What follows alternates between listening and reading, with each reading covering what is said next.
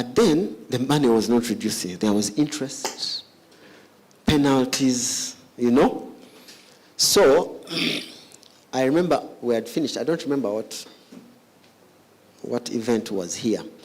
I was walking down the stairs, going to my car, and God gave me a specific word.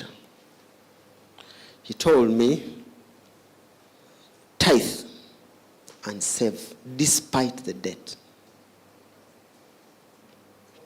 Tithe and save despite. Because I was focusing on paying the debt. So I wasn't paying tithe as I used to. I wasn't paying personal and business, and I wasn't saving. So I went to the office, told our accountant, going forward. So we did the math of what we were supposed to tithe. Because we used to tithe, you wait for month end or quarter, but the money was even never there. So we worked out how much we should tithe on every check and how much we should save. And we started diligently. I fought with our accounts ladies. I told them, I don't care. But we have to pay the supplier. I said, I don't care. We are going to tithe and we are going to save. So we started paying out our tithe and saving on every check diligently. And then 6 months, 8 months, we're accumulating our savings, we were tithing diligently. And then God started to work miracles. First of all, I remember vividly that ever since we started doing that, we stopped overdrafts. I can't tell you how. I can't give you the solution, but I know we stopped overdrafts. And we've never operated using overdrafts, despite being in debt. Our suppliers, our people started paying. And, the greatest hack was that I wasn't even, fighting. I stopped fighting at the office about money, but the URA was still there. And of course, we were paying back in bits. But I think the greatest hack was that because of that diligence, we started winning extra work. Yeah. And when we won the work, we had the money to invest in the work, despite the debt. And we started doing that. We started paying off the debt, and we got this one deal that I will never forget. We got one. I remember vividly. 1 year after doing the practice, we won a contract that would double our income for the whole of the next year. And after 2 or 3 payments, we were able to clear all our debt. Now, for you to clear debt, you need a balance. Yeah, balance is not going to come from your hard work. Now, I'm telling you a spiritual thing. These guys are going to come and tell you. Because in there are practical things. The accountants had to count the money. I had to be diligent. I had to report to my board. I had to tell. You understand, eh? Now, I'm telling you the spiritual part because that's my story. These guys have now even the technical stuff. But I can guarantee you need a balance to get out of debt and to stay out of debt. And as far as the Bible is concerned, now I'm a pastor, as far as the Bible is concerned, abundance comes through generosity. Yeah. It's like almost the opposite. Instead of paying debt, give away. Abundance comes through generosity. I can tell you, this ministry has thrived because of generosity. Not because of too much wisdom, no, it's purely generosity. And you can ask any other thriving ministry or business, behind the works, there is generosity. But for me, generosity to God is the first of all kinds of generosity. Of course, we are paying a rise and build, doing all these things. And that can't stop as well. So for me, that's my story. But to get out of debt, debt is because of lack. Now, to get out of debt and lack, you need a balance. And a balance, you need another level of spirituality. You can't, hard work is not going to cut it for us. We need to work hard. We need to have the reality of both worlds. Yeah? You pray hard, but also you work hard. Yeah. Ladies and gentlemen, that's my story. Thank you. And Director Grace, I don't know if I'm handing over to him. Yeah. Thank you, sir. And please enjoy the deliberations.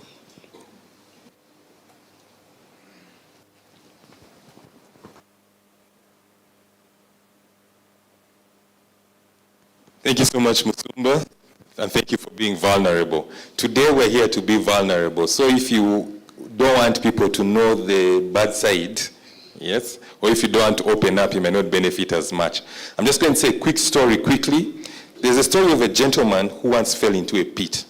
And when he fell into a pit, he cried out for help. And the lawyer came passing. And when the lawyer passed and saw him, the lawyer said, "Were there any people around you?" He said, "No." The lawyer said, "Wait for me. Let me go and find out who dug this pit so that we can come and we sue them." And the lawyer left. And the gentleman stayed in the pit. Then another gentleman passed by and he cried out for help again. And this time it was an engineer. And the engineer said, "I will help you. But first, I need to find out the structural integrity of the soil around us so that when we bring the bulldozers, things don't fall on you." And the engineer left. The gentleman stayed in the pit. And another gentleman passed by and he said, "Maybe this time." And he called out for help again. And this time it was a doctor. And the doctor said, "I'm going to help you, but I left my equipment, my kit behind. Let me rush, get my case, so that we can help you and give you proper first aid in case of any emergencies." Then another man passed by and he called out for help again. And this man said, "I'll help you." This man jumped in the pit with this gentleman. And this gentleman said, "You fool, we are now in the pit together. How are you going to help me?"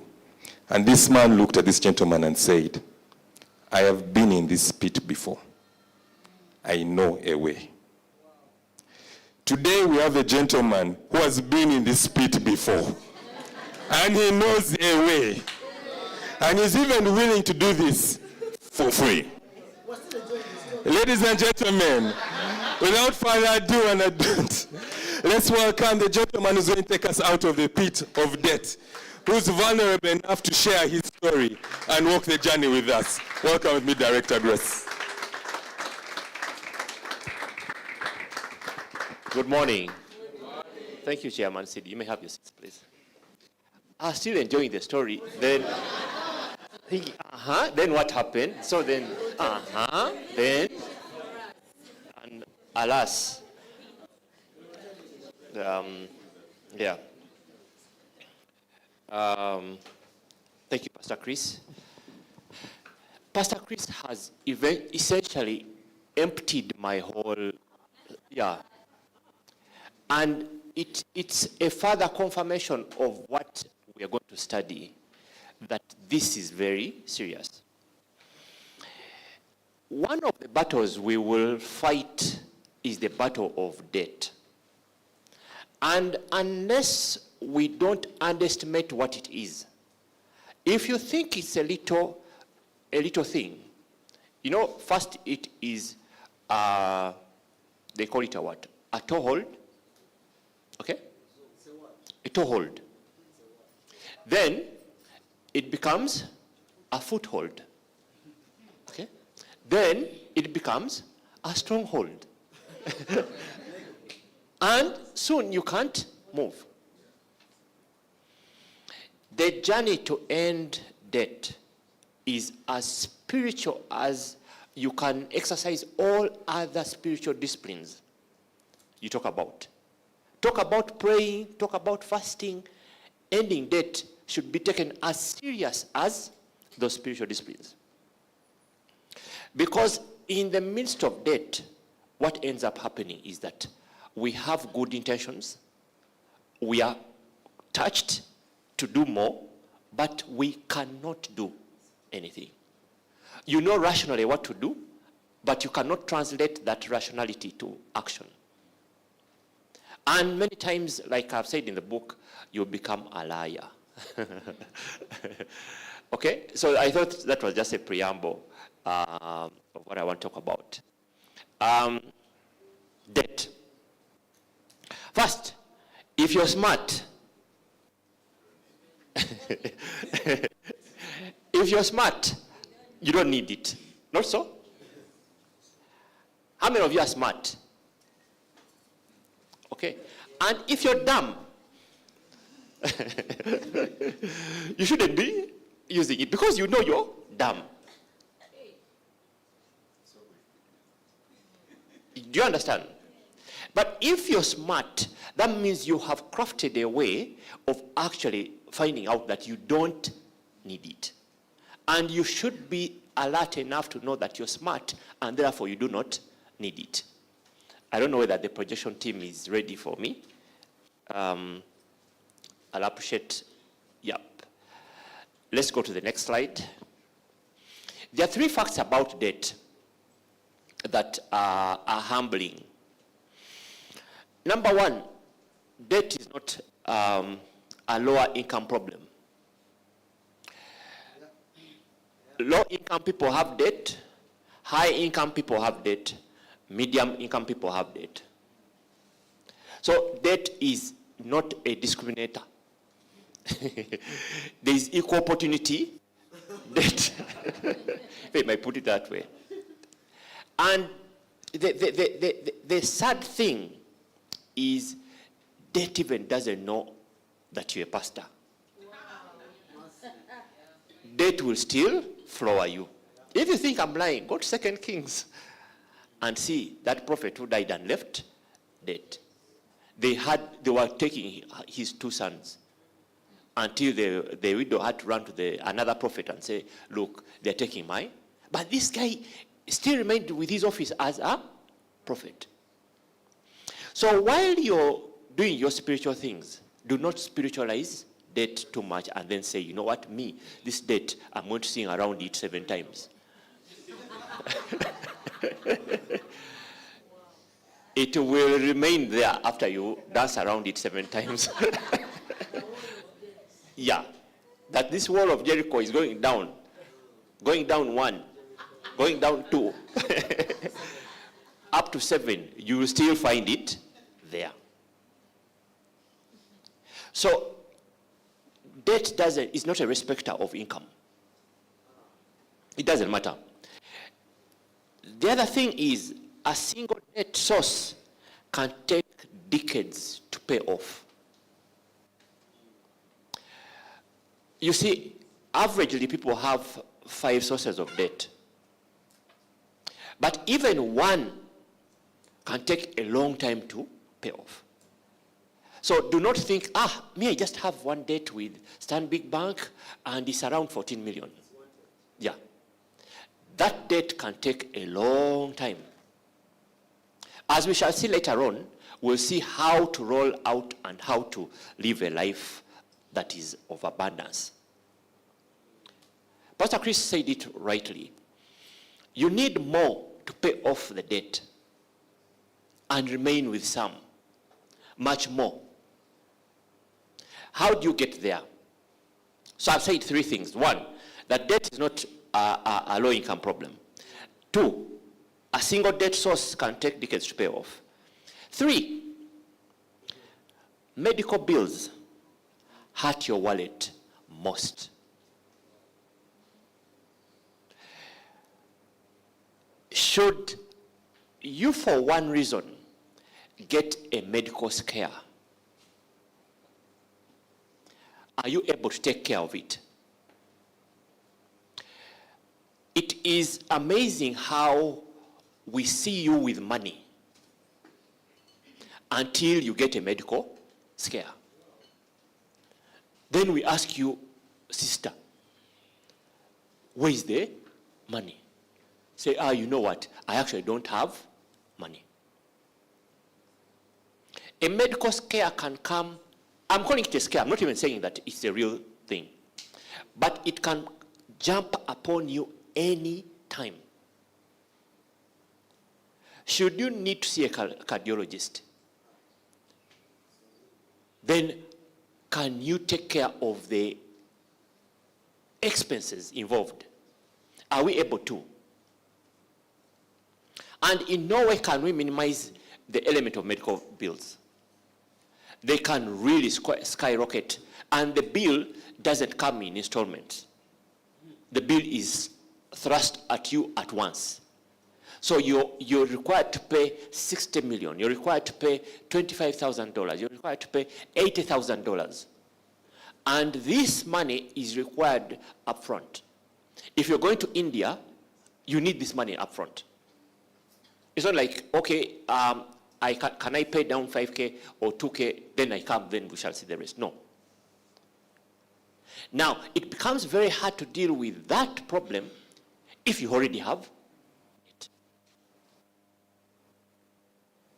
Are we clear? And none of us is far from a medical bill. It can be thrust on you overnight. All of a sudden you are walking, then you collapse, then say, oh, the guy was rushed. He needs to be flown abroad. So let's get our head wrapped around those three issues. The good news is this, that God has never failed his people. Okay? That statement is incomplete. Make sure you are his people. So you can say, God has never failed his people, but are you his people? You may not be his people, but for sure, God has never failed his people. In Isaiah 45:3, it says, I will give you the treasures of darkness and hidden riches of secret places, that you may know that I, the Lord, who call you by your name, am the God of Israel. There are a few things there that I want to highlight. That there are secrets around this. What do you do with a secret? You keep it. But also the nature of a secret is that not many people know it. That's why it is a secret. I would bet you that probably 99% of people do not know it. Our job, our role, is to find out what this secret is. So it says that I will give you the treasures of darkness. Just imagine you entered your bedroom and it's completely dark. Are you able to find a certain treasure? Unless God shows you.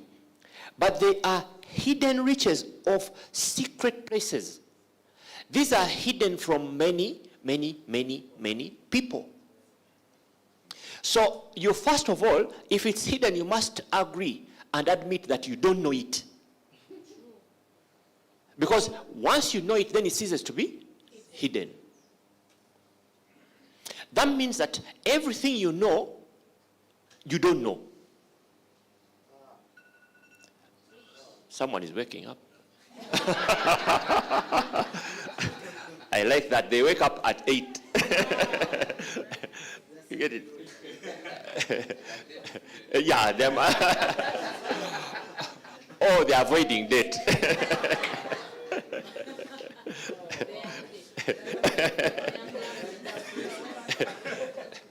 So, this is the thing. That to admit that they are hidden, you must admit that you do not know. You know, when we were growing up, we used to hide and seek. And some guys used to hide until you say, you guys, come out from wherever you are. Yeah, this is yours, you know. You have won. You get it? Yeah, you know, yeah. There are small people who would hide in like caves. And, you know, you can't see their feet, you can't see, until you just say, yeah. So the essence is that, you have to admit that you don't know. And reach a stage where you say, you know, I need to know what these hidden riches are. What the secret places are. In Matthew, the Bible talks about, I'll give you the keys. Keys. What do keys do? Keys give you access. I will give you the keys to the kingdom of heaven. Not I'll give you the key, but I'll give you keys. That means there are many, The door, the key that opens the bedroom is not the one that opens the drawer. And it's not the one that opens the certain drawer that is inside the drawer, which used to have money. But now it's empty. You get it? But also, one element I found out about keys is this, that I hadn't known. Keys also help lock the door so that the wrong guys don't get in. So when you get in, you lock the door and bad guys don't come in. And you double lock. Some of you have doors that have double locks. So the way of the world is not our way. We must admit that there is a wisdom that we need that we do not have. But there is a wisdom we've been sold to that is defective. And so we're going to look at what are these hidden secrets. Where are the treasures so that we get hold of them and keep them. And what do you do to a treasure? When you get a treasure, you don't keep it at the taxi park. You guard it. You talk about guarding. We're going to look at guarding. Let's look at greed. Greed is mismanagement of resources for personal gain. It's a mismanagement of resources for personal gain. The gentleman you see there, how many of you can identify him? The old man. No. Yep. Alan Greenspan, or Mugezi. Alan Greenspan. But you sent a message. Okay. Alan Greenspan, when they were asked what caused the crisis, and you know the answer they gave? After examining all the theories, all the 2x2 matrices, they said it was greed. It was greed. The greed for more, the hunger for more, for personal use. Because there are about three things that we are greedy for. Houses, houses, water, and food, and clothing. Those are the things you buy. You steal to buy bigger houses, more clothes, and different kinds of food. You understand? Yeah. It is just the same thing replicating itself. Now you eat shawarma. Now you eat sushi. Exactly. From Gonja. You get it? Chikomando. It's the same thing. So you'll buy bigger house, water, clothes. That's it. But that is what greed does to us. I ask, are you greedy? Are you greedy? The challenge with greed is that it's not on your forehead. You can walk in and say, the lamb has won.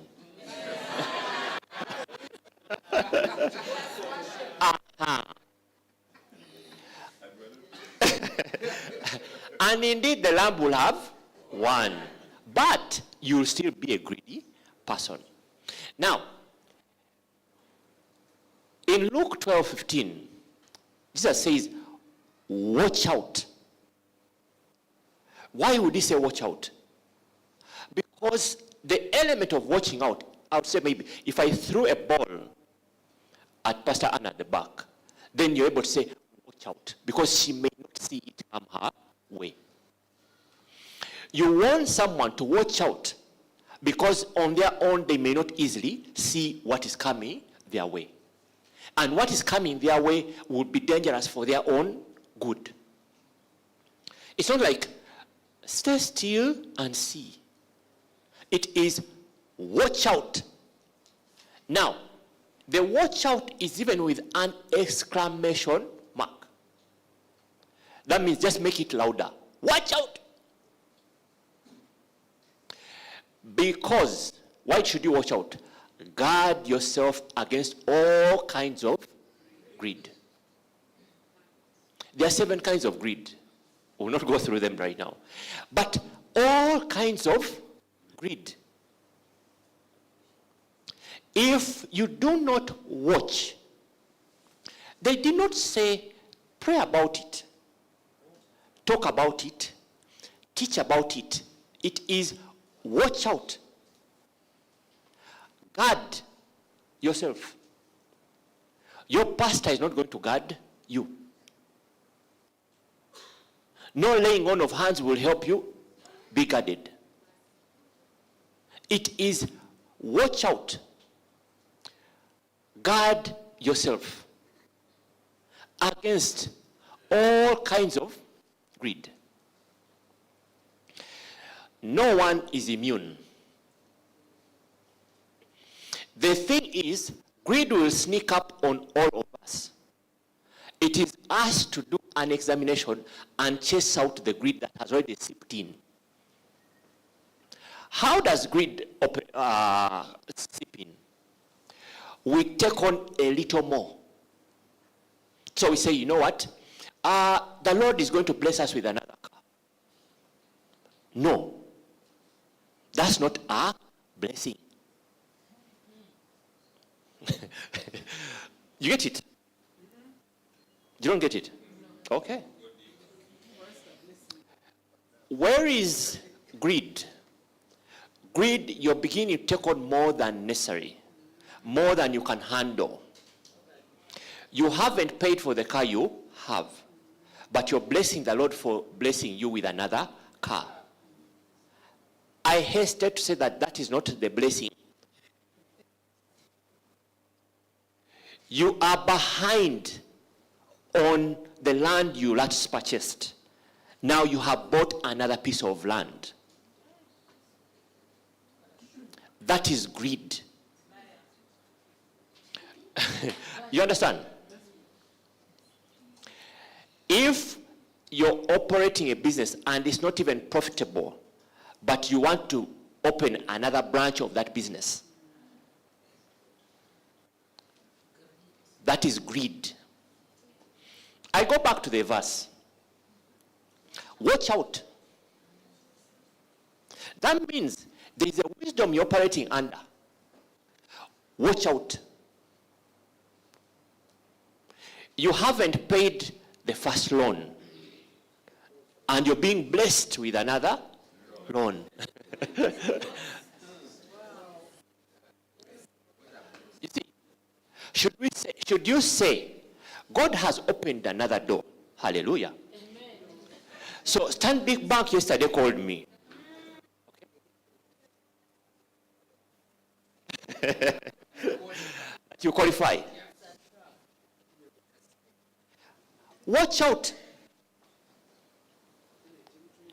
That means that it is okay for someone to slap you out of the way, to push you, to kick you, when you do not watch out.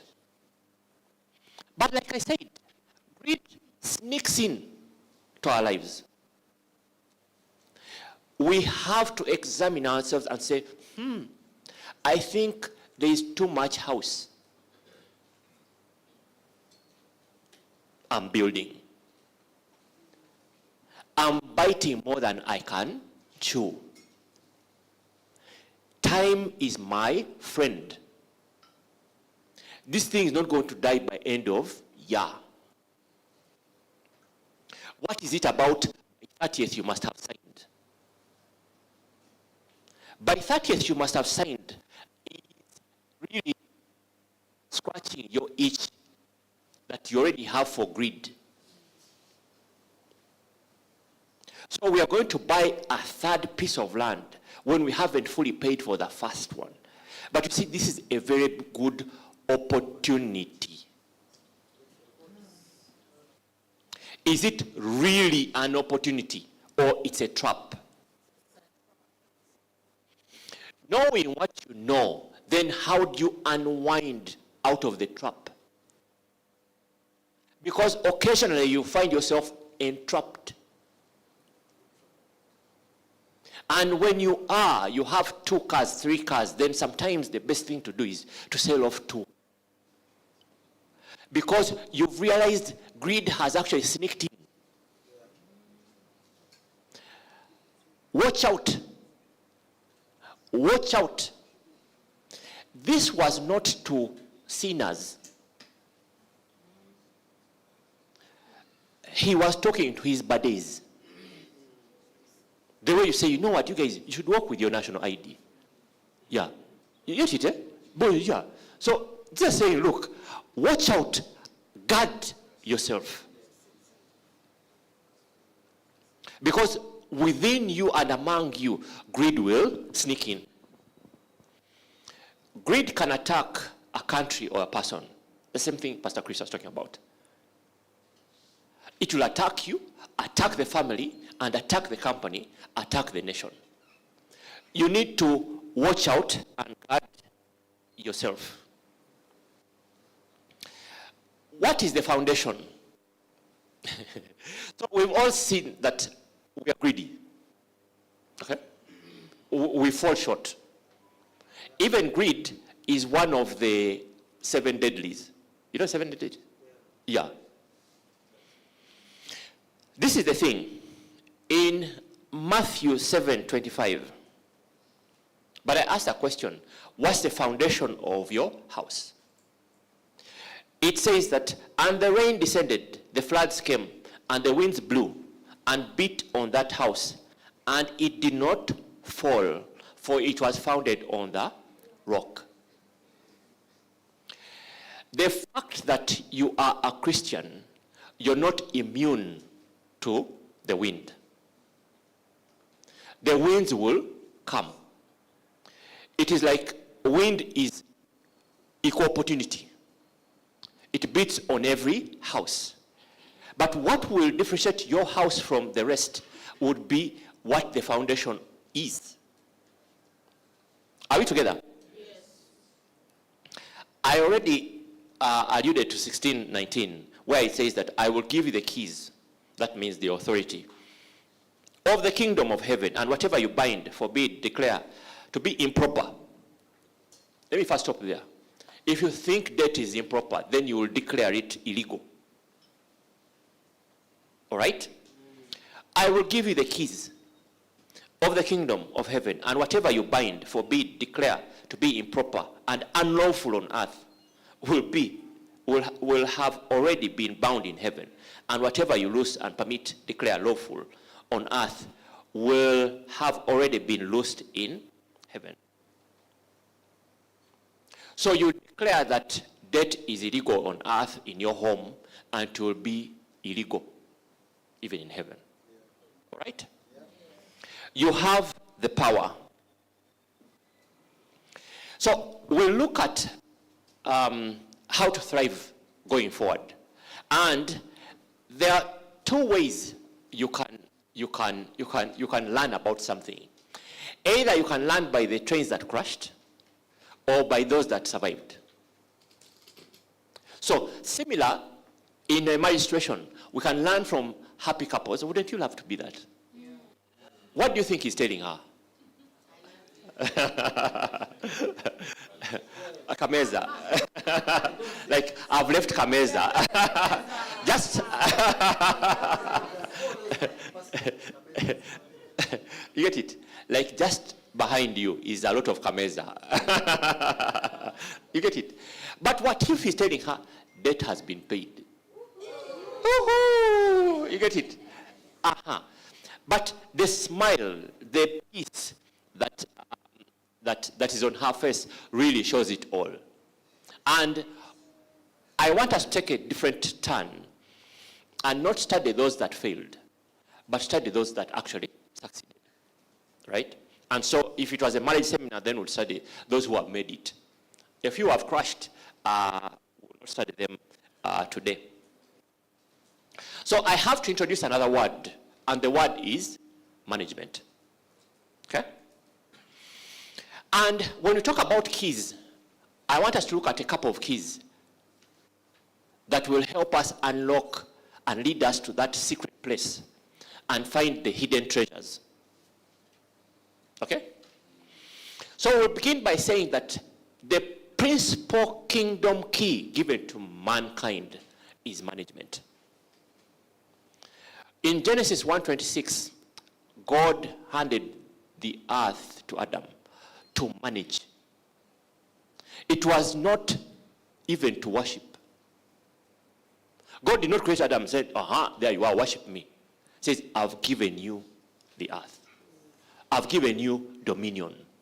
Go ahead and rule. Go ahead and name and take control of all these things. You get it? So when we understand that the principal kingdom key given to us is management, then we'll say that the main assignment given to man is dominion over resources. Do resources dominate you, or do you dominate the resources? Looking at your conversation and your worries today, would we say you're dominating or they are dominating you? This is a safe space, so you can talk. They're dominating you. Now, the assignment given was dominion over resources.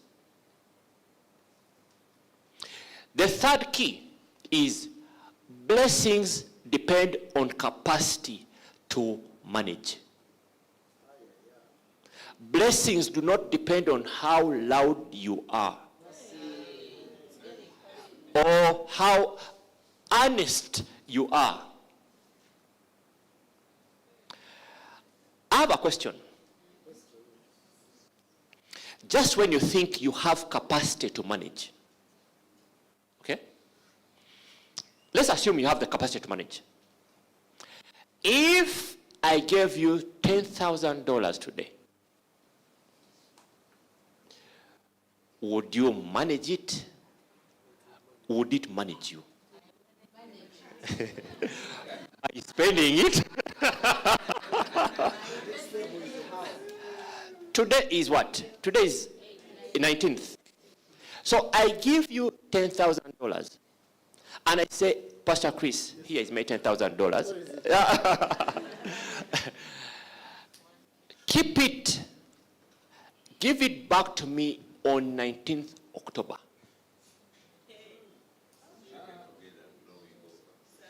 Okay? Just give me back the same money I gave you. I was about to ask how many of you would return it.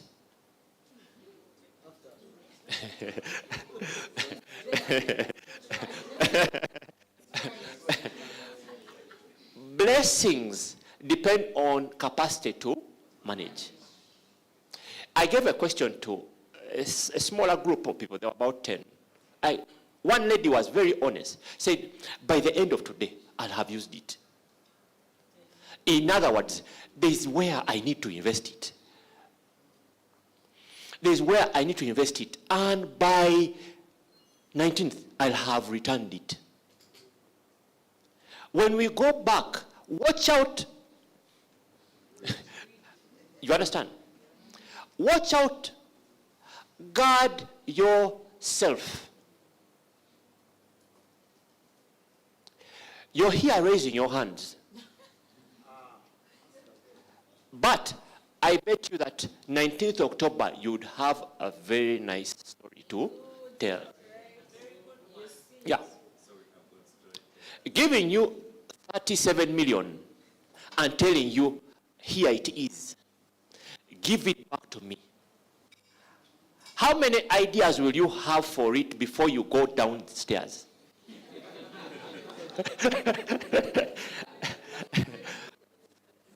In fact, you will spend it before you even reach Green Cafe. You understand? Some of you have no capacity to actually manage that. If I gave you 37 million, you'd stay here. Because you fear. See, people will steal it. So will you stay here and die from here? Because you don't have capacity to walk down these stairs and act as if you do not have it. Some of you will walk like you have 370 million. You will have a bounce in your step. Then a border guy will be like, this guy, why is he walking like this? There must be money in that bag. Blessings depend on capacity to manage. That's a key. And I don't want to have the other corollary to say that you are where you are because you don't have the capacity to.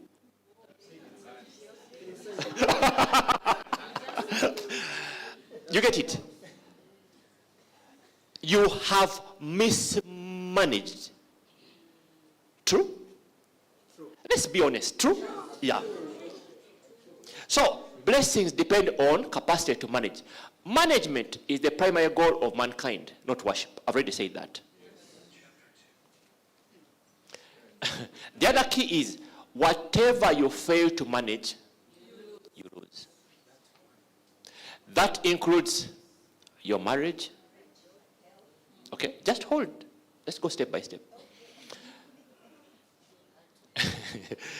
If you don't manage your marriage, you lose it. You blame the devil for free. But you have to manage that marriage.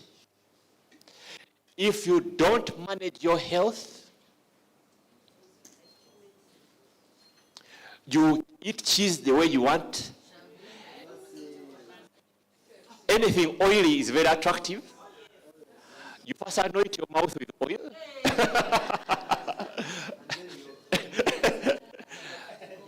You get it? You will lose it. You have to manage your health. No one can manage it for you. Your money. Whatever you fail to manage, you lose. It's so simple, yet so hard. By the look of things, you have lost something because you did not manage. Do you need a doctor to tell you to walk, to exercise? Do you hope that the calories you're ingesting every day will melt away?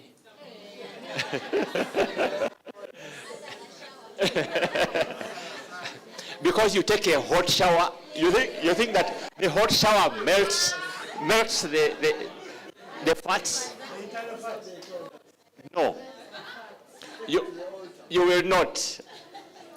You will go to the altar 95 kilos and come away 95 kilos. But with an oily face. You get it?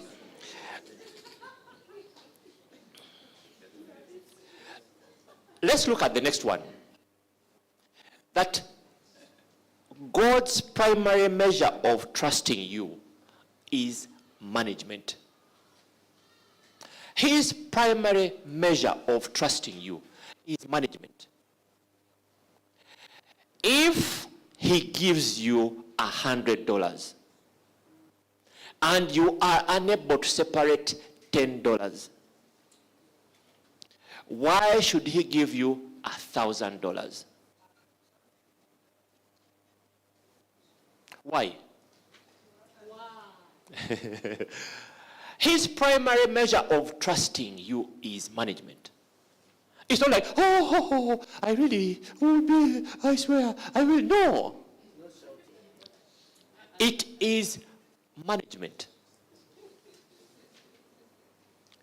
What he has given you, you have been unfaithful.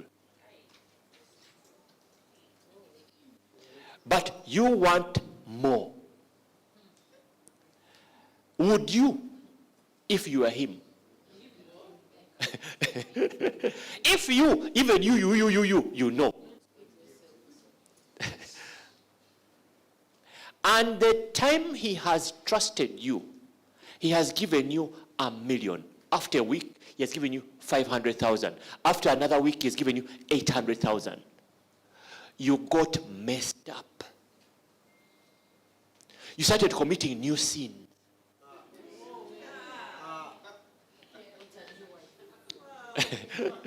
Or a new husband. You started committing new sin. God's primary measure of trusting you is management. Can you manage what you're asking for?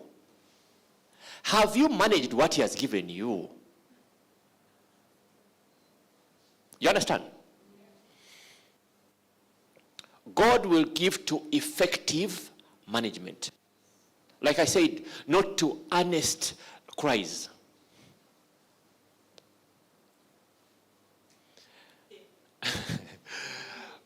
These are keys. We said they are keys, and they are hidden treasures. So we are unveiling and opening the hidden treasures. And we are saying that good management attracts resources. The resources have never left earth. You understand? There is no resources that have left earth and gone away. The money is still here. It is with Byron. We need to find him and get the money from him. Do you understand? That all the money you mismanaged is with a good manager.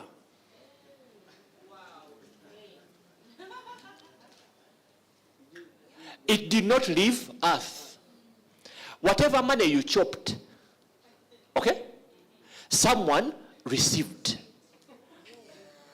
and is managing very well.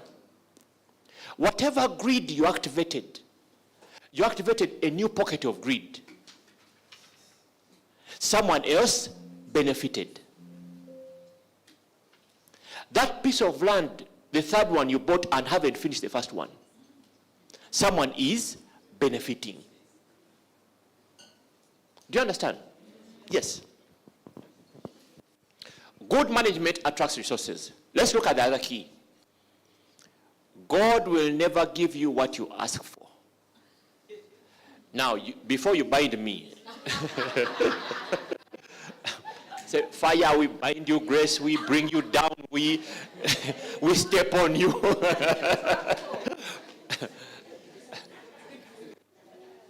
You know, one time my daughter was asking me, and I didn't have an answer to this. Said, Daddy, I want chocolate. I said, no chocolate. Okay. Said, but I want to pray that when I open my eyes, this room is full of chocolate. You get it? And I was like, now, how do I answer this girl? I tell her God works. She says, I believe God works. I want to pray earnestly, and I open my eyes, and this whole bedroom is full of chocolate. It didn't happen anyway. But it didn't happen. But God will never give you what you ask for. Only what you can manage. If that room was filled with chocolate, I bet you shouldn't have supper, shouldn't have lunch, shouldn't have breakfast, should just be eating chocolate. Should become sick and maybe die. Because she cannot manage. Same way, if your 5-year-old son asks you to drive the car, you say, no, Daddy, I can drive. You say, no, sit there, I'll drive you. But you're mean, say, okay, say whatever you want to say. Okay. You're bad daddy, okay, I will be. Yeah. But even you will not give someone a resource they cannot manage. If you lend someone a car, and whenever they bring it, they bring less fuel or no fuel, okay? Then with 10 tickets of multiplex, like, okay, dude, next time you come, even if you're on your knees, I will not be the Christian that you think I am. Because you also don't give who asks. You give who can manage. You understand? Yeah. If you manage, if I give you my car and then I see it racing 120 kilometers per hour on the bypass, I'm like, wow. When you're testing it, I don't want to give it to you next time. God will never give you what you ask for, only what you manage. And guess what? What we want is magic. In fact, I wanted to write witchcraft, but I thought, you know. I said, no, let's deal with magic. And let me tell you why you think about magic. You're thinking, imagine, as I'm walking, I land on $10,000. Am I alone? What is that? Magic. Oh, you call it miracle money. But it's magic. You get it? So, you're saying, as I open the door, and a bundle falls. Crisp green notes. God, I will first give you the tithe.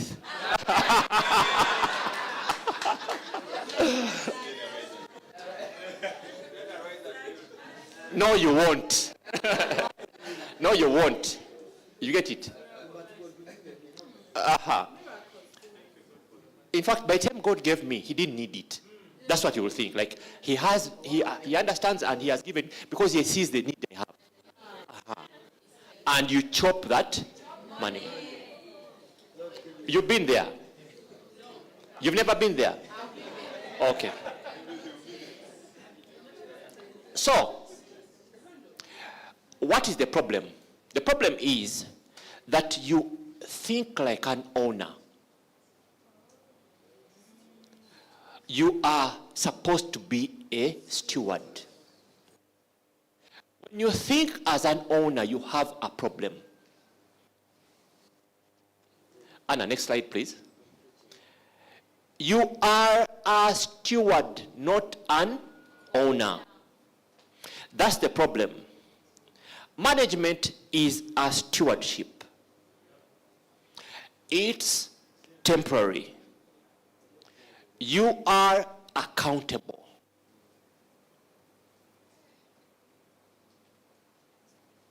Every steward knows they'll be held accountable. Every steward knows that asking them for accountability is not abusing their rights. It's a normal thing.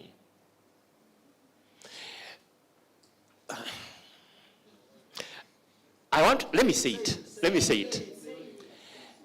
There is no steward who borrows for his master.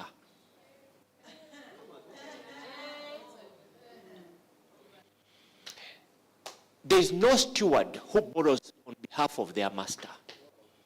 When you go back to your workplace, there's no one who says, we went and borrowed on your behalf. Those shops all demand us. You will sack that one immediately.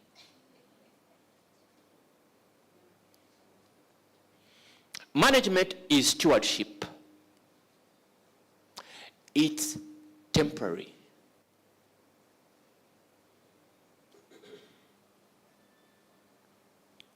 So, you do not own that business.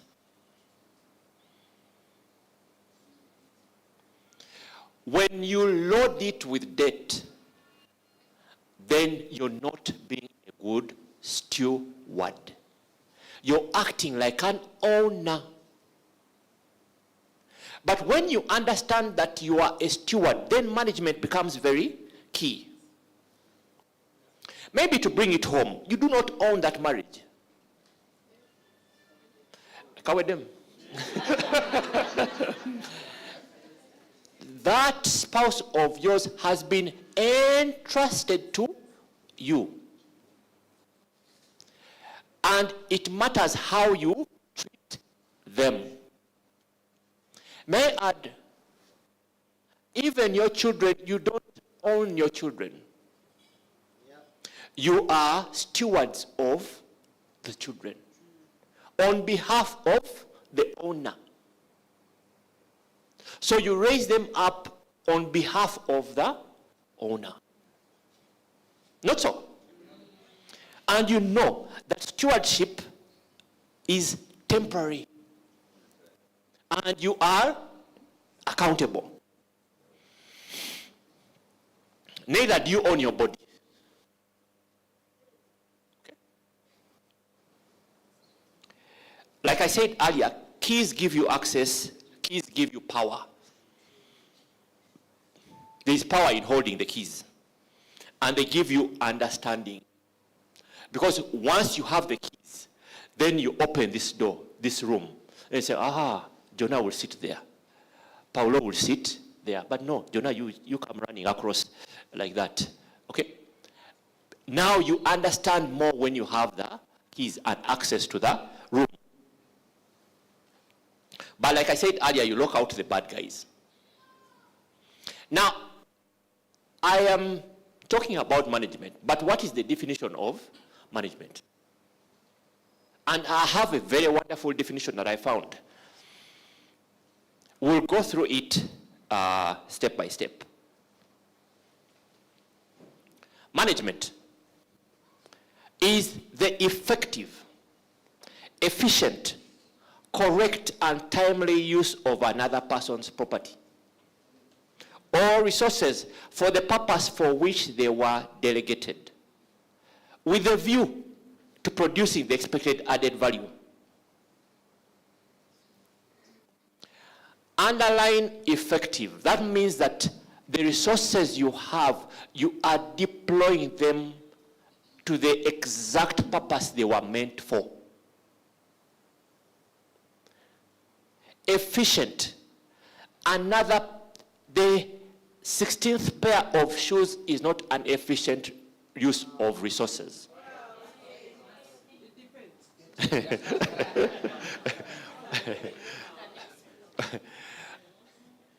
Correct. Correct. Like you've said already, people here already confessed that the money they got, they used it for other things. Yeah. So if I gave you the $10,000, give it back to me after 30 days, you'll use it for other things. So you won't be a good manager, you have not used it to the correct purpose. Untimely. There's a time for everything. Part of the mistakes we have made is we have said, no, the kitchen renovation is right now. No, the children will go for a holiday right now. You said, no, the car shall be bought right now. You also said, no, I will marry her now.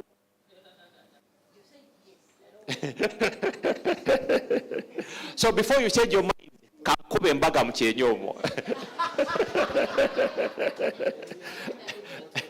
you get it? So if it means borrowing, I will, but to make it happen.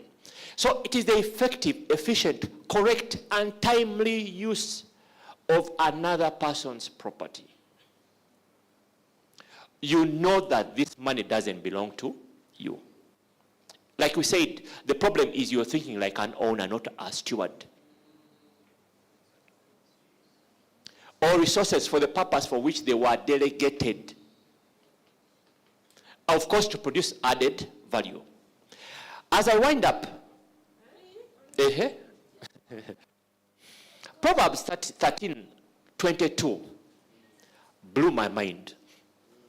And why did it blow my mind? I've often quoted, I want to confess that I've often misquoted this verse. But it says, a good man leaves an inheritance to his children's children. But the wealth of the sinner is stored out for the righteous. The first part is a good man lives. That means a good man saves. You can't leave what you haven't saved.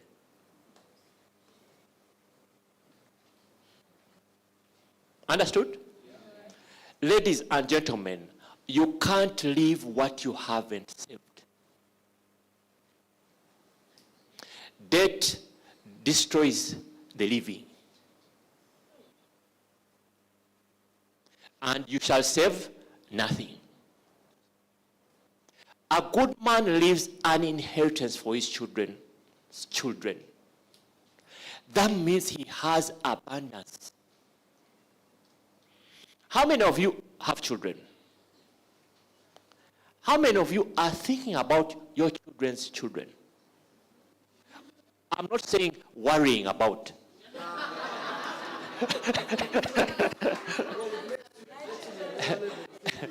Thinking means you're putting away resources that you will leave. That's thinking. Worrying about is not thinking. Correct? Even these three you have, you're stressed. How about their children? Okay? You're even thinking, 5 more years, you leave my house. But how about their children's children? The next part worried me. But the wealth of the sinner is stored up for the righteous. That means that the wealth is with the sinner. But why is the wealth with the sinner? Absolutely. The sinner is managing well. You can sing and shout and begin and do all this, and the money will not come to you. The money is with the sinners. There are some sinners we know. I was about to name a few.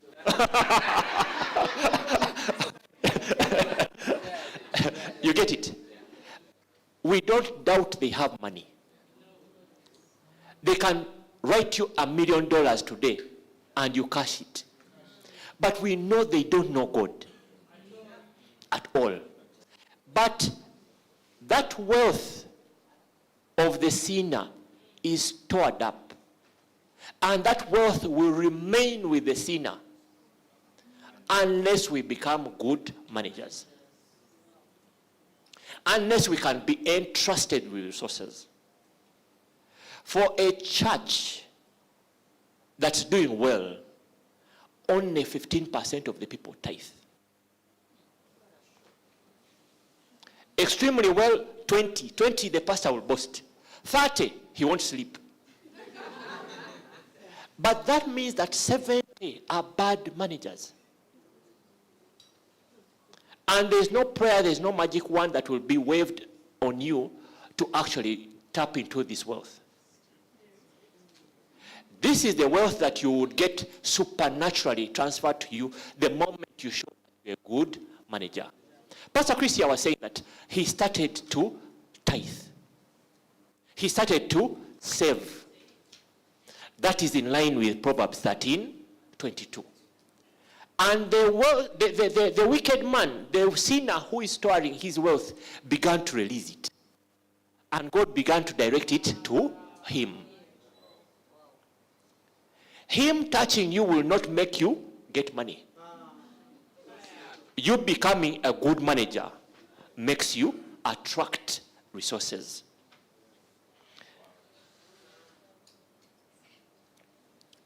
It's not the end, it's the beginning. Thank you very much.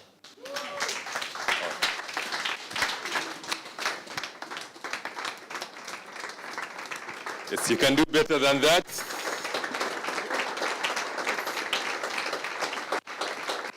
Thank you so much, Director. You can have your seats. Like Director says, it's just the beginning. Director will be coming back. If you think this is the end, you're mistaken. This is just the icing, yes?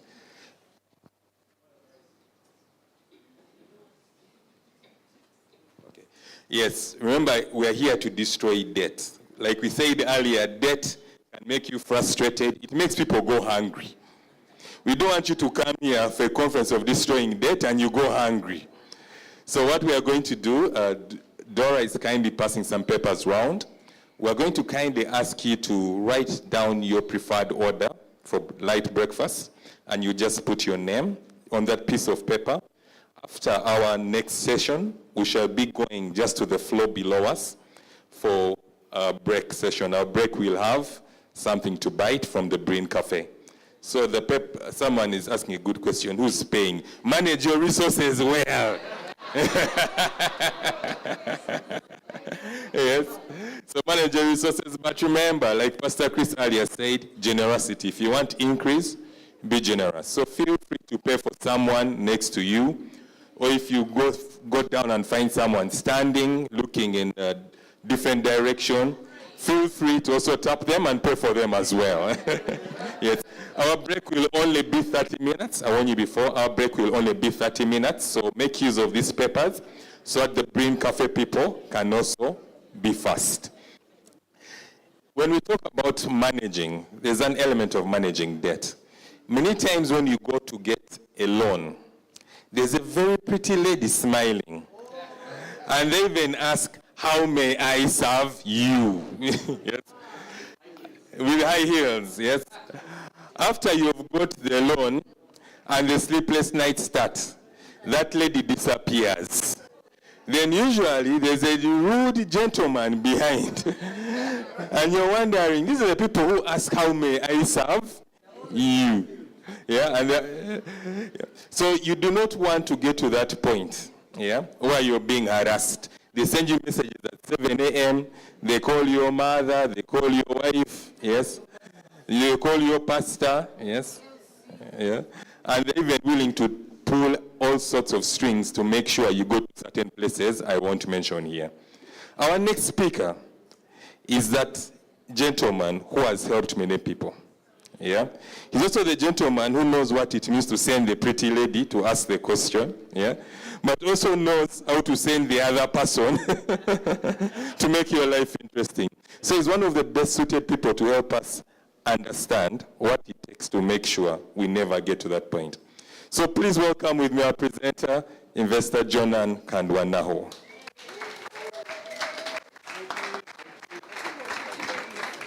Thank you. Thank you. The lady is there, but she also collects the money. We can have a seat. Thank you so much. Thank you, Director Grace. Thank you, Pastor Chris, for the opportunity to share with you. My name is Jonan, as introduced. Thing is, you're talking about debt, which is a good thing, isn't it? It's a good thing. Deuteronomy 15:6. Before we go further, the Bible says, for the Lord your God will bless you just as he promised you, that you shall lend to many nations, but you shall not borrow. You shall reign over many nations, but you shall not reign over you. They shall not reign over you. So for as long as we live, for as long as we breathe, there will be a lender, there will be a borrower. For as long as we live, there will be a lender. I had to. I know that the people I'm speaking to this morning are lenders. But even when you lend, ultimately, you desire that the borrower pays back the money you lent to them. Isn't it? But also, let's not forget that sometimes it is the responsibility of the lender to make sure that the borrower pays back. Isn't it?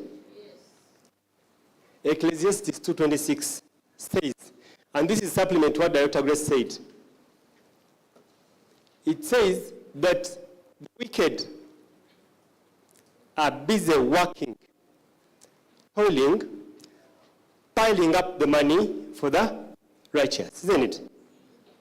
So one of the ways we get the money, one of the ways, because you could have any other business, isn't it? But one of the ways is lending, isn't it? Because then when I lend, then the money comes back with interest. So it is important to know that lending exists. So even when we are lenders, we owe to educate the borrowers. Isn't it? So it is very, very pertinent. Very, very pertinent. Oh, you projected it. For God gives wisdom and knowledge and joy to a man who is good in his sight. But no sinner he gives the work of gathering and collecting. So as you hear, someone is busy gathering and collecting, that he may give to him who is good before. So sometimes we think the gatherer and the collector has taken long to hand over the money to us. To hand over the money to us, and we decide to look for the money our own way by borrowing. But we agreed prior that we are all lenders, isn't it? So that's one of the mistakes as well. You want to collect the money first, yet the Lord has prepared someone who has collected the money and gathered to hand over to you. How do they hand over to you? I know I'm speaking to business leaders. By you starting the business.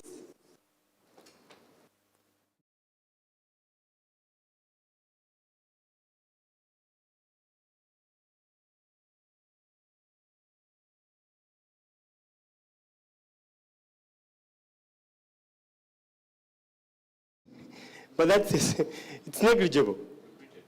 We printed more to replace. But no one has ever left with money. So money is. So how do you get the money? By starting a business or doing something to get the money. So I thought I'd clear that air. So I'll share with you a story. You love stories. I'll share with you a story.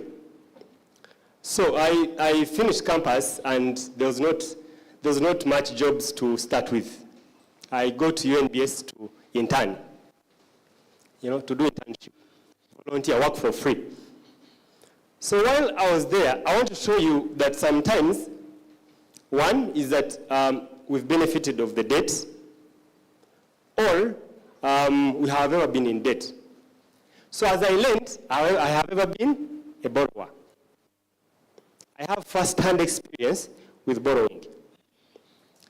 The first-hand experience which is good, the first-hand experience which is not as, and it's going to help us. So when I joined, I used to trade, even the time I was at campus.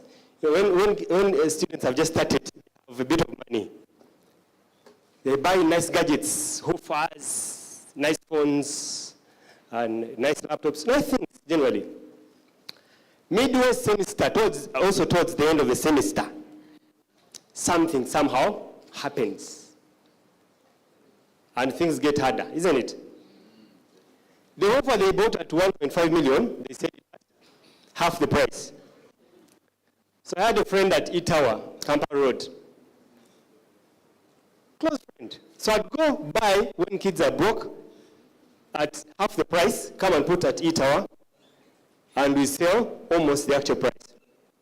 That would cut the profit. So I had some little money. So when I was interning working for free, most of the guys who are working in the, my background is industrial chemistry, so as in the chemistry laboratory. So all the guys who are working there, even those who are earning money, 2 million, 3 million, 4 million, and they're like, wow, these guys are earning this much. Then I'm like, if I earn this money, I think I can even have a complex in Kappa Road. Answering whether I have a complex is for another day. But that's what I thought. That's what I thought. So it happens one time. When government is crossing from one financial year to the other, for those who have worked in government, sometimes the salaries delay. Even the suppliers somehow struggle. So when the salaries delay, some of the staff struggle. So it was one June, July, and the guy comes to me and says, Jonan, I am stuck. This is a guy who is married with children, with a nice car. It was way back in 2012. 20. So this guy comes to me. He was driving a Harrier, a very nice Harrier. But then it was... So this guy comes and says, Jonan, I'm almost stuck. I'm actually almost leaving the car at home. So it is terrible. I need help. I'm like, how can I help, sir? I'm an intern, honestly. I'm a volunteer. They're like, no, I need some small money. I said, how much? He says, 200,000. I said, only? Okay. I gave him the money. But I told him, you know what? I'm giving you the money, but you're going to put some small interest. Small interest. They're like, fine. How much? I'm like, 40,000. He said, John, what is 40? Just bring the money. That is what change. Just bring the money. So I give the guy the money. And lo and behold, after 4 days, the government pays, and he pays me my 240. If you did the conversion, that is 20%. The guy didn't stop there. Research shows that the most effective way of marketing, the most effective is word of mouth. Why? Because the person who is telling you about the business has never run it. He's not a shareholder. He only benefited of the business. He knows the service firsthand. So you tend to believe them. So when the guy tells you, buy this, I've tested it, you actually run there and buy it, especially if you trust that. So this guy became an evangelist in the laboratory. And he said, there's a small boy there. He can sort your problems, especially financial problems. And before I knew it, I got an overwhelming number of staff, both in the lab and outside the lab, who wanted help. So, as you may know, I didn't have as much money. I gave what I had, and I got stuck. My mind tells me there's someone who has money and probably is idle. So it rings fast. There's a guy who was, Umar is my cousin. They had a microfinance. I went to him, about the thing, told him, here I am. I want you to lend to me. It was based on trust. So this guy would lend to me at 12%. I got relent at 20%. And that's how Jonaki starts. Now that was a good story because then I birthed a business and I was making a cut. Isn't it? And I was progressing. Now that was the positive side of the debt. If I would let it to make it more relatable, if you're running a business, sometimes for the first loan, you're like, I'm going to become religious. Yeah. I'd get this money, invest it for what it is I asked for it. Which I did with what I was borrowing, isn't it? Because I knew this was not my money. But sometimes we get a bit uncomfortable or we get used. That's why Dr. Grace said, it first toe holds you, then a full toe, it starts with a toe. Then foot, then leg, then stronghold, isn't it? So as you get held further, you tend to get sometimes comfortable. So it reached a moment when the demand for money was not the usual 200. Now it increased to 50 million. Now it increased to 100 million. Now it increased to 200 million. And then the exposure increased as well. Now the person who was lending to me, of course, along the way, as the years moved, the person who was lending to me, the capacity was not commensurate to my growth. So I had to upgrade. So I tended to upgrade. I upgraded from the usual 50, 30 to now 100, 150. So I upgrade. In upgrading, because I have a relative, he's still around, who would lend me such monies. Because of the trust he had towards me, because first of all, as not sometimes a big spender, I only became a big spender, I got excited along the way. But this is one of the things that informed the kind of debt that I acquired and how it became tight on my end. So as the money started coming in, things changed. As upgrading the bigger loans, things changed. I don't know, it was good, yes, but things changed. A person who used to pledge 200,000 or 250,000, boss, and you invite me for a wedding meeting. I first wait for the guests first dry up.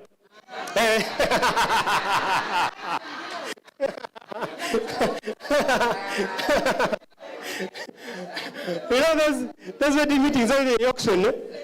They're like, 100K, 150. You first look at them like, man, these guys, what are we talking about here?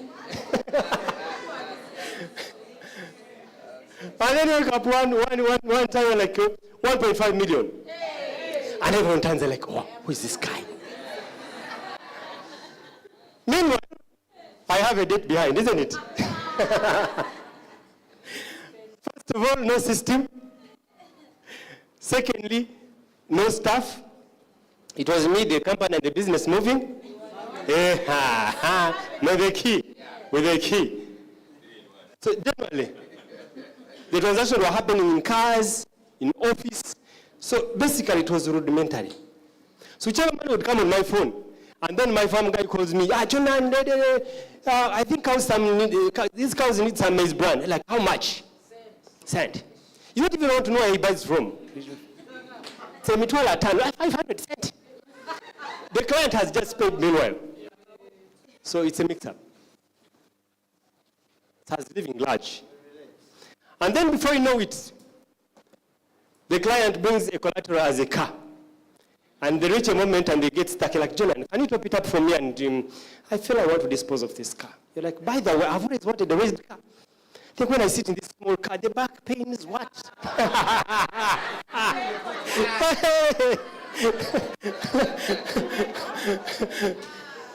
You're like, by the way, I even travel, I travel to the farm, Country, But how many times do you travel to the farm?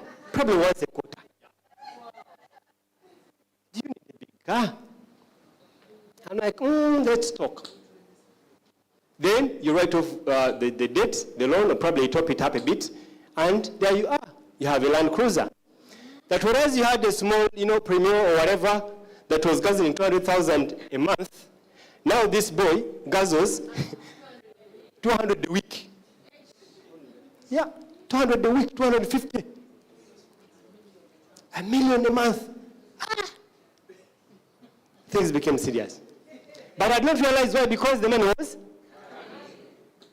from the clients and sometimes borrowed money. Came in.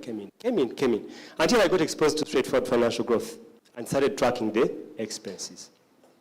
We thank God for straightforward financial growth. We thank God for more. And the Worship Harvest team, Director Grace, Pastor Chris, we thank God for that. Because then I got an app.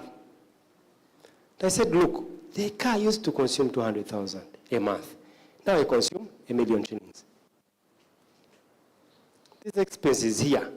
Now if you talk about housing, I was sleeping in a house probably, 500,000, 450, somewhere in Chambo, close to UNBS.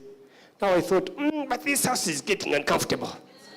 It's very small. It even feels stuffy. It is close to the road. There's a lot of dust. The cars move around. They disturb my comfort. So I said, time to shift. I went on Tinder. The rent doubled. And I'll cover this thing, come on. The rent doubled. A number of things changed. Things changed. Meanwhile, I was paying on borrowed money.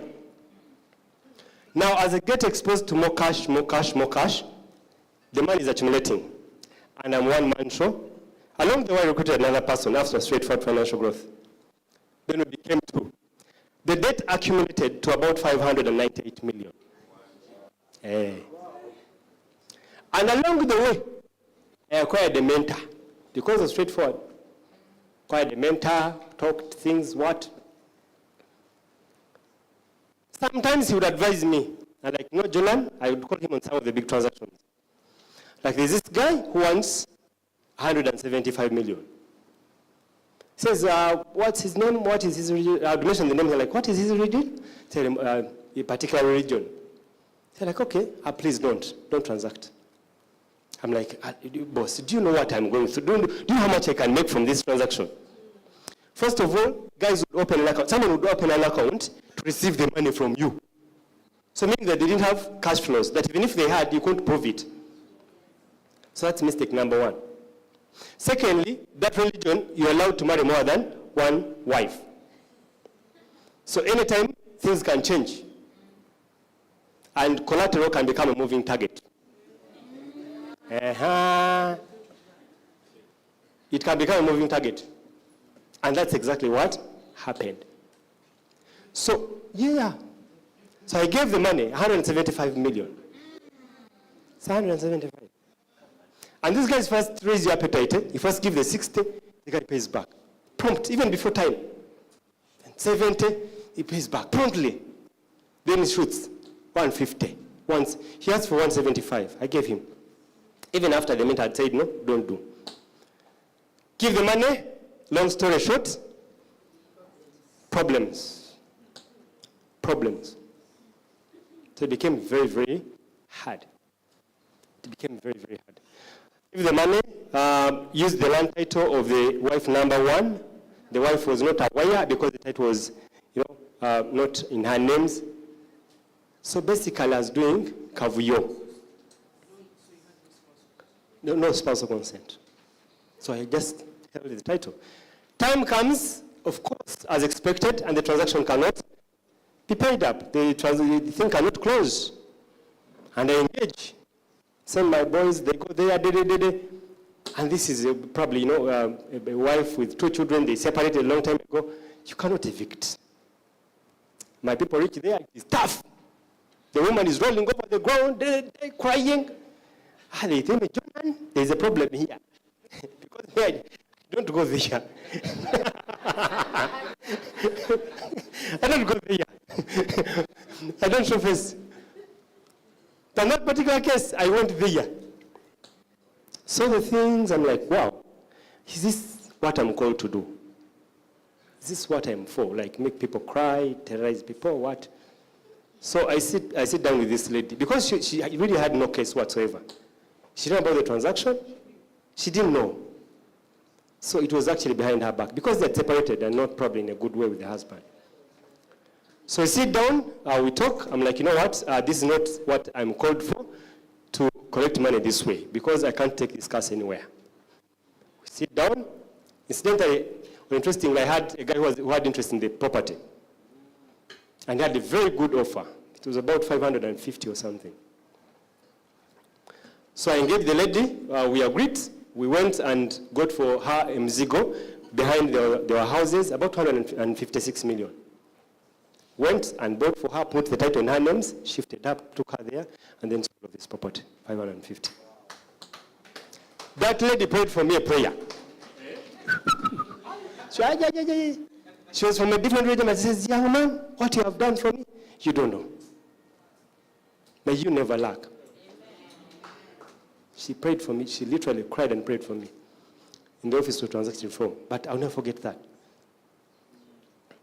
So it's what Director Grace said. There's looking for money, but also there's having the conscience to know that there's something beyond money. One of the friends called me and said, Jonathan, do you sleep? Because I had a close friend I'd share with and things were getting tougher. He says, Jonathan, do you sleep? So I used to know that I'm the owner. And during that time, I'd get anxiety. No debt. I'd get anxiety when the guy called off the loan, the 598 million. I'd be there and feel the body shaking. You know the vibrations, eh? Do you feel the body shaking? Vibrations. Involuntary.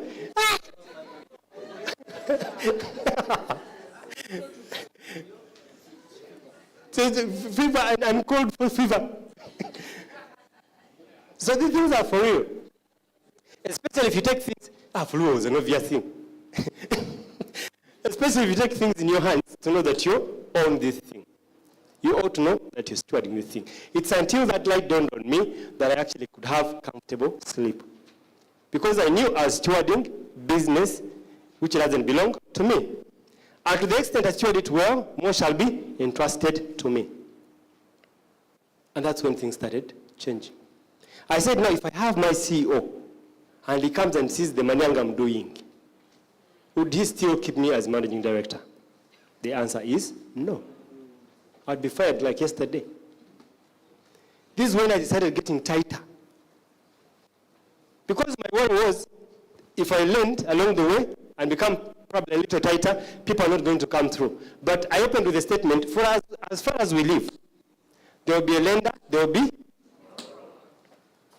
And even after becoming strict and stringent and not following the procedures, still clients came. The difference is they are now good clients. Isn't it? Yes. So that happens both in lending, but also it happens even in shops or even in other businesses. If you have your hardware and someone takes a consignment, 15 million, 100 million, that is debt. You're lending in a way. So it is important to know the mistakes people make so that it can actually shield you. To shield you, because in one or the other, you are a lender. In one or the other, you are a lender. So you need to have a lens on lending, but also a lens on borrowing. Even when you don't borrow. Because in one or the other, you lend. Whether you know it or you don't, you lend. So you ought to scrutinize. So you could be here probably running a different business, and you're struggling with debtors. Mabanja. Even if you have a supermarket or a shop or something, these things are common. You give mabanja. Or else your competitor will do what? Will give them and will get you out of business. Much of the time. So to the extent you understand the borrower, or the extent you understand your client in the angle of the borrower, the better for us. Why? Because ultimately it will inform your growth. Just like we assess the lending ourselves, so you ought to assess the borrower from your end. If you do produce, if you do pharmaceuticals, director, I send you greetings, sir. Honestly, they will come big short, and he says, I want a consignment worth probably $1 billion shillings. But you need to qualify a few things. You need to tick a few boxes. Now, time came, as things got tough, of course, the debt was there, and this guy called me one morning, he says, Jonan, I think you're not paying well. We need to meet with my land friend. I send greetings to land friends. So he calls me, he says, we need to meet my lawyer and talk things through. And you know what talking means? We have to make things straight. I want my money. He said, I'm not giving you more money, I want my money back at the earliest. It was serious. It was serious. First of all, I couldn't lose the relationship. I couldn't. That was not an option. Secondly, I won't clash with him because, because of the trust, sometimes you just give me money, Yes, I was giving company checks, but you can battle it in courts. But I said, that's not the way I'm taking. Here, I got his money, I owe to pay him. When he calls me, I'm like, no, I didn't even have the energy to drive. He said, come and pick me from home. The good thing is that the land friend was close to my home. Just picked me, and we went to the land friend. Drafted what we have to drafted, went back. Went to my room, prayed over this contract, this agreement we had made. He said, God, if you get me out of this thing. How many people have prayed those prayers?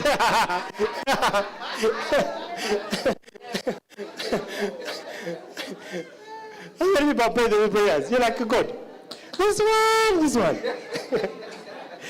Between me and you. In my bedroom, there is no one around. If you get me out of this, God. I don't know. Same prayer happens when you're chasing a deal. You're like, if this deal closes, the first thing will come to mind is tithe. Hey, I know we serve a faithful God. The deal does what? But how you pay tithe, I'm not sure. This is when you start thinking, but God, you are the creator of heaven and earth.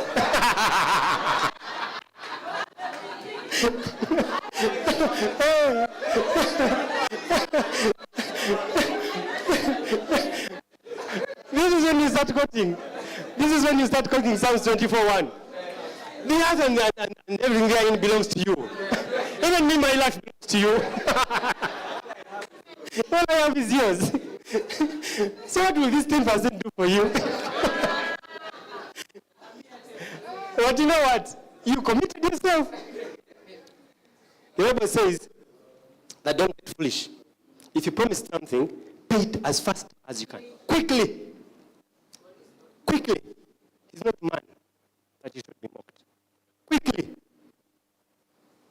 So, long story short, I started on the 550 million. One of the transactions that helped was that one of the lady. Because we built for her and then remained about 245 or thereabouts. We banked it straight. So the mind of the lender was such that I was going to pay interest, keep paying interest, struggling a little bit. But I still think the covenant I made with the Lord, He's a faithful God. Things started getting serious. So I deposited 245. I didn't touch it. I even had demand for money from clients. But now this time, as soon as it came, sweet, it went. Then he calls me and said, Jonathan, but I am seeing something. What have you done? I'm like, boss, it is your money. I am paying. I thought you wanted me to. So I started getting stringent now because, see, before, because I had access to money and because I didn't have any pressure, I would not even collect. This is when even when someone has money, he is able to pay. He tells you, he still thinks he can use the money, and then probably pay you later. So you'd call this person and like, man, we need payment. He said, Jonah, next week it is. Then you call next week, you go, Jonah, I think next month. This is for real. Next month it is. Then after getting there, like, Jonah, this time I'm going to write, like in 3 months' time, I will have paid for real. Then for real it is. So that was the case. Why? Because I was comfortable. I had access to money from someone. So I was not minding, there's no pressure. And I was living large. But now things got different. So one, you have to bring the money. And people started taking us serious. I started giving targets to my team. This has to happen. So things got better.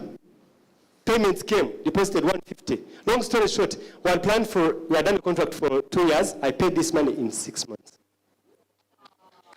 6 months. Every money I was getting. So I have an experience of debt. But you need to have a perspective of the borrower and the lender. Why? Because irrespective of the business that you run, you somehow, whether knowingly or unknowingly, you lend. So you ought to assess the borrower. If the borrower is a risk factor, he can collapse your business. Properly. Do you even realize that when you have a borrower who is not as compliant, whom you didn't assess very well, their capacity, it can even disorganize your tithing. Because there are lots of numbers to add up. You have to cut up the figure, then sometimes the accountants even get confused. Because you're balancing a number of things. So the business cannot, like tithe straightforward. Then there's a lot of math, like Uganda Cranes match. Like you have first beat this one, and then if this one wins, then this one wins.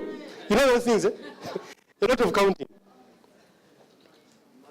So I want to share with us a few things that we can use to assess, the borrowers. The mistakes that they make. So that's one is that you can educate them, but also two is that you can get to help them. I'll start with a small analogy as I get to those few points. There came two clients. So research shows that over 70% of people who borrow don't need the money. Much of the time. One, they're not ready to absorb the money. Much of the time. This was a report from the World Bank. I didn't even share the report. One, they're not ready for the money. Secondly, the cash flows are not as good. They just called someone, can you do my numbers? Yeah. Do you know those things? They needed a business plan. Can you do projections for 5 years? I am yet to see projections that are negative cash flow. Wow. They're positive. They show you, in 1 year you'll be at this level. And fifth year, you'll be $1 million on the account. And those are the very things you take to the bank. Isn't it? So sometimes people do not need the money. And that explains why someone gets the money, uses it for something different. Because he's not ready for it.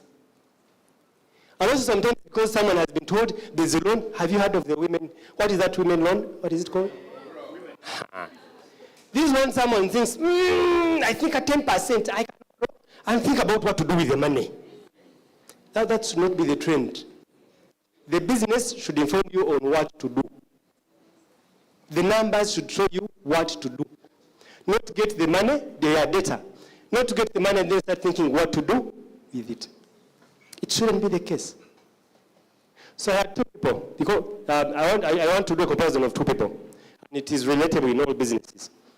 So this person comes to me and says, you know what, I need money. I need money. And this person is close, he's a friend. Okay, it's fine, we can give you the money. Sit down, talk on a call, I listen, she wanted to scale up. I'm like, wow, okay. When I listen to the conversation, the numbers, a few things, I know. I was like, you know what, this is not it. We can't transact.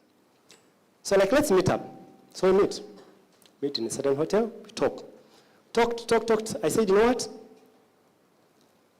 I remember the scripture where Peter said, gold and silver I have none, but what I have I give. I said this to it. I am not able to give you right now, but I'm giving you one thing. Have you sat down to assess the people that you supply? He said no. I said, do you know the people you supply have the potential to actually give you money? Do you know some of them could even have idle money? I said, I didn't know that. I said, okay. So I'm giving you an assignment. So we prayed. I gave her an assignment. I said, you know what? By close of business, go and assess the clients that you think are potential, that you've been supplying religiously, and you have a bit of relationship. Engage. Pick like 3. Engage. She wanted about 25 million. Engage. If money doesn't come out by close of business, come the following day, we shall talk. Because I knew the level she was at, the numbers, she needed patient capital. She needed patient capital, she needed cheap capital. The kind of funding sometimes that we do is I have a consignment at the border, I have imported something, I have clients ready waiting for it, there's no need to pay damage, there's no need to pay ABCD, I just want to clear and post here and I'll give you the money. That's a thing. That's the kind of, it is this kind of business, the numbers are clear, it's going to bring this much, this is the cash flows, the person is experienced in the business, and then you sit down and you fund. They cut the deal and they give you your cut. But for this one, it was a scaling thing.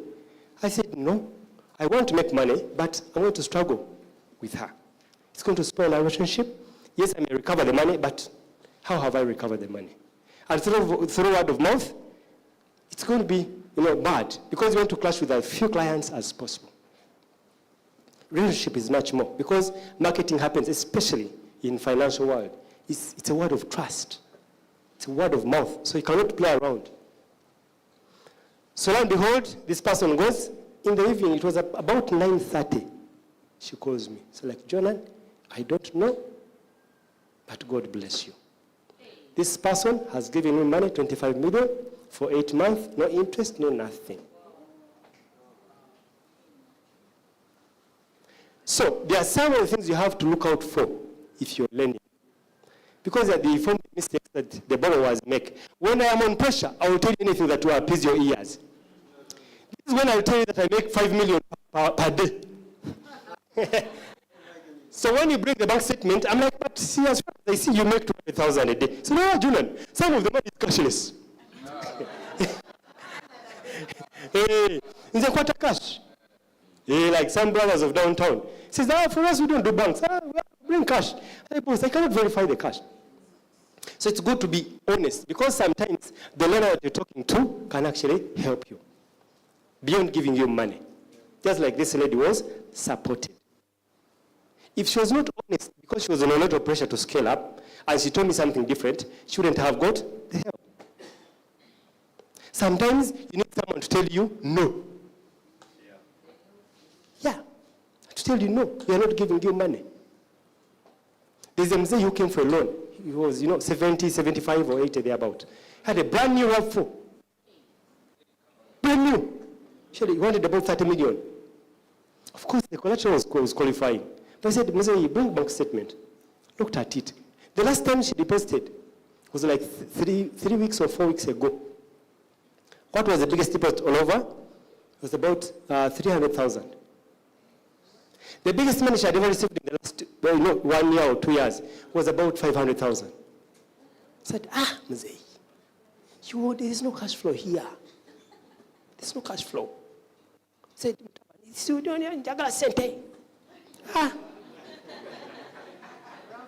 how will you pay? So I said, Mzee, we are going to give you this money, and I know it is collectible. Because you shall pick that car, and we shall dispose it off. It will recover our money. But it's not what we intend to do. Your cash flows cannot qualify you to get the money you want. I said, you're going to go to another lender, you're going to get the money, you lose the car. Long story short, Mzee left, we didn't give the money. I don't know if he went to another lender. I don't know. But all I know is that when you're assessing a borrower, it's important that you ensure that you dug up the honest truth. Sometimes because of pressure, someone is not going to tell you the truth. So it's upon you to actually dig it up. Dig it up. The second client comes, says, Jonan, I have an LPO. Because you have LPO financing. I have an LPO, but they demand it. She has demand for money. How much? 150. Okay, we can fund you. We assess. She would qualify for about 70 million. Lo and behold, we give the 70. She was a bit elder, a bit old, almost towards retirement. And she's a decent person. I know the deals that happened there. I could have guided you. Because the moment you say gold, whether you have cash flows, whether you have a collateral of what, we don't fund. We don't. Or any deal of the sorts. You know those minerals, eh? One has to rare earth element. I can even see it. The guy even can show you the kameto and it is glittering like this. And then he tells you this is a sample. I have a whole bag, a sack. I'm like, go sell that metal and be good. But it will take you maturity to reach that level. Someone will buy the metal. Buy the metal and it will be heavy. The metal will turn from gold, diamond, to aggregate, concrete. This is real story. You have even seen generals involved in these things. For real. That even when you test. So now we are in conversations to see how this thing is closed. because of not being honest. Project the last page. So there are key things you have to look at. The first thing is you need to make sure that there is an element of integrity. So the first thing, the mistake that I make, let me start with the first one. Making large purchases. As I shared my story, it's not that the car I had was not moving. It was moving. And guys, I kid you not, there are some levels you could be at, and all you need to is to move from point A to point B. How you have moved does not matter.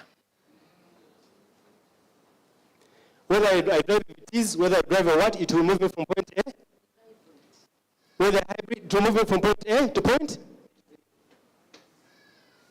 So there's a level you can be at, and it's okay. Because timing is the best timing. It is that patience that will lift you up from the VTs to the now minding the class of the car that you're driving. It will happen. I kid you not. It will happen. And it's not a matter of if, it's a matter of when. Because happening it will. If you steward that what you have very well. So the key mistake that we make is making large purchases. The car that you have is comfortable. Why are you making that big purchase? You have your 3-roomed house. What now excites you to think of, a flat? When you still have a few things to close in business. Sometimes the school that you can afford is probably 1.5 million. For now, what you can see as of now, or what you can afford as of now, is 1.5 million. Why international school of 10 million? Guys, us who learn experience things on a daily. On a daily. Someone is literally borrowing 10 million to take a kid to school. You're like, wow, this is interesting. 10 million, 15, 30. You have to fly out a kid. Fly out for school, pastor. Fly out to school, out of the country. For you who has made it, where did you study from? But all I say is that it's good to have all the things, but let's make sure we afford them. They shouldn't lead us to debt. So making large purchases. So as you're doing your business, giving those clients, loans in form of your products and consignments, it's good to know that they are doing the right cause. Because someone could come and get a consignment from hardware just to stock. And when you look at the numbers, the people who pick from him or her, from their hardware, retail shops, they're not bigger. So now I'm going to lend to you this stock, and you're going to get stuck with it. We are both in a mix. First of all, I have borrowed money. Secondly, you have taken my stock. It is stuck in your shop. I cannot retrieve it. Retrieving it is a cost. You're holding it, yet I could even give it to someone who can actually sell and come back for. So now, this is the point when you reach and like, you know what? I think this one, it is not happening. According to the numbers that you're supplying, I think this consignment is too large for you. Let's first test this small consignment. Let's first do these drugs. Probably they're the fast moving. They will move faster as we think through. So you ought to assess to make sure that the guy is not going to make large purchase and get stuck with it. Applying for additional facility. Applying for additional facility. We call them top-ups. Someone has got the money. It is barely a week. He says, by the way, something has come up. Do you do top-ups? 1 week after the first transaction, top-up. That is a bad loan already. Collecting will be a problem. That means you have a number of things that excite you. That after buying this, now you're probably in China and you've seen another thing that you didn't even have in plan. You're like, if I buy these tiles, I can resell them. Do you know? But you went there to buy probably wardrobe and buy, probably iron sheets or whatever it is. But now because you've seen these other things and you want to buy them too, you'll get stuck with them. your role is to buy what it is that you use too. But because you've seen shirts and they are cheap, you want to, these ones, they'll, no. It is not your line. It is not your line. You have experience in this. Fund that.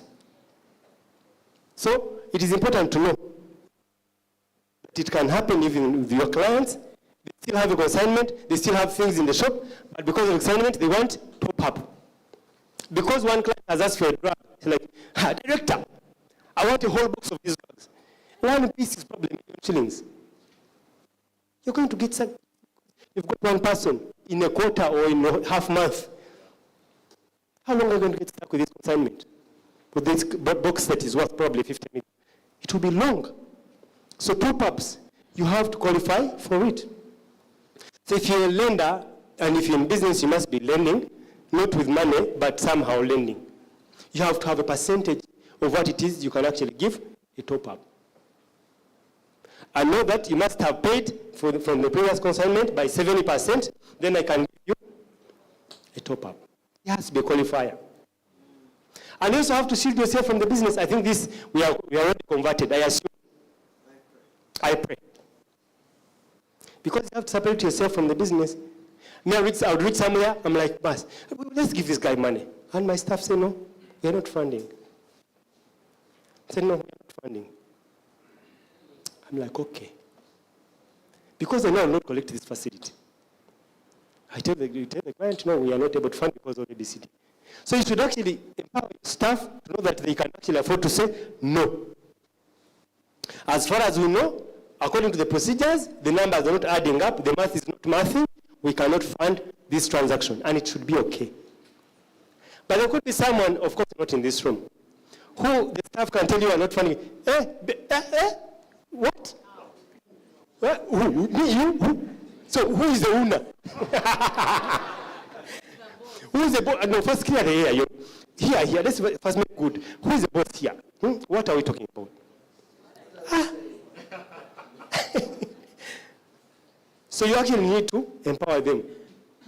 But even when they say no, you can still bow in and say, no, I cannot fire you. I actually need you more. That even when they shield you, you can even increase their salary. Me, there are some transactions I've seen, and the staff says, we are not funding it. And when we dig deep, you find the person is in hot soup. And for the loans, the previous time, the time I used to insist and convince and say what, the loans I have convinced a lot, they are the very loans that we struggle with the most. Yeah, because I have an emotional attachment to the person that I'm giving the money because they are my close friends. Now, I'm biased. My eyes are biased. Even when I look at the numbers, I'm biased. But now this person has an independent mind. She knows the procedure is ABC. We ought to follow only that, to the dot. So empower your people to know that, if they say this deal is bad, don't count on you. Don't say your experience, your what. Yes, all that helps, but there's a reason why the procedure is in place. If it's not to be followed, let it also go away. And then the business collapses properly. Because collapsing, it will collapse. I am telling you. So you ought to shield yourself. The other one is sometimes when we're borrowing, we ignore terms and conditions. Have you seen people who come for money? Say, where do I sign?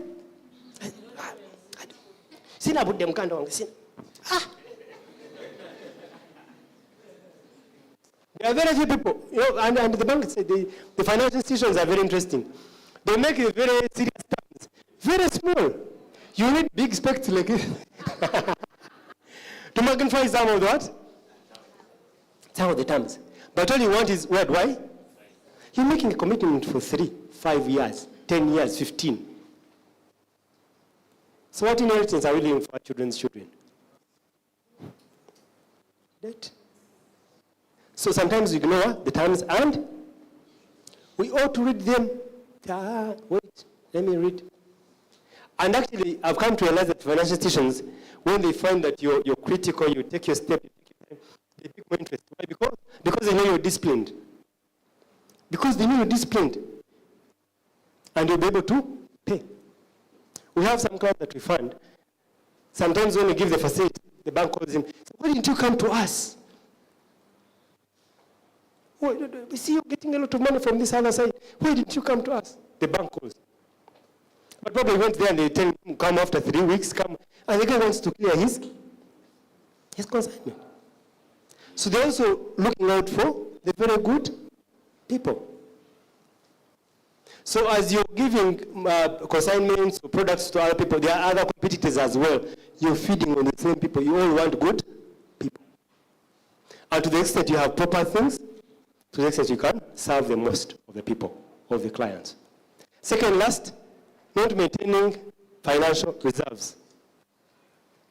You see, when you go to the gym to work out, I send you greetings, Byron. So when you go to the gym to work out, you don't wake up one morning from 7 a.m., you're like, this time, the muscle has to come. And you wake up from 7 a.m. to probably to 7 p.m. in the morning, in the evening. And I come and buy today, the arm has to bulge. It will break. It will break. This is discipline. I have a club that I head, an investment club. And we used to save 20,000, now we save 50,000. So there's one guy who came to me like, Gina, but 50,000, not yesterday. It's too little. For my level, it's too little. How about we wait for November? I pay at once for a whole year. Meanwhile, we started about 40,000. Now we are about 150 million. That club now, we have about 100 million. So I told him, look, the point is not the money that you save, but the discipline that you're building as you're saving. Because guys who get six-pack, I don't have six-pack, but I hear people, you have, Pastor Chris has. So you can tell us. So people who get six-packs, or who get body build-ups and all those things, he'll commit his 2 hours consistently. Consistently. Whether it has rained, whether it has not rained, whether it is dark, whether there is light, he knows every day I'm doing 2 hours. And after 6 months, you see the 1 pack coming. After another 6 months, another pack has arrived. And this is in physics, we used to have what you call inertia. Inertia is lattice change the motion. Now, when you push a stone, when you're starting, it is hard, isn't it? But as you keep moving, it gets easier. You know, reach a moment, it picks momentum, and it can roll by itself. So whereas it costed 6 months for the guy to get the first pack, it's going to cost them probably 1 week or 2 weeks to get the 6th pack. Why? Because they are picked momentum. They are picked momentum. So you're building discipline, step by step. So if it is saving, I like what Pastor Chris said. You just have to become radical. When the math is not mathing, say, tithing, we are tithing. Come and buy. If it is saving, we are saving. Come and buy. That's why you experience real growth. Because money will locate you. Money will locate you, but you not locate the person you are right now. To locate the person you have to become. So until you become that person, then you'll keep dilly-dallying around. So it is fine to locate the person, but somehow become the person who wants to locate. In the meantime, you have to keep building up the muscle. The muscle. So lastly is communication. Guys, communication. It is important. That even when you're in business, you ought to communicate to your clients and they ought to communicate to you. The issue is not the loan. The issue is not the borrower. It is not the issue. Communication. I've seen guys, I remember an experience, the guys were demanding. And the guy would say, what? Let's meet. He's not moved. You talk, he says, this is what is on page. He keeps posting you. This is where I've reached. This is where I've reached. This is where I've reached. This is what I'm doing now. Even when the lender is not calling for that information, update. Communicate. It won't be a bad loan. Communicate. I have a brother who was demanding, he lent, whether you know it unknowingly, whether you're a business person or not, somehow you have lent money. Whether you got it, I'm not sure. And whether you're lending at an interest rate, I'm not sure. But the key thing to know is that you have to communicate. Engage. Communicate. When things go south, communicate. It's not a do or die. So one thing I leave you with is that communication can even reach a moment, and because you've been very, very good, you have communicated very well. We have clients who have reached a moment like, you know what, let's write off the balance. You literally see the person is stuck, they are trying so hard, so it's not about battle. So like, you know what, let's close this loan. You meet, you're like, let's write off. And the reason you give on the write-off, he's been a good client and consistent. And he has been communicating consistently. So writing off won't get us out of business, but we look at a relationship. Thank you so much for listening.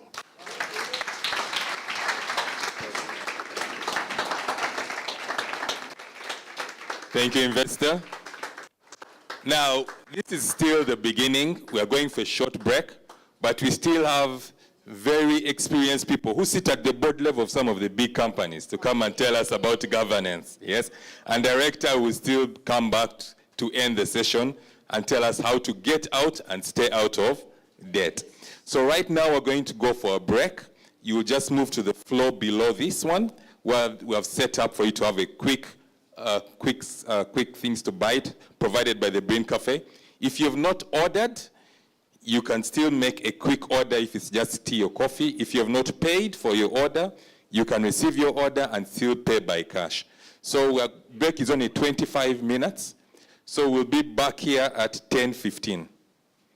10:15, let's please be back here so that we can keep time. So 10:15, see you back here.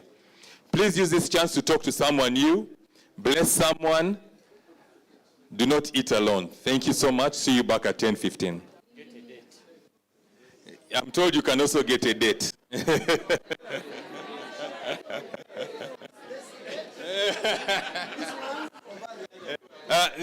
Not this date, D-A-T-E, not this date.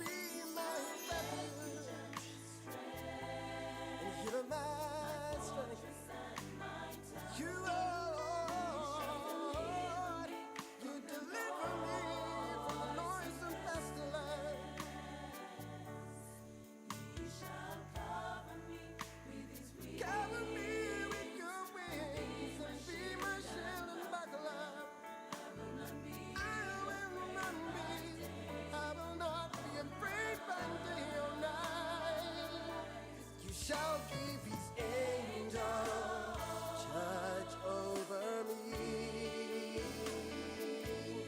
to keep me in my ways all of my days. They shall uphold me. I will not dash my feet upon a rock, 'cause I will dwell.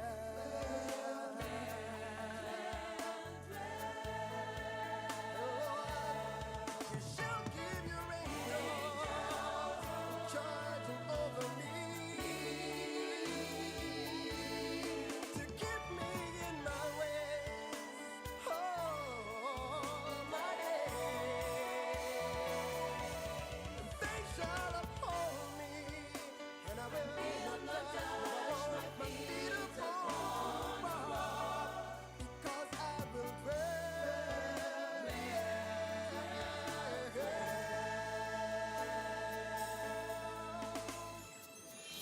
in the shelter of the Most High. I will dwell in the abide. Yes, I will. In the shelter of the Most High. Yes, I will. I will dwell. Yes, I will. In the shelter of the Most High. That's where I'll be. Yes, that's where I'll be. I will dwell in the shelter. That's where I'll dwell. Right in the shelter. I will build my home. I will build my home in the shelter. Right there, right before the Lord Almighty. That's where I'll dwell. That's where I'll dwell. I will be, I will lead, I'll abide. Yeah, Lord. Yeah.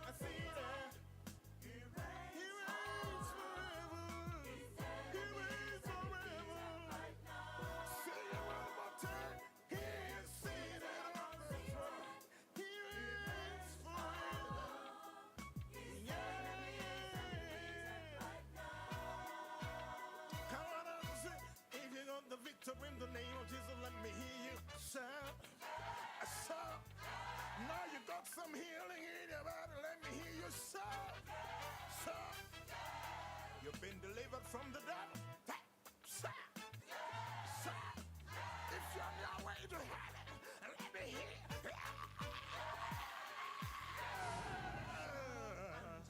With a voice of triumph, holy people, come on and lift your voice and shout.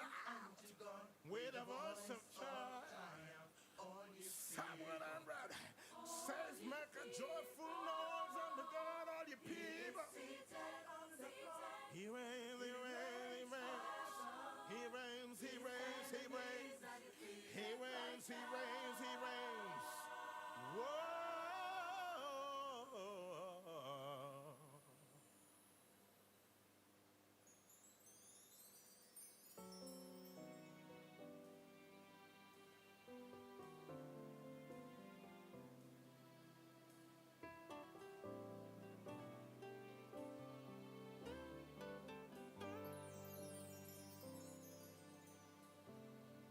You dwells in the heavens, seated on the throne. You reigns over the universe, creation to behold. You've not desired a temple made with hands. You have chosen to abide in this place. You dwell in our midst. How awesome is your presence. How marvelous your love. The splendor of your majesty. Your majesty. You dwell in our midst.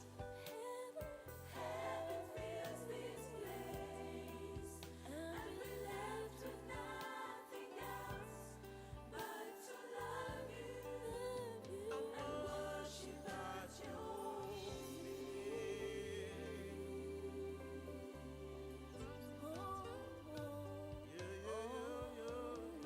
You dwells in the heavens, seated on the throne.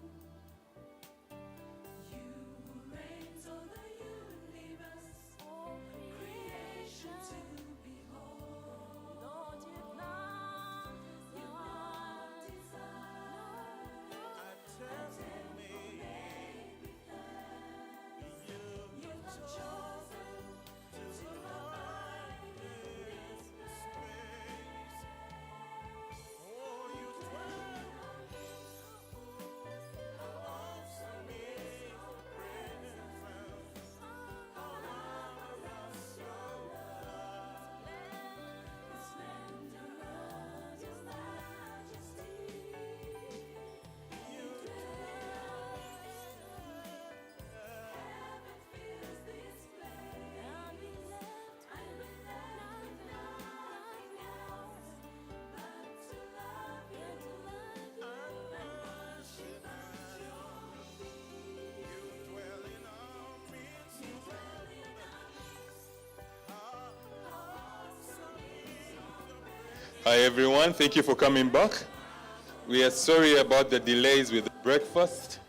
It's still work in progress. For those of you who might not have got your tea, but you ordered for your tea, they will, the team from the Brain Cafe will be delivering tea during the sessions. We kindly ask that if you're having tea or your food or your bites, they used to tell us this cool, quietly. Yes, eat quietly. Don't be one of those people who are going to eat and distract your neighbors. So yeah, please remember to eat quietly, drink quietly. Yeah, I hope you not drink like someone who used to give a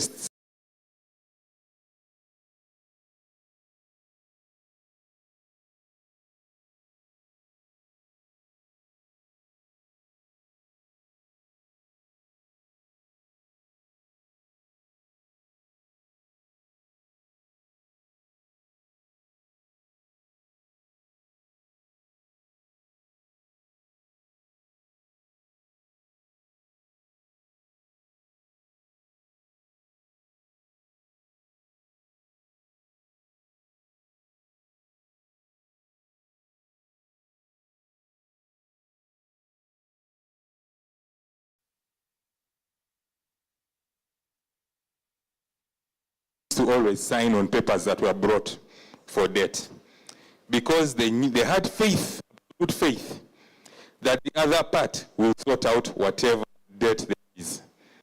Until time came, and they started calling her. And the story goes that she got so frustrated at one point, and she said, "But am I the one who got it? Why don't you leave me alone? You go and talk to me. Whatever you want to sell, you sell. You leave me out of it." Yes, debt can get that frustrating, especially when there's no element of governance.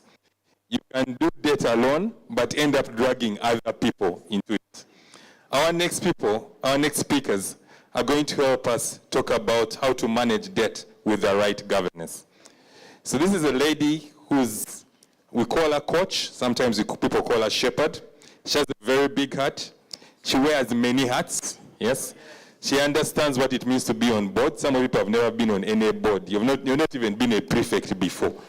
Yeah? Not even a class monitor. Yeah? But like I say, today is not a day for violence. Yeah? But this lady, lucky enough, sits on many boards. Yes? So governance comes to her naturally. She's fluent in governance in many languages, in different contexts.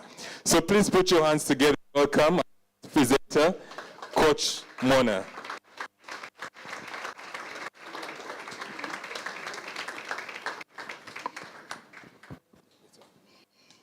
Thank you very much, Chairman. Sidi, please have your seats. I just want to clarify that story he told of somebody denying debt, I don't know, brought to them, were not me. It wasn't me. I'm going to make this presentation with Degea Secheru, so maybe it was you. I don't know. But somehow it wasn't me. Thank you all very much. Very lovely to see you in absentia. Also just want to give my thanks and honor and celebrate Pastor Chris, who is a patron of this whole space that we're in. Business Leaders Network, School of Practical Business, Business Garage. Really want to thank him for that. And of course, Apmo and Revma, who, without whom none of this would be possible. The father and mother of this house. And then we have our Director Grace. We have Director Grace, who is the mind behind what we're doing today. The author of that book, the one who put it together, and the reason for why we're here today. Director, we thank you, we celebrate you, we honor you. We talk a lot and joke a lot that sometimes one can lose the opportunity or lose the honor when proximity and familiarity gets in the way, but I never ever want to make that mistake. We truly honor you and we celebrate you and we thank you. Chairman, Investor Jonan, Pastor Tony, and the many people who labor, as Pastor Sharon, I've seen her, Pastor Anna at the back and the technical team. We have Solomon, who's making all this possible. We really, really, really thank you all for ensuring that we keep going weekend after weekend, morning after morning, and just ensuring that this all goes on. So we have an hour with you this morning, and we're going to break it up in 4 segments. I'm going to take the first part of the presentation. Degea, who will introduce himself or will be introduced, will also come and take the second segment, and then together we will do a Q&A. But basically, we're going to discuss governance and debt from both a professional standpoint and a personal standpoint, what it means to have supported organizations, put in place systems, advise them, and that type of thing, and then how it translates or doesn't in one's personal business. I really focus on this from a professional point of view, a corporate point of view.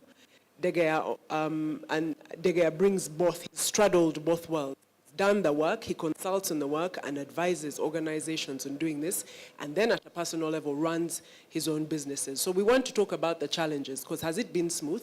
Has everything that he's talked about and advised other people to do, has it translated into his business? What I've seen done professionally, it's very easy to say, it's easy to get this done. Have your books in order, pay the taxman, do all this. But he brings the flavor of this is what it actually means. And then we will be able to take questions from the audience. So help us, God. Quick definitions. Anna, we can kick off. Quick definitions. And we'll go through this part quite quickly. SMEs. SMEs by OECD definitions, by the IFC, the International Finance Corporation, really define it as entities with 250 people or less. But in our context, I think we know that many of the businesses and the business leaders here are represented. We certainly have and run and oversee businesses with less than 250 people. ABI, for instance, the entity that I oversee, ABI Finance, we are a headcount of 60 people, and yet we pay a significant portion in our taxes, and yet we don't consider ourselves among the S and the M and the E. But according to IFC, we're certainly an S. So this is rather humbling. So when they've been calling for SMEs, we've not been going, but after reading this, I think we're going to participate in top 100 SME. You know that KPMG thing? Yeah, suddenly I'm going to fill in that survey. But then, anyway, that's the definition. But in our context, we know that we have sole proprietorships, we have micro businesses. I'd like to think that micro businesses are anything between 0 and 3. I was going to say 10, but I think anything between 0 and 3. Many of the businesses that, or the way in which they start were, I went, got premises or started in my office, in my home. I have the one person, I think it's even celebrated when, for the chapati stand, you're finally employing someone who is making the chapati and is telling you about the record sales you've made for the day. So I think we even have the micro segment, from the sole proprietorships to anything that employs less than 5 people. And then I think let's define the S's between 5 and anywhere under 50. Let's put that as small. Let's be generous with ourselves. But the Institute of Corporate Governance of Uganda, now we're going to corporate governance, defines corporate governance as a system by which corporations, companies, those small, micro, large enterprises are directed and held to account. And when we go further afield to Europe, we have Sir Adam Cadbury defining it as the system by which companies are directed and controlled. Very simple. So when we talk corporate governance, for all the hullabaloo that we hear about it and being a guru at governance and corporate governance, it's largely how entities are held to account, how they're held to account. And Marvin King, who was a former governor of Bank of England and who has since published lots and lots of reports, he sets standards by which corporate governance is run, defines good corporate governance being about intellectual honesty and not just sticking to rules and regulations. Capital flows towards companies that practice this type of good governance. So there's need for honesty, and we'll be touching a bit of that, self-governance. And really, it's really the spirit behind the laws and not the letter of the law. The mind behind the organizations, and I think you've heard that. Who is the mind behind the organizations? Recently, we had beneficial owners, URSB going behind. Who is the beneficial owner? And it created self-governance. Really, it's really the magic. Yeah. So beneficial owners and that type of thing is all in a bid to understand who is the mind. Is it mafia that own this company? And if it's mafia, are they going to get up to nefarious deeds? Or is it, which government or which entity? Is it Trump? Is it Elon Musk? Because all those things then inform or might give you an idea. So it's basically how companies are governed and controlled. There are two types of governance.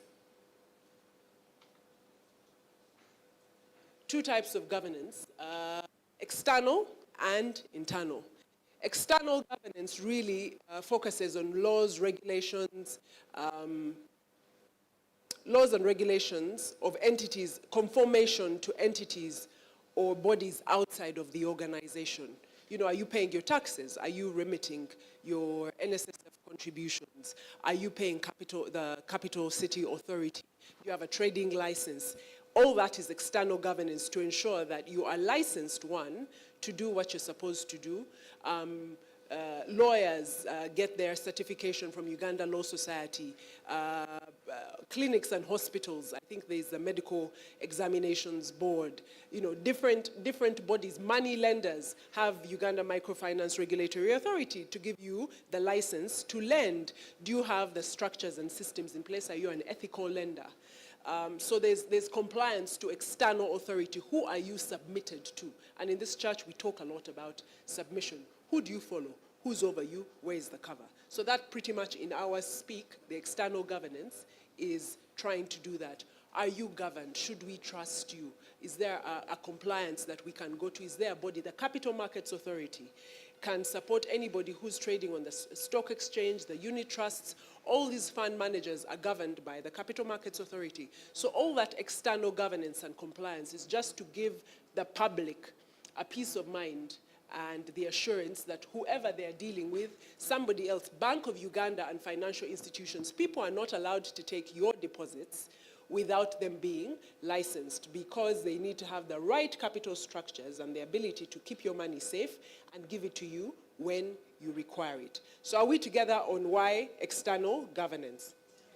Now, internal governance is also required because after a certain while, BOU, Capital Markets Authority, the Medical Examinations Board, Ministry of Education for teachers and schools are not going to be there to see the nitty-gritty. Are your employees paid on time? Okay? How does money move? The whole separation principle. So we rely on other entities like auditors. Now that is when you're starting to hear things like auditors. And we're starting to hear things like internal risk management and control to ensure that the systems and processes that you put in place, the things that will govern the flow of capital or movement or our behavior, human resource, what time do we report to work? How many leave days are we entitled to? How many study leave days are we entitled to? How many off days or sick leave days are we entitled to? Are people taking leave or not? Is there a record we can check? Are you having minutes? Are you having meetings? Are there minutes to show the record of what we're talking about? So now that's where internal governance, because in order for you to succeed externally, you must succeed internally. And it brings us back to the principle of self-governance. As a leader, one, you must govern yourself properly before you govern other people. And so it goes with the organization. You must manage your affairs well before you purport to then try and solve problems and manage the affairs of your client or your clients, or provide them whatever system or service that you want to provide them with. So, governance. Governance is about how companies are held to account, the systems that control and direct them, two levels of governance, external and internal governance. Are we together? Yes. And so the Internal Auditor magazine, all the way back in 1997, says controls protect weak people from temptation. Yeah? Strong people from opportunity, and innocent people from suspicion. This is all the way back in 1977. I'll have you know, my minutes are going quickly, I'll have you know, corporate governance dates all the way back to the 16th century. Started with the British Empire when they were trading and they needed ways to just organize themselves.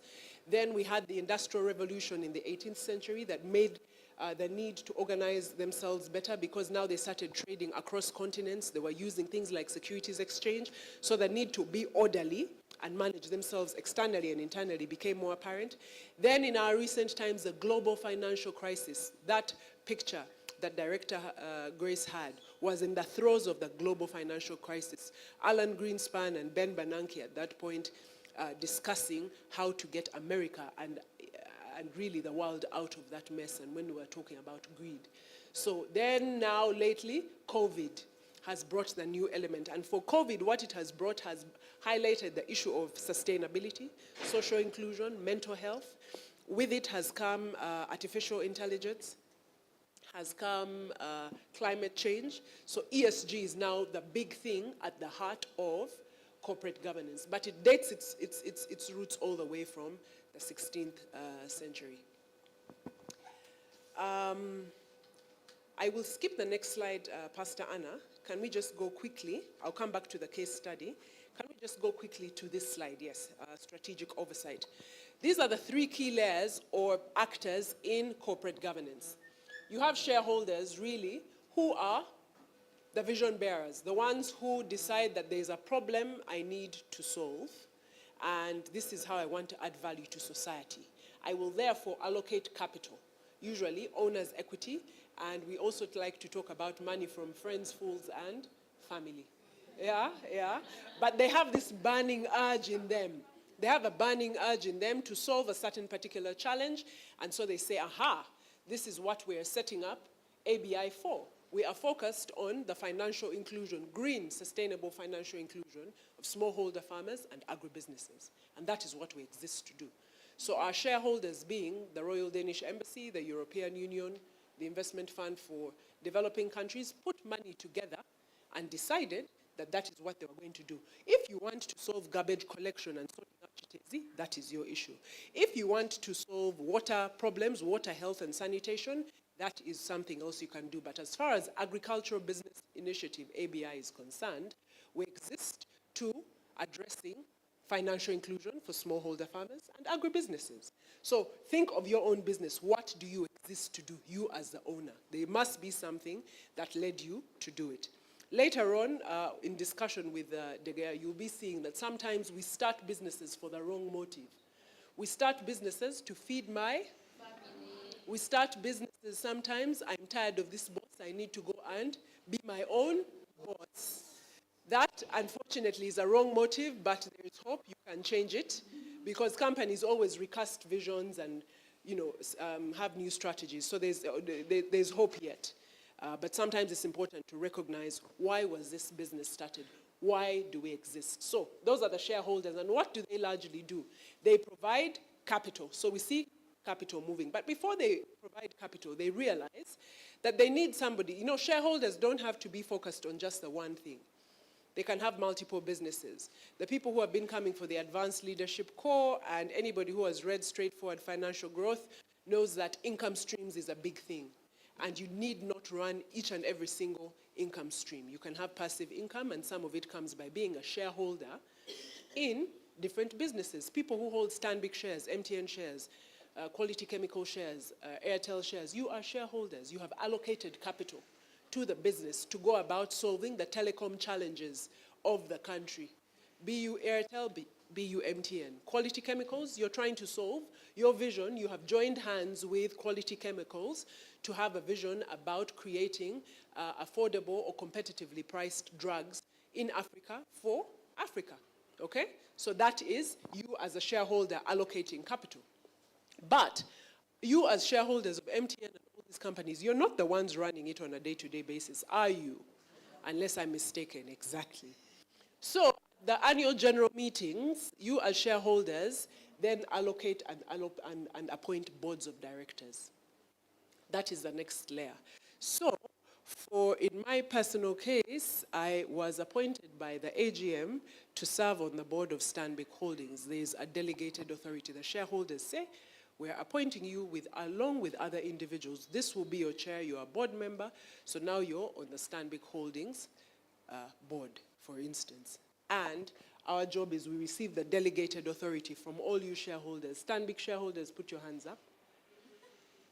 These are my bosses, basically. These people in the AGM, allocate their power and say the board of directors, you take over reviewing and approving the strategy and oversee management whom we have given our money to run the business. So that is what a board does. It receives delegated authority. It is the agent acting on behalf of the principal, the shareholder, yeah, in terms of what they want to do. The shareholder tells them exactly what they want to do. In our case, the example I used of ABI, the shareholders say we are focused on financial inclusion of smallholder farmers and agribusinesses. It's up to you now with the board to figure out how you're going to do it. And so we said, okay, let's partner with financial institutions to reach smallholder farmers and agribusinesses. All that is a strategy on how to achieve their purpose, at the same time making money. Then the board of directors, it's a waterfall, it's a cascade of delegated authority. That board of directors appoints a CEO. They go through recruitment, CVs, everything, and say, we have appointed you, the chief executive, along maybe with the other members of the C-suite, chief internal auditor, chief financial officer, chief marketing officer, chief technological officer, technology officer. The entire C-suite is appointed by the board. You are the senior executive, led by the chief executive, in charge of ensuring that the strategy that we have approved is executed to make money for the shareholder.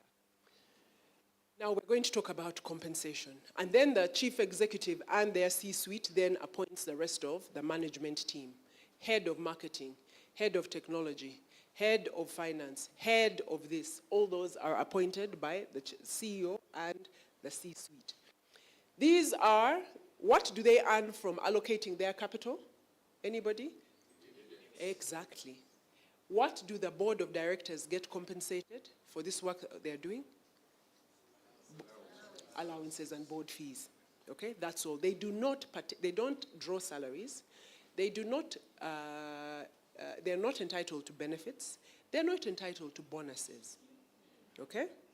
So, when you take on these roles, or when you're in these positions, do not expect and never push to be awarded the bonuses that management has fought and worked hard for. Management is paid a salary, bonuses, and other forms of reward and recognition. Okay? So every layer is compensated. So you see, the shareholders elect and dismiss board directors. They represent and report to shareholders. The board of directors guides and supervises management, management reports periodically and implements strategy. You know, quarterly board meetings, strategy reviews, all that. Then management receives capital from the shareholders and also returns capital, basically the dividends, and retains some earnings and reserves in order to further the business of the organization. So that really is how corporate governance works. Outside here, this is the internal process. We've not talked about the regulators and other stakeholders, but I'm sure you are familiar with them and we need not get into them. The next slide, please. So the 4 levels of company maturity, and as we go along, please start to pay attention. I'm going to read you a case study for you to start to pay attention and start to tick off where you think you are. Degea will get into a bit more detail, describing, giving you the pillars of corporate governance and how, and the various descriptors for the different stages of these businesses. You can either be a startup, and so mark yourself and say, have you been a startup for over 5 years, 10 years? You know? You're a long-standing business leader, but catch yourself and see if you've been a startup for forever. And what do you need to do to move to active growth? And in the caution of Director Grace, and I think Jonan also talked about it, you cannot look to grow an unprofitable business. You only scale what is profitable, what is successful. Don't carry your mess over. Don't spread your mess. Okay? Then you move to active growth. He'll get into the details of what are the signs of active growth along the 5 pillars. Organizational development. Now, you know, you're really talking, you're at the heart of corporate governance. You know the Maslow's hierarchy of needs? You have now moved from basics. You have moved from bread and butter and then now business expansion. You earn the right to expand your business because it's not a mess. You're expanding excellence and profitability. You know, people are attracted to you. People are seeking out. But when are you bringing, you know, CJs, but when is CJs coming to our side of town? You know what I mean? I'm not too sure if they are asking you one. Yeah. I don't know. Are people fighting for you to bring your services closer? Or is it just friendly family that is just having mercy on you and saying, please deliver 2 cakes for the kid's birthday, but even then through gritted teeth. Because they know if they don't get you to order their cakes, you're going to pull your mouth. You understand? You won't even come to the birthday party. So as I wind up my session, I just want to go through quickly. We'll be back. There's better on the way. I just want to read this case study to you, and these slides will be shared, so that you trace yourself and see. And by the way, while we're talking about corporate governance as it relates to debt, Jordan also talked about equity. He touched on equity. And what Dege is going to cover is going to go beyond debt, because there are certain things like equity that you'll want to get into. Shareholders, how do you bring them on board? What do they like to invest in? By asking us to invest in MTN and Airtel IPOs, they were avoiding debt, by the way. And so one other way to go is to raise equity. So that is one of the prescribed things. If you're not going to grow through debt, maybe you can grow through equity. So what do you need to have in place in order to qualify for people to invest in your business? So let me read the case study rather quickly.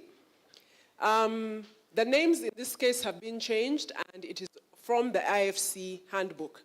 But it goes, today is a big day. Rami Bhagat, the chief executive of Rockstar Clothing Company, dreams of expanding his clothing business from its current 12 stores to 100 stores. You see what people expand, yeah? They don't expand that one little cake shop in your home, all right? Hey. But this is friendly Chiboko. And he's about to meet with Sandstone Equity Group to discuss what he sees as a win-win for all parties involved. For 29 years. How many years? 29. Yes. And you've been a startup for? 10. Okay, we go.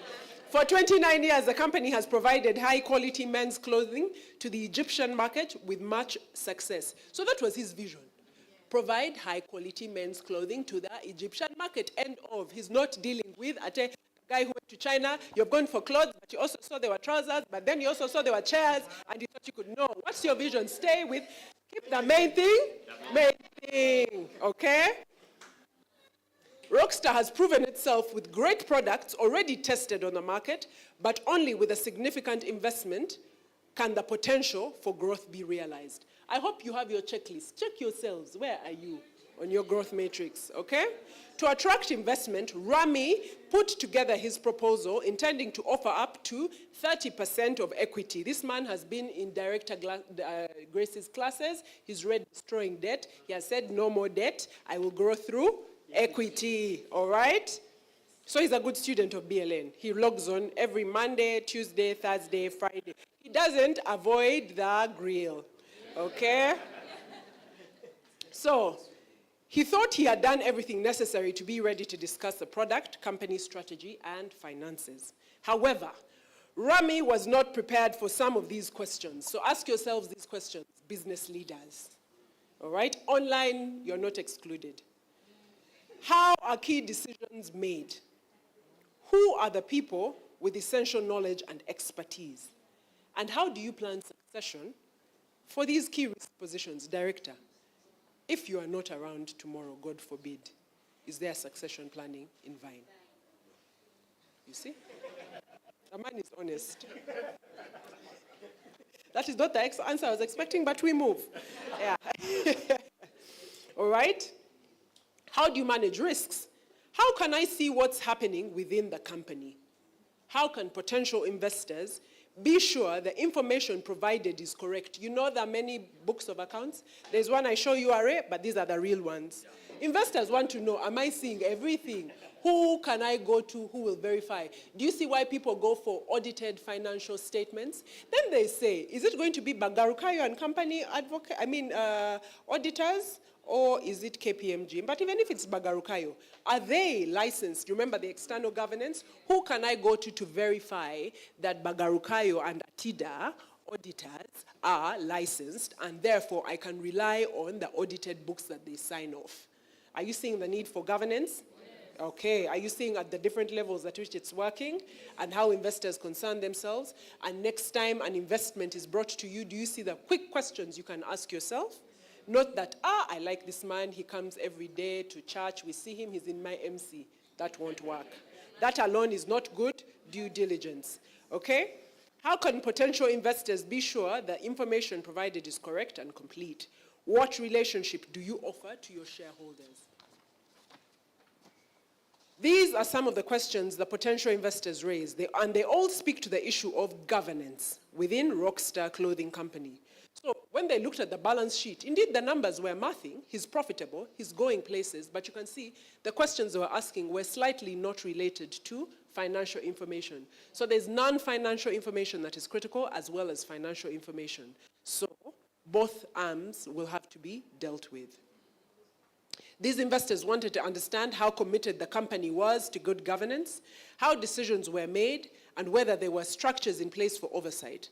Now, oversight is, remember that bit that I told you, management reports to the board periodically. There's standard information in board packs that goes in, and you're reporting, and there's a budget, and they're saying you budgeted that our revenue would be at 1,000 by June. We're currently trailing at 800. What plans do you have? One, why are we trailing? Were your assumptions right in the first place? Two, what plans do you have to close the gap between now and end of year?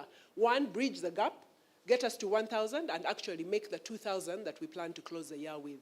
That is what board meetings are like. That is what they are for. That is what management reports to the board. So that at the AGM, when they are presenting to their shareholders annual statements signed off by an auditor, they are saying, we have done what you sent us to do, and we have done it excellently. Okay? So, these investors wanted to understand how committed the company was to good governance, how decisions were made, and whether there were structures in place for oversight. They were also interested in knowing what kind of controls were in place to protect the company from risks, and whether Rami could be committed to practicing transparency and sharing information with outsiders. Does the CEO just dip in the coffers and take his family on holiday? Or when school fees have come and he's paying that 10 million to take his kids, does he get it from company coffers, or is he relying on his salary? So in your business, where are school fees paid? Eh? You understand? Are you living off your salary as the business owner, or are school fees part of operating expenditure? Eh?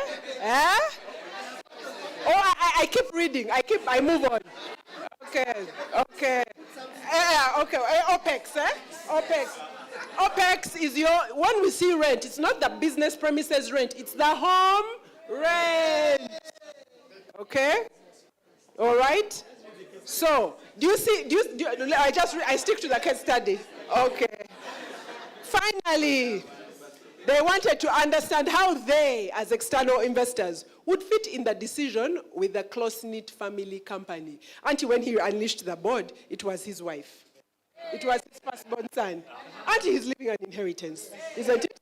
The firstborn son should come and see how to run the business. So on the board was his wife, his son, and a one loose friend, Mona. You understand? You know the one who is his buddy. Okay? So the girl will get into the problems of why that whole cousin-it family process are not quite good. In search for his answers, Rami discovered he did have some answers of the governance structures, processes, and systems in place. Like most businesses, he was already practicing governance even without knowing it. The compliance, tax, they've made you compliant without knowing it, and you're just crying, but they've made you compliant. However, his meeting with investors made him realize that he needed to address governance in a more structured and effective way. I pray that this meeting with me and Degea today leaves you feeling like you need to deal with your business in a more structured way. That OPEX is truly going to be OPEX. You are going to draw a salary or dividends. Please, okay? With that in mind, Rami is setting out on a journey. When will your journey begin? To assess and improve governance in his company. He is confident that this process will lead the company to perform better and grow and become sustainable. Make it more attractive to investors. And we are not taking debt. This case study, well, if we had gone on, if we had more time, we would then talk about what would you do. But take those questions. This presentation is going to be shared with you. Take those questions with auntie, your shareholder, your wife, or your husband. Go and ask yourselves these questions. Your son, bring that 5-year-old son, sit him there. Auntie's a shareholder.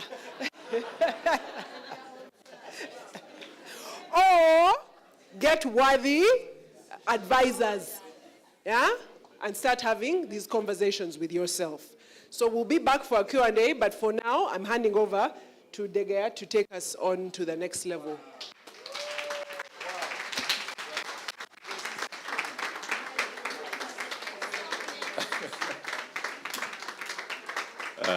Thank you very much.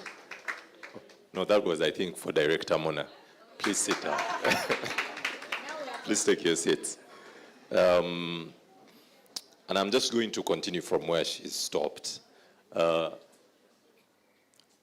Please project our next slide.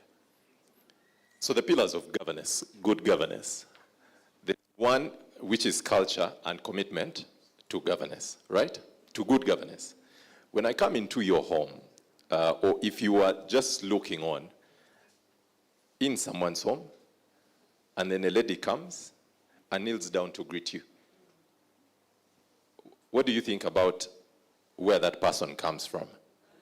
Uganda, right? Then if I go somewhere else, yeah, even the West.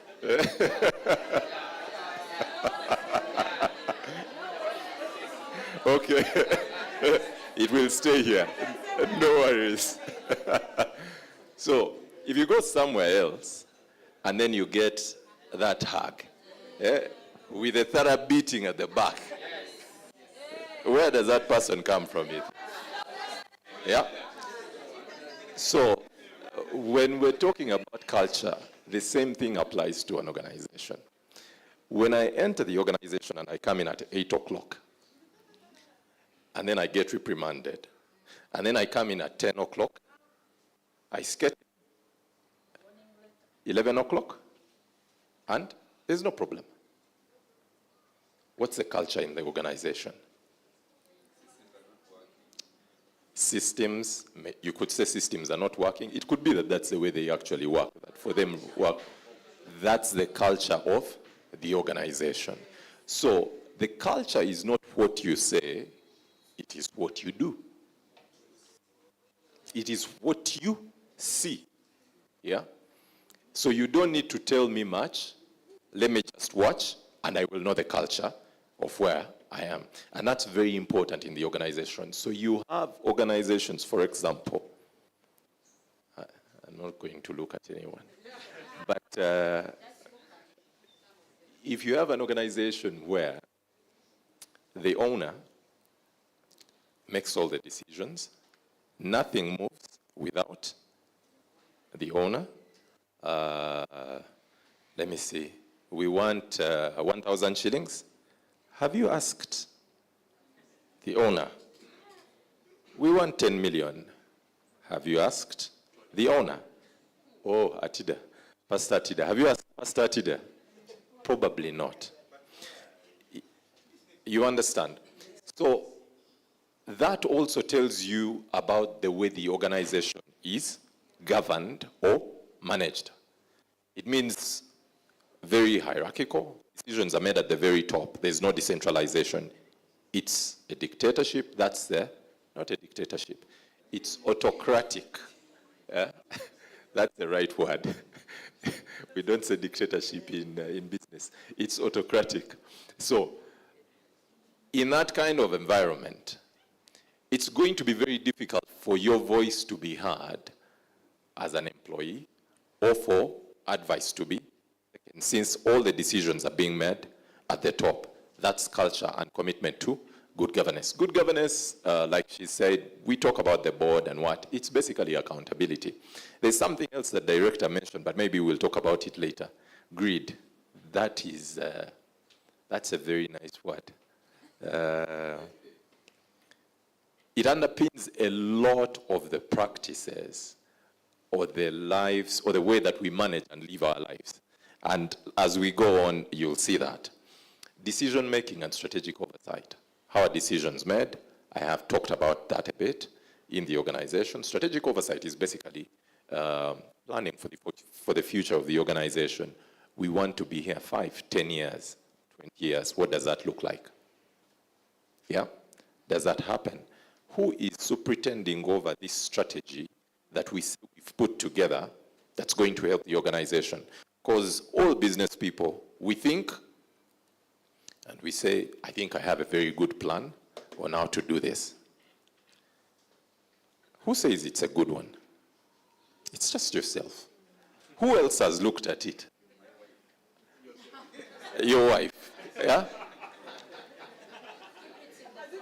But the thing about oversight, and that's the role of the board that Mona mentioned above, is that they are going to be able to interrogate this strategy. Remember, management comes up with strategy. The board, eyes on, hands off. So they see, but they are not in the kitchen. They'll say, maybe not. Have you seen this? Have you seen the other? There's something that you're not seeing that they are able to see. And that's why that independence of mind is important, and to have those kinds of people. She's talked about who is on your board. The skill set is important. The skill set is important. I don't know whether you had that quote. There's a quote about employing professionals. Why would you employ professionals and then not take their advice? So what's the point? Think about it. What's the point? Very good. What's the point? You might as well keep your thing and run with it. So don't bother calling anyone else. You're wasting their time. And if you have very perceptive and good board members, they'll walk away. You're not going to waste their time because they're not necessarily there for the money. They are good, they've accomplished certain things in their lives, they're happy, they're comfortable fairly, we assume, for most of them, so that these allowances and fees are not going to sway them. They'll actually be able to walk away. So you need the strategic oversight, risk governance, internal controls. The board essentially, one of the primary reasons for a board, risk management. Why? Because remember, management has got targets, okay? They've got targets. They need, say, return on investment of so much. They need market share of so much. They need to show that they're growing, but there's also an incentive for them. There's a bonus. If they do well, then there's going to be a bonus at the end of the year. There's something, again, around internal controls that was projected. Weak people, internal controls protect weak people from temptation, and then strong people from opportunity, and innocent people from suspicion. Did you understand that very well? You think you understood it? Okay. I can tell you. Weak people from temptation, meaning, for example, I like pork. Yeah? So do you.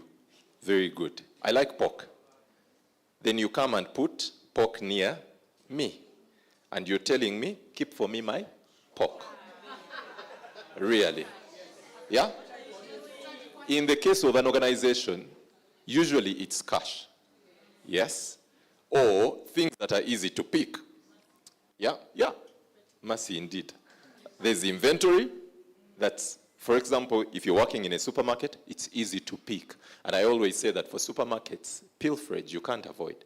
The only reason they survive is probably because they sell a lot more than they lose. But pilferage, I mean, these are home products that I need in my home.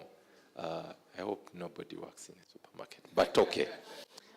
But that's the danger. It's a risk that if I am weak around money and there are no internal controls around protecting money, guess what? It's inevitable. I'll pull a shilling. Then strong people from opportunity. I am strong, my integrity is impeccable. I am okay. But guess what? The children at home did not have dinner last night. And then I'm looking through the system and I'm thinking, what's the easiest one? Delete. So let me delete this transaction from the system and pull out. Why? Why am I able to delete in the first place? There's opportunity.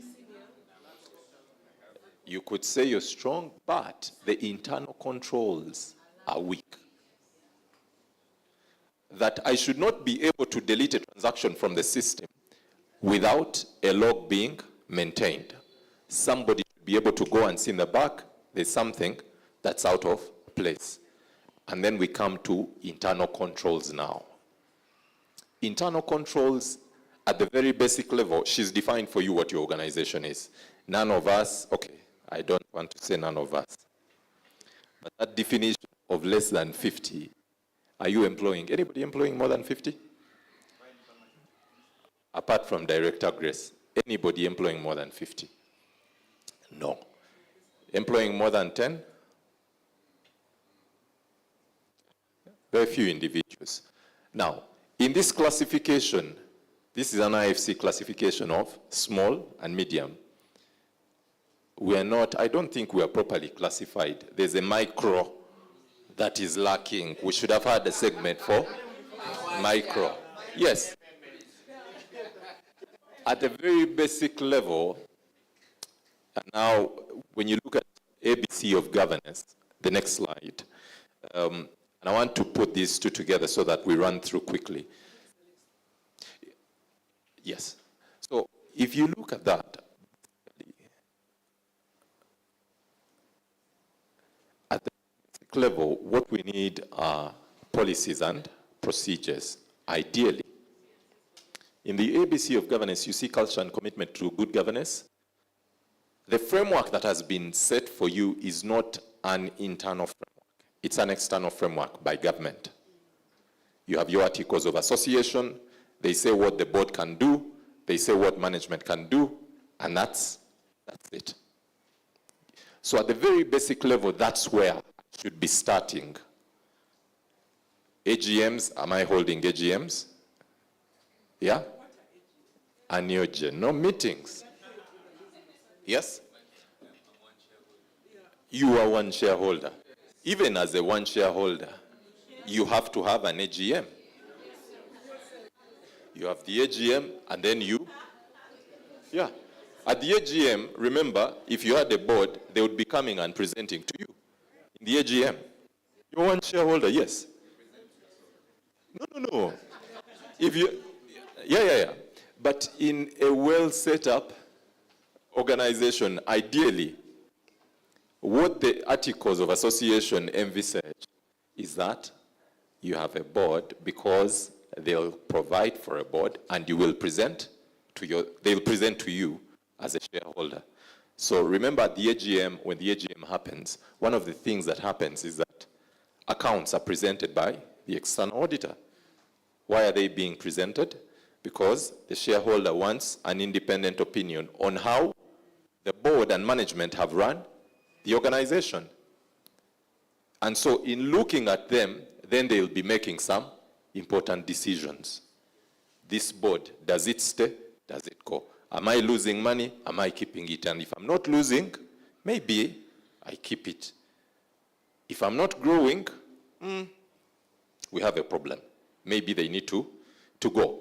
Now, there are entities that are very large. I'll give an example, Mokwano. Mokwano is a large entity. Even by international standards, it's large. If you are presenting, for example, you're presenting to Mokwano as the board, and there are two people there, and they're looking at you as a board, you have come in with the external auditor. So you present, and they'll make decisions at that level. So for you as a small entity now, and I want you to gauge yourself, what does that look like for you? You might not be able to do a board, but at the very basic level, do we have some governance or transparency or accountability system that we've put in place? Decision-making, strategic oversight, I mentioned it, again, comes back here. We're putting it to the business startup. You have a founder who makes decisions. Authority is within that limit, the founder. Yeah. Risk and internal controls, risk governance, internal controls, again, we've talked about that. Internal controls, basic policies, procedures are in place. That's what you're following. When I say policies and procedures, do you understand? Yeah? I assume, let me say this. When I say policies and procedures, it does not mean the things you think in your head that are supposed to be done and then you do them. No. It has to be documented. The only way it is validated as a policy and procedure is when you are actually operationalizing it. It can be written and it's there. What's the purpose? So, having it and practicing it, I know that that's a bit of a challenge for almost over 90% of the people here. I would challenge you, even a petty cash policy, to tell me how do you manage petty cash?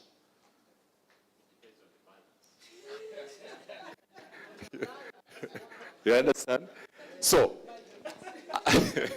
at a very basic level, that's where we start from. Policies and procedures need to be in place for the organization to run.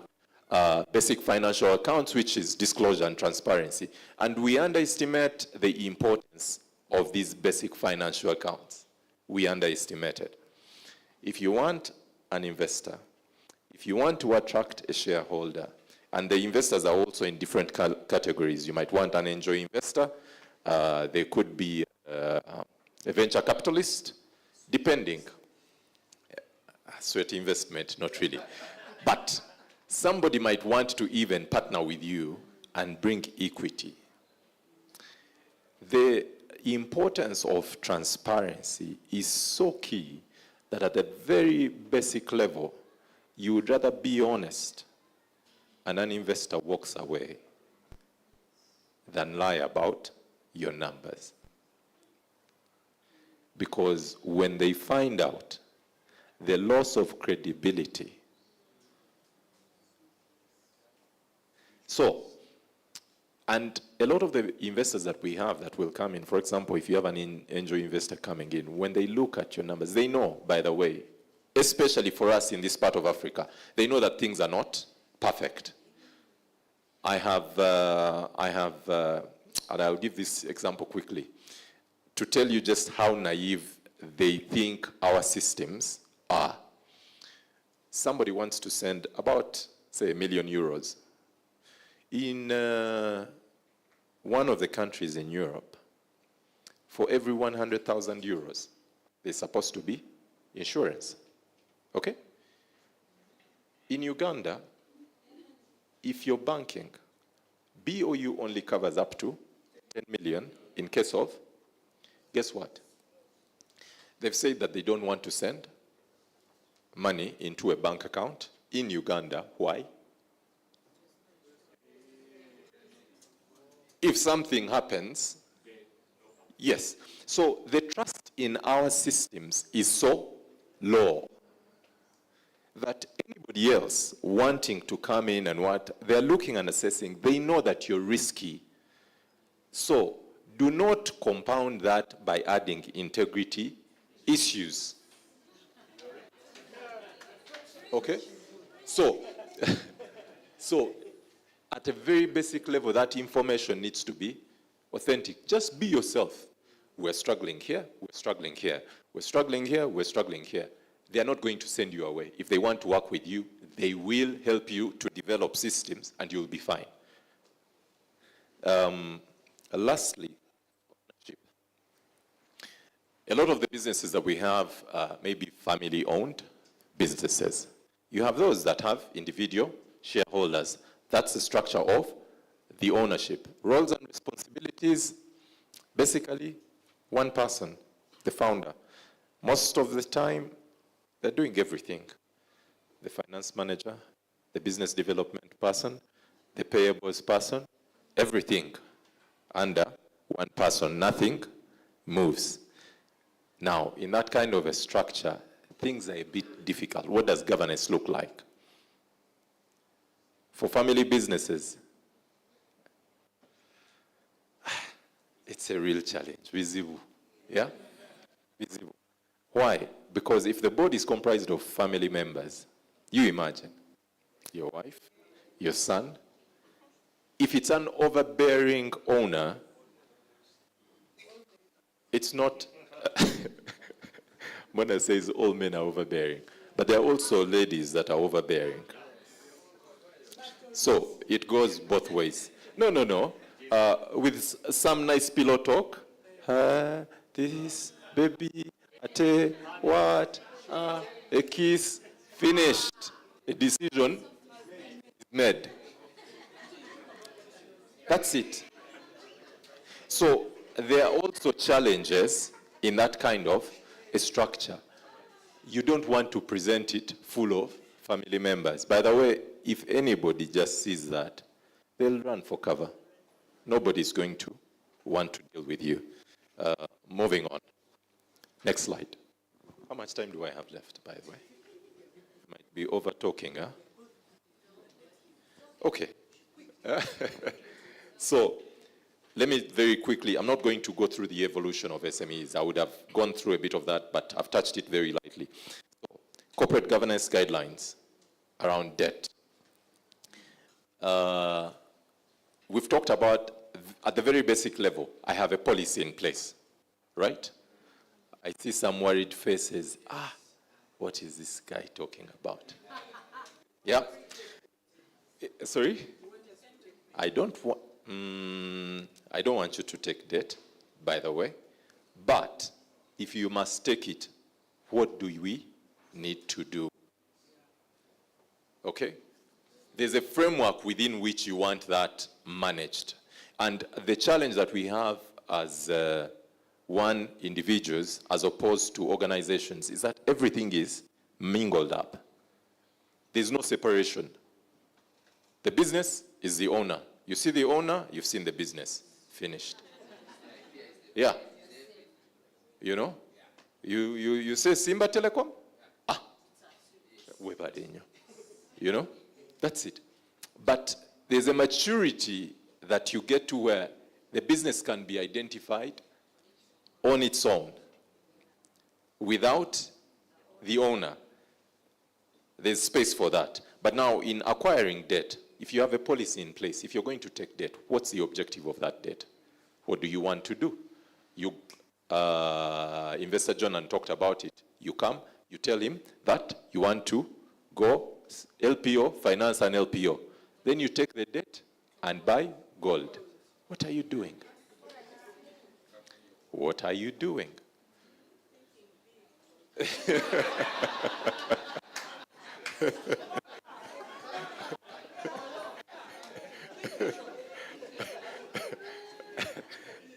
Guess what? That thinking big has very short legs because it's only going to stop here. But that's why you need a board. Because then the board will interrogate the need for debt. Remember when we talked about the articles of association, very basic governance at that level? For every debt that you're taking out, remember there's a resolution. You file a resolution with the Registration Services Bureau. as an entity, as a company, not as an individual. Of course, as an individual, you can do whatever you want.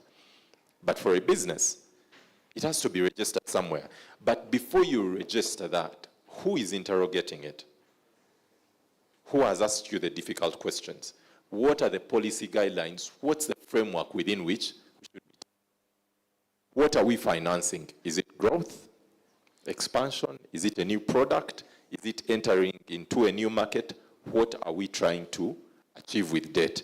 Needless to say, at startup, you don't take debt. You don't borrow to start. No. You can't borrow to start. No. So, if you're saying,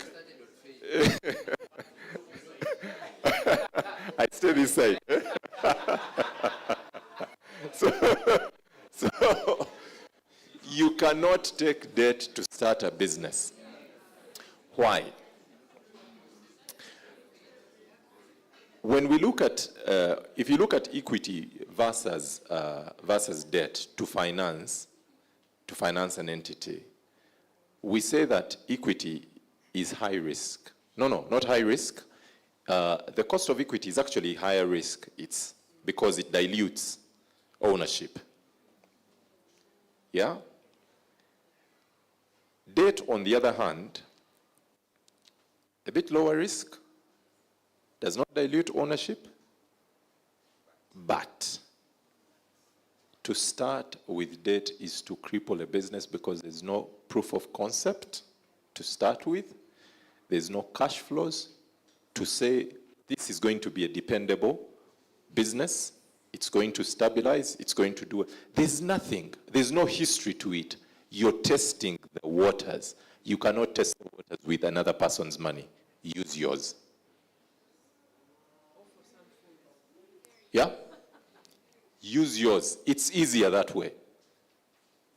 It's easier that way. Use your money, you'll be okay, you'll be fine at a certain point. So, what are you looking to use the money for? Diverging debt. That's a really key issue. Happens, I don't know, in all financial institutions. You say you're taking debt, you've gotten the debt, you're buying mpenkoni, yeah? You want to look good. Huh? You have the daughters, yeah. You want, as the CEO, bakulabe nti, aha. But guys, you know, you realize all those things are just in our heads.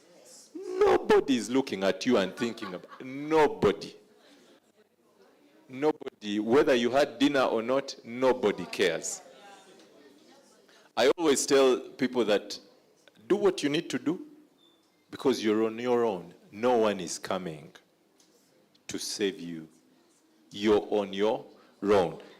If that sinks in properly, then you can hunker down and do what you need to do. So, let's have a policy in place that will help you. The evaluation criteria, okay? Money is a product. So you buy it. What's the cost? Interest. This one is high price, this is low price, this is, you know, go through all of that. Evaluate what's the best debt for you or not. What does it take? What's the purpose again? Comes in very important. Am I looking to finance a long-term asset? Am I looking to finance a short-term asset? Then cash flows come in. What cash flows can support this debt? What cash flows can support the other long-term debt? Again, for every debt as a business that you're taking, you have to evaluate it on its own. Not on the premise of another business that's working well. We're out of time, I am told. I was enjoying this. Yeah, okay. I think for now, we'll... okay. Sorry? We do... Okay. So let me wrap through very quickly. That's important to identify what am I looking to finance. Do not try to use short-term debt for long-term or long-term for short-term. Yeah.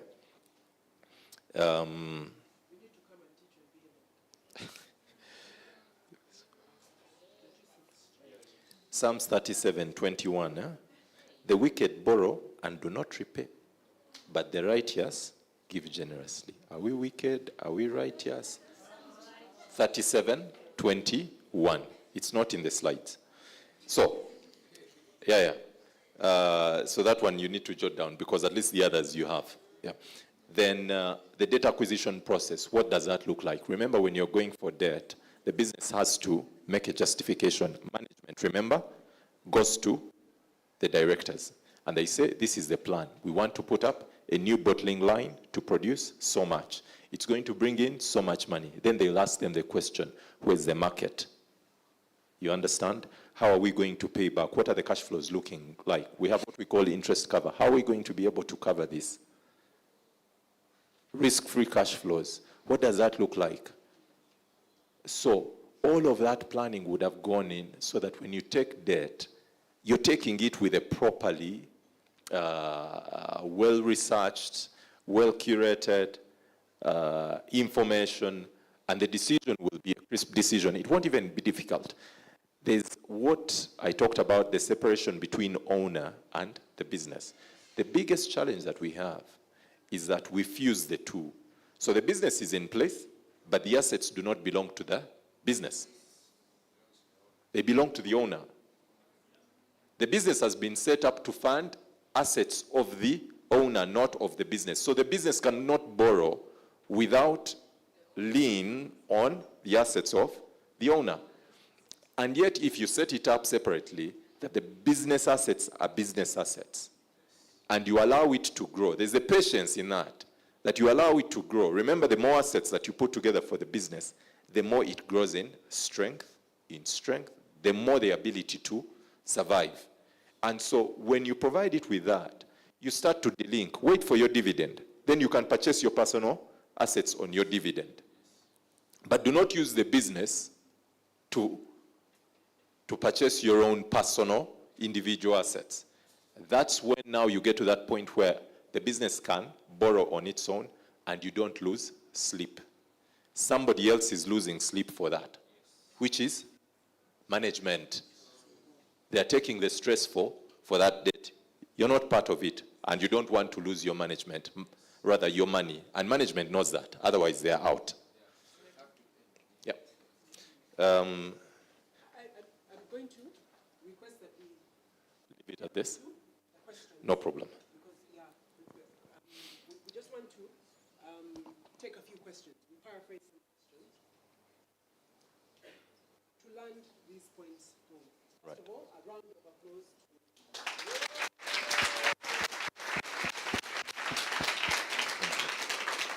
Thank you.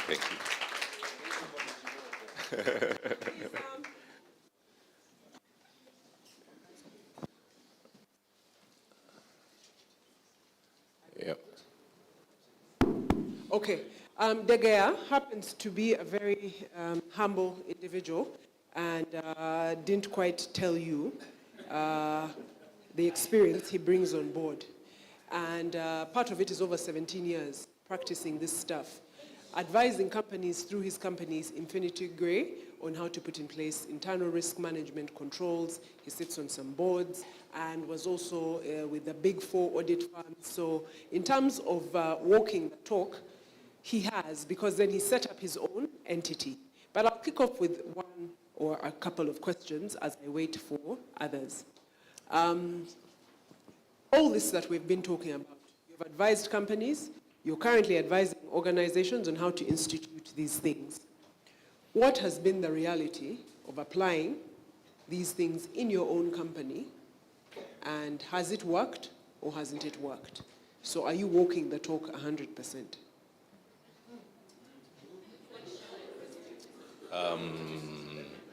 It's a good question. It's a good question. The easy answer is no. Why not? Yeah, it's Why no. not? Yeah. I'm going to explain. Let me explain. Let me explain. Like in Luganda, there's a saying, Omuganga teyeganga or I whatever. don't know. Yeah? You explain. It's that one, eh? No, but not to justify. When I've set up these businesses, the mode has been survival mode. So it's been more short-term planning as opposed to long-term planning. And so with that, I keep on extending and thinking, I'll do that. I know that.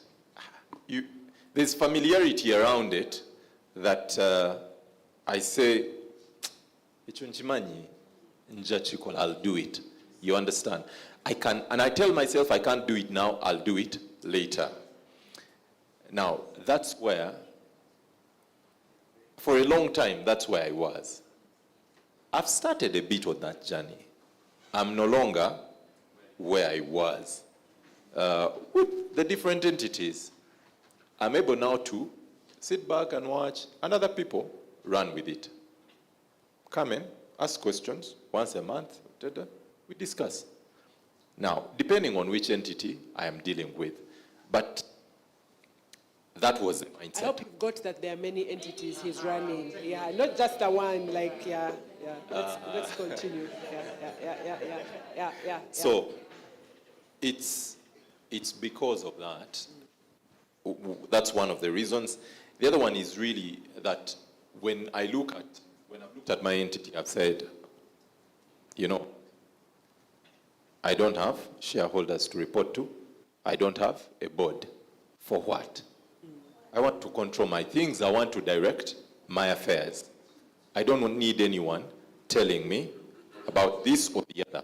And there's a problem there, which I see we all suffer from, which is transparency and accountability. We are not a transparent lot. We are not an accountable lot. Why? Because there's also a lot of manyangas that we're doing that we do not want another person to know about. There are these books that we are talking about that we don't want other people to know about. I think I'm moving away from that, in the sense that, by the way, the numbers that you're talking about or the money that you're making, the people that you're making with that money, rather the people that are helping you to make that money, even if they know how much the business is earning, you are actually in a better position to have conversations like, I want a salary increment. Okay, what are your numbers looking like? That's where I start from. What are the numbers looking like? What are we doing? What is the justification for this? I don't need to. You need to know the numbers. And that's how you start to step back. So very shortly, I think that's the reason. Okay. I'm sure many of you relate. Okay. So now, given that we have delved into debt and its acquisition, you've managed it for others, and you let me in on the fact that you have acquired debt. What has been your experience with it? One, would you encourage debt or not? I'm going to give a personal Yes. story, hopefully short. Yes. Because I speak slowly, I tend to take too long. Okay, but this is the reason. Okay, rather these are the experiences. So the personal one, I fear debt. Do I have debt? Yes, I do. Do I fear it? Yes, I do. Why do I fear it? As a family, we've experienced it. Growing up, I have been on the side where things are very comfortable. There's a time I had, as a child, I had 3 bikes. I had a BMX, I had a Raleigh, I had, there's another one. So I was living a very good life. Then there was a point where all of that was taken away. And it was pulled away in just not a very long time. Why? My father was a businessman, he's doing business. So this business he's doing, somebody comes, so made a deal. He had his stable business, which he had been doing, which we had been living off very comfortably. Then someone comes and tells him, look, we can export fish. It was fish export. We can export fish. Where are we exporting it? into Rwanda, Congo, Sudan, you know? Yeah. This lot is still a bit very young. By now, Sudan was not really the way it is today. And so he gets into it after 3 transactions. And he was the monene in the deal. Yeah? Yeah. He brought the funds.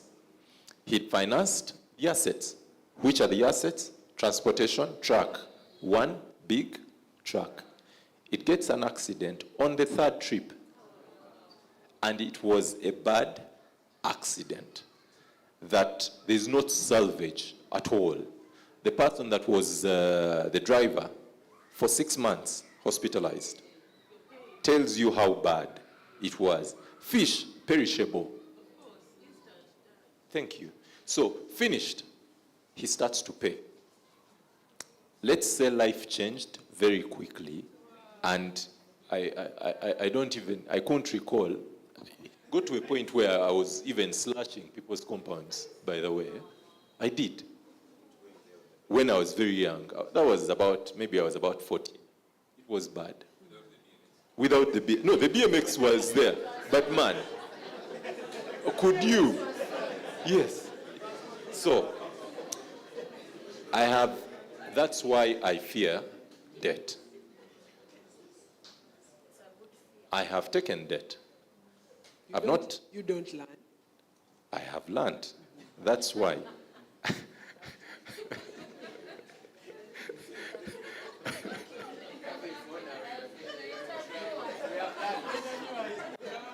This panelist. I'm invested in that story. Yeah. No. I'll ask you some of these questions sometime. So, the lessons that I learned were, one, although I've taken debt a couple of times. One, I've never taken debt for consumption. I don't take consumption debt. I see it, many people, he's talked about it. Guys, first, let me just make this kalango. We're educating children, okay? Guys, there's no point for you to struggle with international school fees if you cannot manage. The life that you're setting the children up for is Ugandan life. Really? Yeah. You're setting them up to work and live in Uganda. Kakati international school business. For what? And guess what? Even when you do it here, they don't recognize it.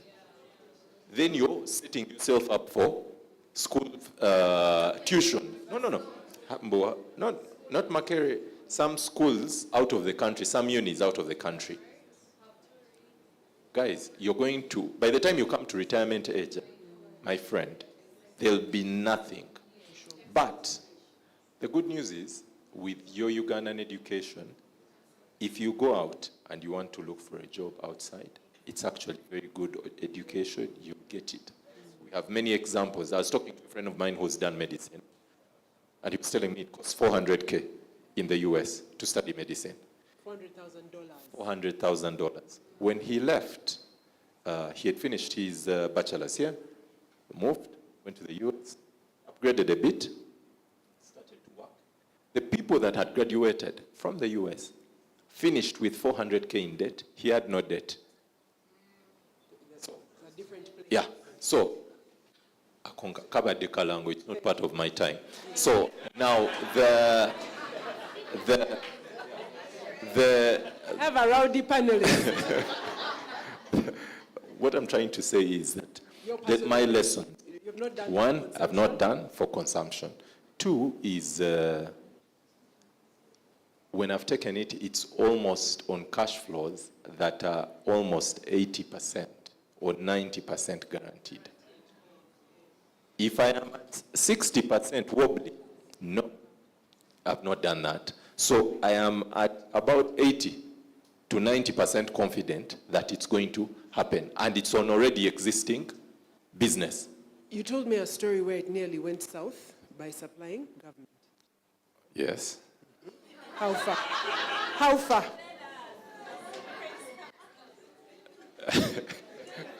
okay. So We must tell the people the it's reality. okay. It's okay. There's that program, Ngenze Manyanike or something. Yeah? So I have, and when I have done that, government takes long to pay. It does. It takes long. So is that a caution to business leaders? By the way, Yes. very That's much. where we're going. He's talked about contract financing. He's talked about contract financing. I'd been supplying for a long while, and I knew. Now I get a big order from government, and I say, I'm going to do it. And I do it. But I didn't have enough stock. No, I didn't have enough stock myself, so I get from other suppliers so that I'm able to meet my quota, which I did. Now I have paid the other guys in cash. They're out. I am left holding the bag and waiting on government to pay. That was 2022, back end of 2022 November. It's coming to 2 years. They haven't paid. They haven't paid. Now, thank God that I have had another business that's able to come in and pay this. Otherwise, it would take you out. So, match the point I made, and I said, match your borrowing to the business. Do not borrow on the strength of another business. Yeah. I think that's a good place to end.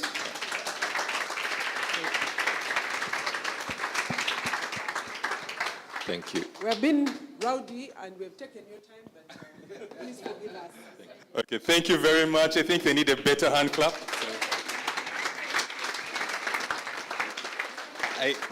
I think we all agree we need to hear more from the air, or DJ as we, no, DJ. As it's commonly called, yes. Thank you. We are going for our last session. We started off with a story. You can stay standing briefly. We started off with the story of the person who entered the pit. And the lawyer went, left him. The doctor went, left him. The engineer went and left him. And then there was a man who jumped in with a pit, who said, I know a way. And it so happened that if you moved further down the pit, dug a little deep, went a little bit in the darkness, you could get out. Today, this gentleman is going to show us how to get out of debt. So let's welcome director to finalize.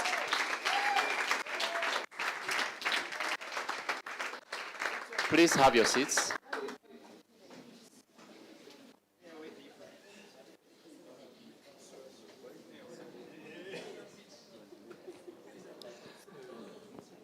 Thank you very much, Mona and Degea. You brought a whole different flavor to the whole thing. The heart behind this was not to cane you. Why are you in debt? Turn. 2. If you touch, we don't count. But to say, look, you might have made a mistake. You might be in a mistake. I almost said you might be a mistake.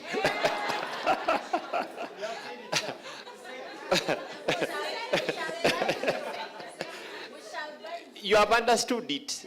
Yeah. But there is hope at the end of the tunnel. Don't flail. Don't give up. Don't feel so bad and say, I gave up. I'm in a situation. I don't know. But me, it is only God. You know, one person told me, I said, how do we get out of debt? Get out of debt this way. List all the debts. We're going to pay them. I said, no. Me, what I've done, I've left it to God. Don't leave it to God. He's not the one who started it. When you were beginning, God was not. You didn't say, God, should I, shouldn't I? You see, so you're saying, now me, I've left it. The thing is, I've left it to God. You know, these things, I'm so stressed. And so what I've done, I've left it to God. May his will be done. My friend, as I will show later, one of the issues about debt is that you could actually end up in prison. Yeah. So whereas we say, get out of debt, I'm defeated, I don't know what to do. Oh, you don't know what to do. You will know what to do. Yeah. If you think you'll take someone else's money and then say, I've left it to God, you will know what to do then. I didn't want to start like this. But I thought I should, so that we don't take it lightly and say, you know what, me I got into debt, me I don't know, since I don't know, so I've tried my best. What do you want me to do? Say, oh, okay. There's a place. Yeah, where you will cool from. Thank you, Jonan, for teaching us the mistakes that we make, the emotional things we do, the irrationalness we get, and we dig ourselves into a hole. Jonan brought out a flavor of he's been in debt and he has learned. So what are you talking about? You get it? He knows the mistakes as a borrower because he was so deep in debt. But now he's lending. He also knows the advantages, this other side. So as we end, the aim is not for you to walk out of here feeling so hopeless and helpless, but to say, look, this thing, I'll go at it. I'll go at it. Like I usually say, you behaved yourself in debt. You dated it, okay? You took it out until now you're married it. So tomorrow, you can't just get out tomorrow and say, me, I'm done. You're going to take time getting out of this relationship. And I think this relationship of yours has even children.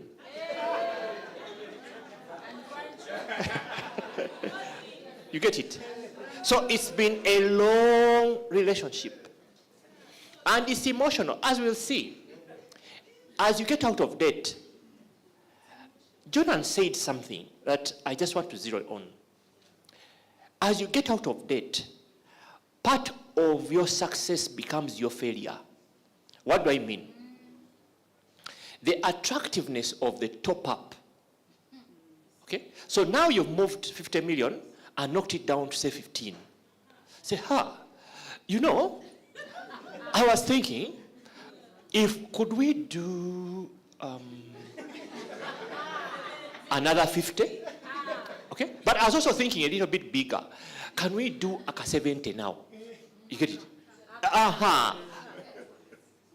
So as you get out, you can dig yourself into more debt because of the premature victory you're celebrating. You say, it was 50. It's now around 12.5 there. But even by end of this month, it will be 10. Okay? And by the way I see it, by February there, I'll have paid it off. So, I am safe. Could we do a car?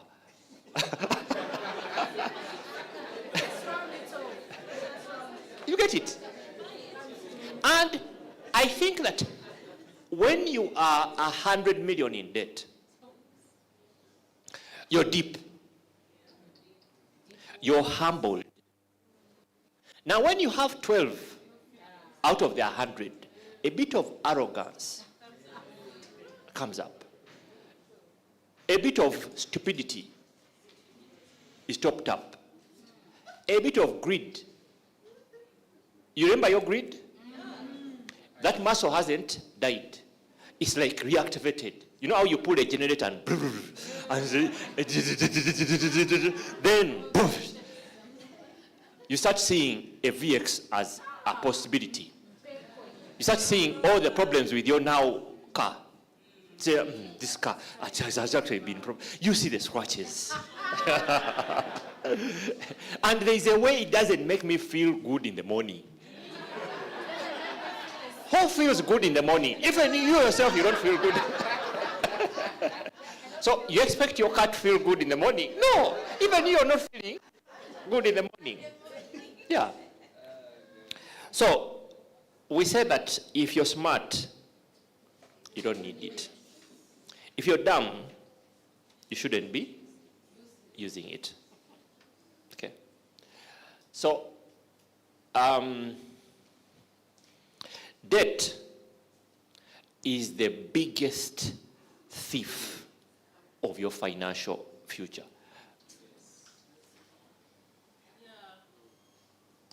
You see that guy? He's coming from your house. No, you can fire and he will still. You can fire until the cows come home. That guy has left. The challenge, why do I say that debt is the biggest thief of your financial future? It's this. So you got let's say 30 million and you paid back 50. So that's interest of let's say 20. But you don't even have 20 in savings. Let's be real. Even 10, you don't have. Even 5. Who took it? The thief. But this is a legal thief. We can, you see, the thing is, we can say, you know, it cost me 12 million in interest. It will cost me 28 million in interest. But you don't have it in savings. And the hope is this. There is hope, by the way. Since you paid it in interest, you can actually save it.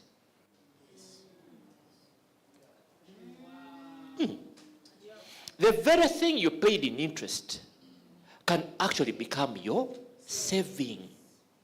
Because you have proven that you can actually survive on less.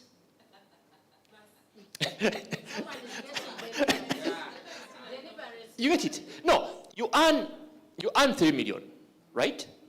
The bank chops 850. So you take home 2.15. That means you haven't died. That is further proof that you can actually survive on 2.15. Because you are actually paying in interest and every other thing, the other 850. Yep. Is the mathing? The math is mathing. It is the psychology that is not mathing, that is not psyching. I have told you, you earn 3 million, right? The bank is chopping 850, right? So you're surviving on 2.15. That means you're capable of surviving on 2.15. And you're swearing that for the next 3 years, I'm going to survive on 2.15. And by the 2.5 years, you haven't died. And this guy has walked away with the money. Which money should be yours? Yeah. Even if we end here. Right?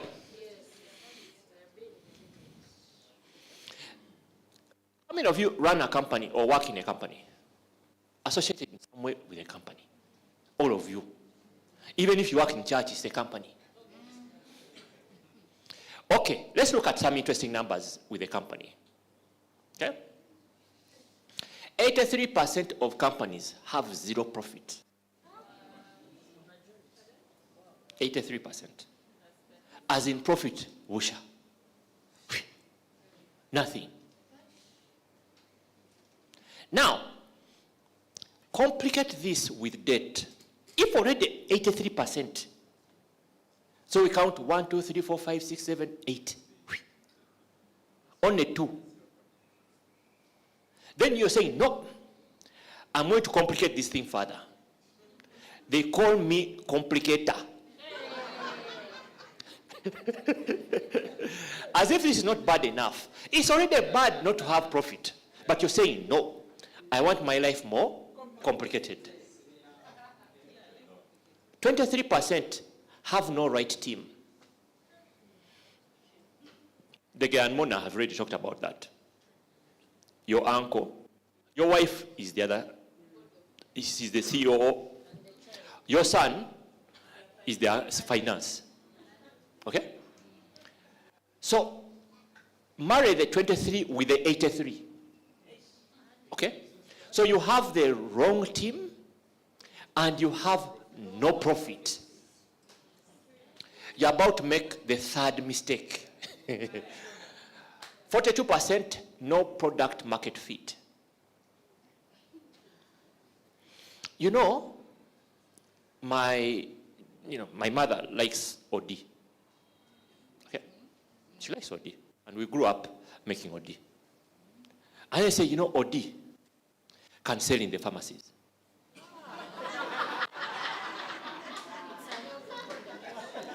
Because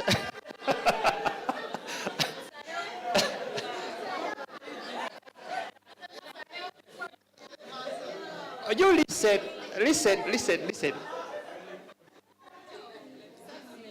And you will try to sell OD in the pharmacy. You will guilt trip everyone into selling OD in the pharmacy. Yeah. Because my mother has been there for me. You see, how else can I honor her?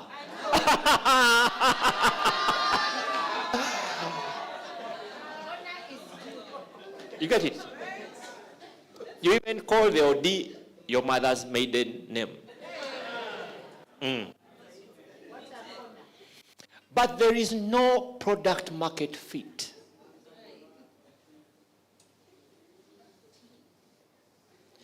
So, you have 83% no profit, 23% no right team, 42% not. Who bewitched you? I mean, the devil doesn't need to even interrupt you. It just leaves you. Yeah. Says that one, don't touch. They're already moving on their own. Yeah.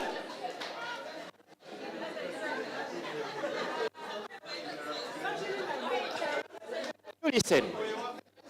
Yeah. Even if you are the devil, you didn't want to waste resources. Yeah. Because this one's already on a slippery. 19% are outcompeted. Inevitably, these things go on compounding. 29% run out of cash. That's why borrowing becomes very attractive. But what are you borrowing for? Already you have a broken business. The thing is leaking. You can pump in it until the cows come home. It will still die. There is what is called a momentum theorem. Momentum theorem really was coined by Dave Ramsey. But it says what you focus on expands. Okay? And there are three levers. One, time. It took time for you to get into debt. It will take time for you to get out of debt. It's very attractive for people who are in debt to have a lot of hope. That's why the gold deal is so attractive. And even the thought of, as I walk down, I'll find $10,000. I'll pay Jonan off. I'll send my mother money. I'll give my wife, she has been on my case. I'll pay the balance of school fees. I'll also remain with her. I'll be a good man. That 10,000 doesn't happen. But any story that brings it close, you easily become gullible. So when they tell you there's a gold deal, all these problems crystallize and you're like, yeah, finally it has arrived. I bless the Lord. Indeed, the lamb has.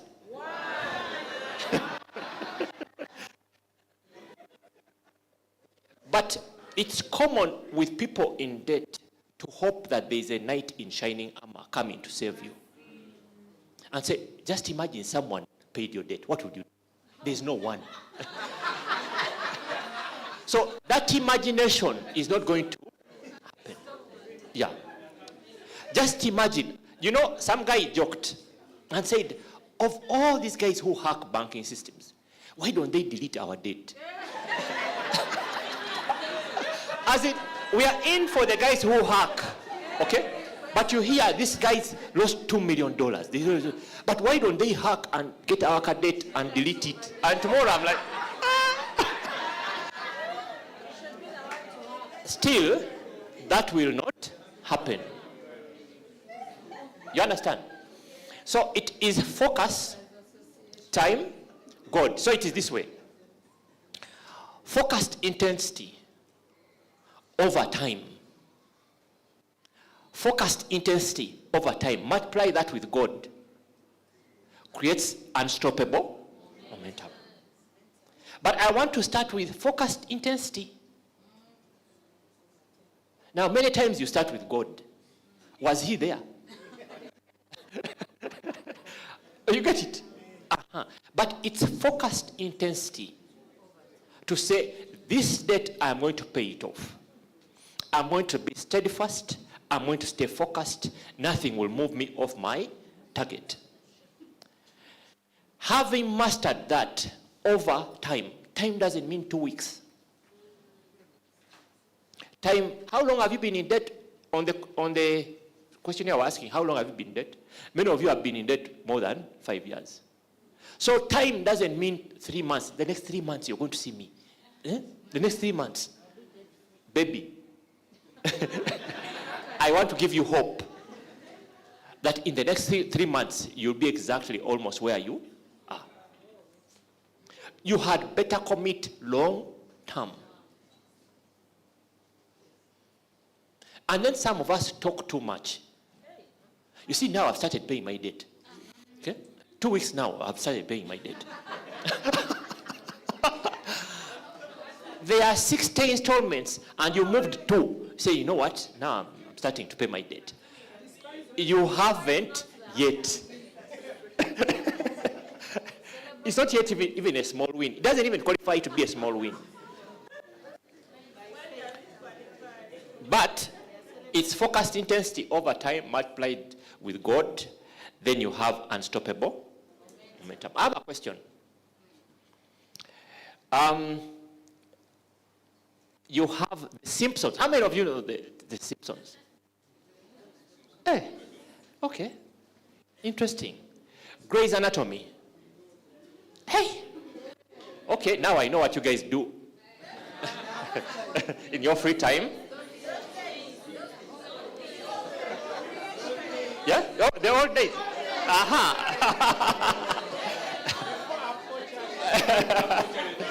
Okay. How many of you know NCIS? Okay. Okay. I think it is easier to preach a sermon through NCIS. You'll remember the than handling, justified, sanctified, glorified. Big Bang Theory. Woo! Wow. Interesting. What do all these have in common? They are series. Okay, apart from that. Huh? They are based on real life. Okay. They go on. Okay. Interesting. All these have a story to tell. And that has gone on over a long time. Okay. These have survived the test of time. The problem is, do you want your story to survive the test of time? Yes. That you have been in debt? First listen before you say yes. That you have been in debt for 30 years, as long as the Simpsons have been there. You have been in. The one thing you have with the Simpsons is that you've been in debt and they've been airing. So while they make money, you stay in debt. That can't be your story. Next slide. Next slide, please. So when you look at companies, those are stages of growth of a company. So we have existence, stage 1, survival, success, takeoff, then resource maturity. And they follow almost an S curve, as you can see it. But the company grows when you start from here. That's what I'm telling you. Please do not borrow as a startup here. You will die. You have no progress you're making. It doesn't make sense for you to borrow right here. But as you grow with your debt, let's say you take it here, it becomes harder for you to get out of debt. There are two things. You're either going to grow or die. Okay? In which case, if you grew your company up to about here, then it died, you die with the debt. But let's say that you had debt and you grew and the company really grew. Most likely the company will grow with the debt. So my point is, at what point are you going to get out of debt? Because your debt here will be bigger than here. And your dream will be push it to the other side. And what is likely to happen is that you'll grow with the debt. Debt will be self-reinforcing. Because I did it, I can do it. You will link debt with success. That debt has actually helped me succeed. But until the company is mature, until be sold to pay the debt. You got it right here. You got it right, you got it right, you got it right, you got it right, you got it right, and you got it right. Self-reinforcing. You soon get it wrong. And when you do, everything you have worked for will come down. I hear this nonsense. I have bought land using debt. This is my third piece of land that I bought using debt. Yes. Don't corrupt me. This is the thing.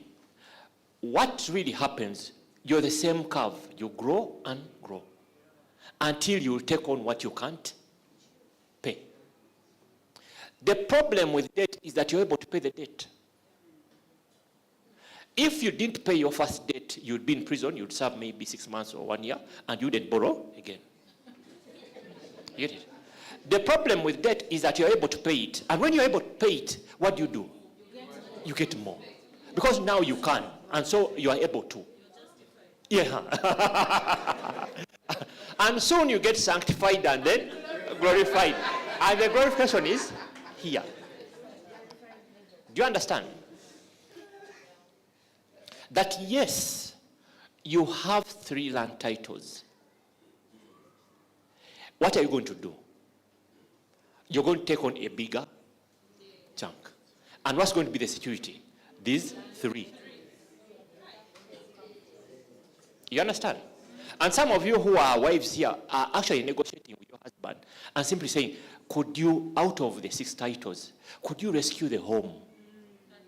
Yeah, please rescue, bring back the home. And it's like, dude, please, I will do anything and everything to make sure you bring back the home. The rest, even if the rest will stay there, but first bring back the home. Because now literally everything is there. I know what the banks will do. To give you more, they'll ask for more titles. I was about to ask how many of you have no title, but it would be too violent. Not that you don't have land, but you don't have possession of the title. Because the banks have, yeah. And you see, the other problem, which I have talked about before, is this. The challenge with us, again, many times Christians, is we get debt. Okay, not indirectly. But what do? You go buy a car. So you go buy a car. I know a guy here in Nakawa. I know a Pakistani. Used to be my friend. So, yeah, he's still my guy. But we are tight. You get it? We are tight. So if I want a car of 50 million, all right, I can pay 10 and I get the car. I give him a plan to pay the 40. And what we do, the lamp has won. I bought a car. But whose car really is it? The Pakistani. Okay? Now, then we say, you know now, you who has just bought a car, you need land. Okay? You need land. Now you need to start thinking about land. We are celebrating what is not ours. Truly speaking, that car belongs to the Pakistani. The logbook is still in his Prakash Patel. And by the look of things, you're not Prakash.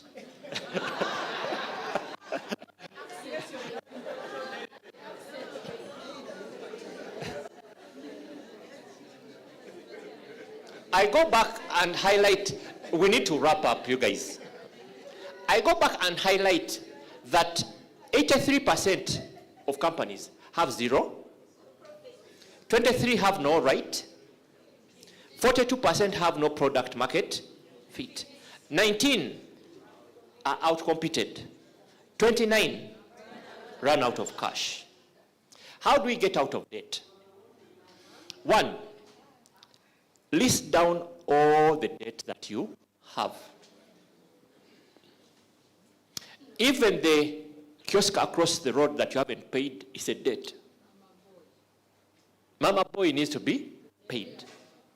And acknowledge that's a debt. Don't say, mama boy, we shall still see a way of paying. That also means unpaid school fees. Yeah? Am I too violent?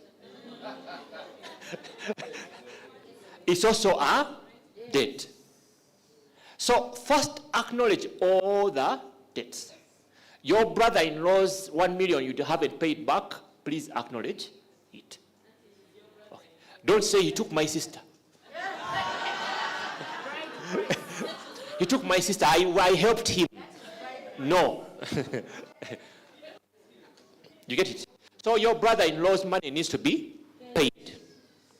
2, of course, stop digging. Pastor Sidney talked about it, like when you are in a hole, in a ditch, you thought I wouldn't revenge. A gentleman dies with you in the hole, stop digging yourself deeper into the hole. So do not take on more debt. Some of the questions have been asked is I'm in debt. But I am thinking of taking on more debt to clear off this debt. It won't happen and it won't be good. I have seen people do this. They say, you know what, I have debt, I acknowledge it. When I totaled it up, it was all about 60 million. So there were 6 entities I was dealing with. So what I want to do is I talk to Stanbic Bank so that I get all that money and I put it in one entity. So I just pay one entity. So when Stanbic Bank gives me a 60, I'll pay all these people, all these donors, I'll pay them off. And I'll have one entity I'm dealing with. So you call it debt consolidation. Okay? Take note of the first 3 letters. It is debt con. Okay? You're being conned. Why is it a bad idea? Who can tell me? Why is debt? It's rational. It's rational. I have 60 million, 6 different entities, right? So Stanbic Bank has even agreed. And after all, the interest with Stanbic Bank will be lower. So we'll be saving on the interest. So what I'm going to do, I'm going to get all this. When I get the 60, in fact, I'm going to say, you 12, take your 12, take your 8, take your 5. I'm going to remain with nothing.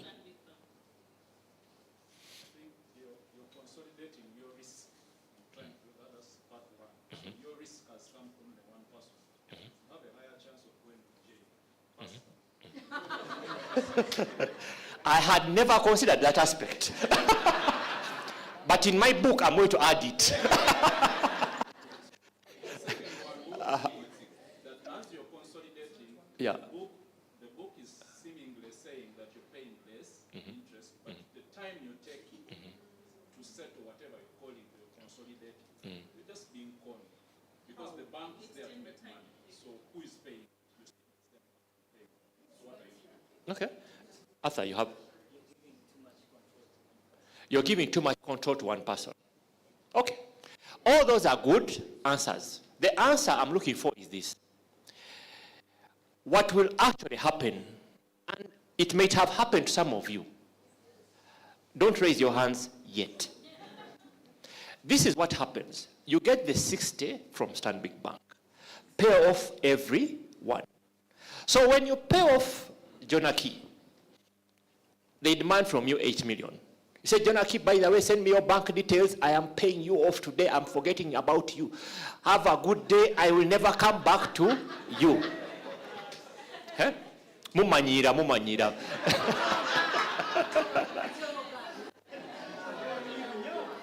So, this is what will happen to you. I am not a prophet by any stretch. But because debt is behavioral, okay? As you start paying Stanbic Bank, you'll go back to Jonan and say, Jonan, I paid the other debt, didn't I? Say, oh, yes, you paid. That was 8 million, yeah. Can we do ACA 5?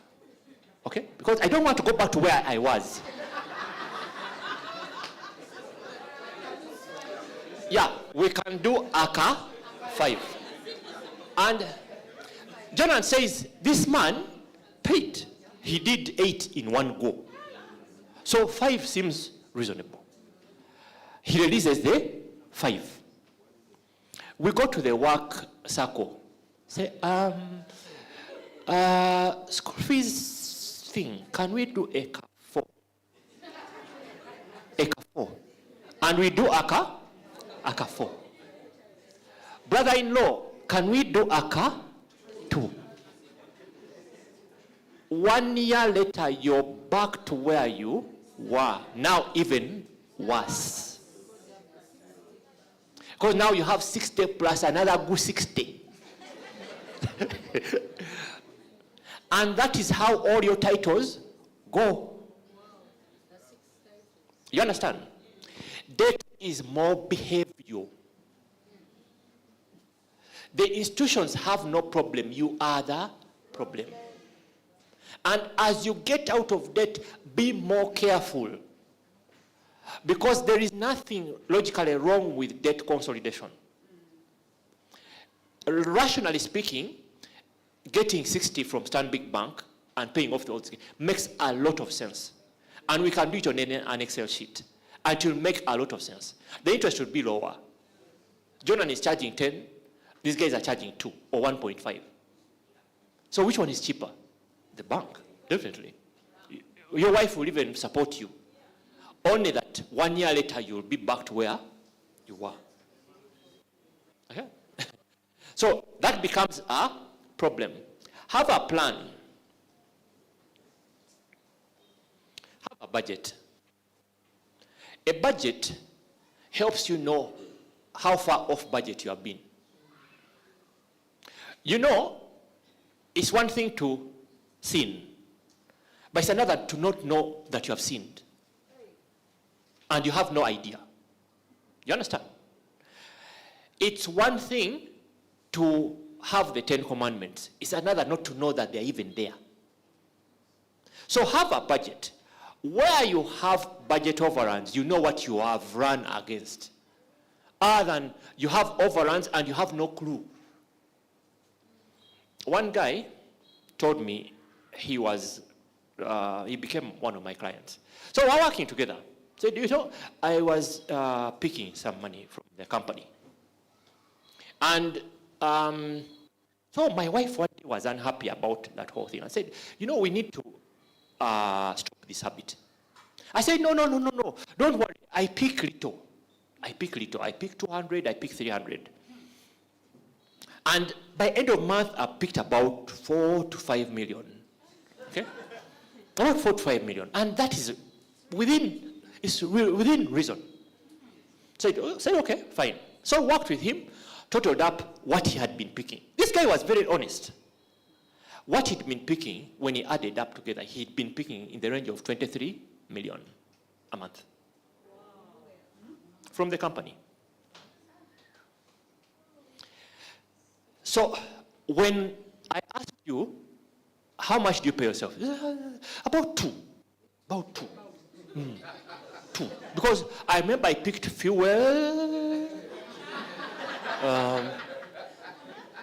I picked airtime, some data.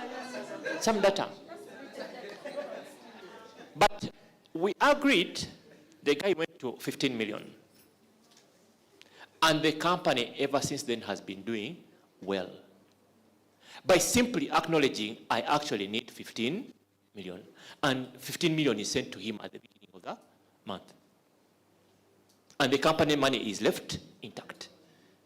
So that's the use of a budget. You see, if you pick a 50, 100, 50, 200, your wife tells you, hey, come on, Amata. You're like, now, okay. Come on, Amata.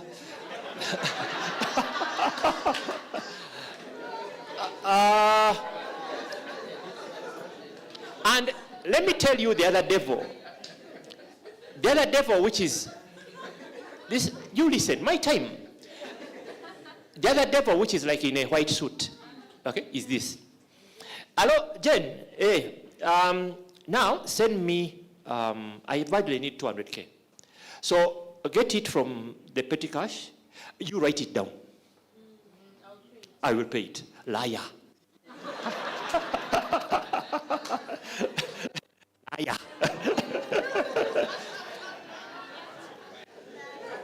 You're not going to pay it. Yeah. You're washing your conscience with write it down. Okay? Is as if you have a process and a system. No. The process and system is you don't touch it until it comes to you. So saying, you write it down, we shall knock it off. I will see how I will pay. This Jen knows you're a liar. You have never paid it. So even saying, how much is it now? How much have we taken now? 1.85. Okay, fine. Okay, that's reasonable. That's reasonable. Now send me another 500.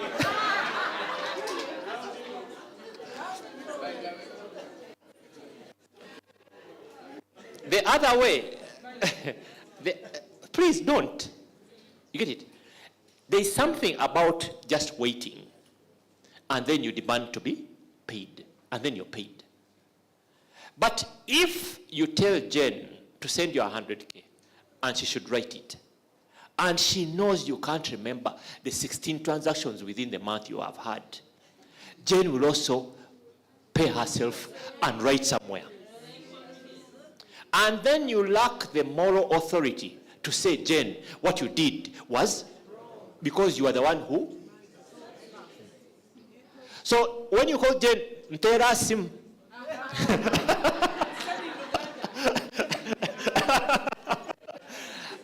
you are a liar. Okay? So, if you have debt, one of the other ways is ask for forgiveness. Just ask for forgiveness. Say, you know what, Tony, the other company, things have jammed. Just release me. Yeah. You know, it's one of the ways. Reduce your expensive lifestyle. That's hard. Okay, but I would cancel that and say increase your income. Okay.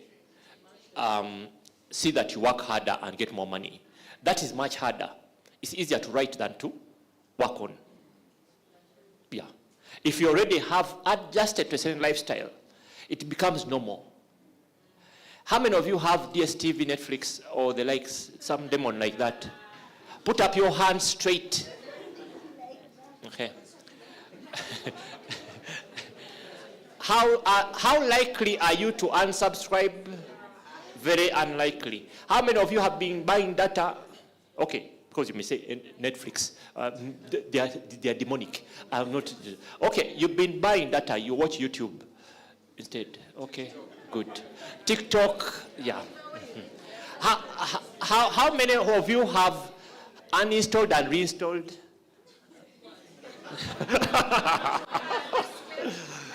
Okay. I've already talked about the model. It's just broken. It's just not making money. You get it? Your expenses are high, and you are unable to meet all of them. You are unable to make enough margin to submerge all your expenses. Or you even don't know. Sometimes it is just that you're floating and you don't know whether you're profitable or not, and you, yeah. Yeah, and those are many. Yes, like me, I make money. All I know is we are making money. How much money, I don't know, but we are making money. Many people, when you do coaching with them, they say, are you profitable? Oh yes, we are very, very profitable. Say, okay, where is the profit? Where is the profit? It becomes a whole different story. Snowball, there is a method where you pay from the smallest.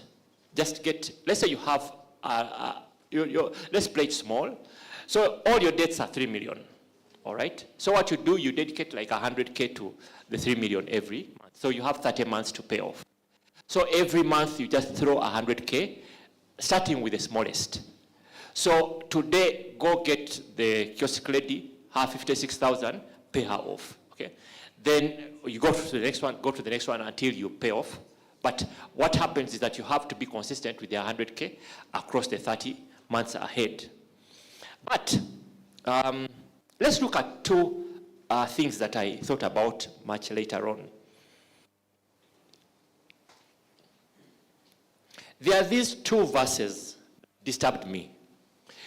Joshua 11:15 says that as the Lord commanded his servant Moses, so Moses commanded Joshua. Okay? Very simple. And Joshua did it.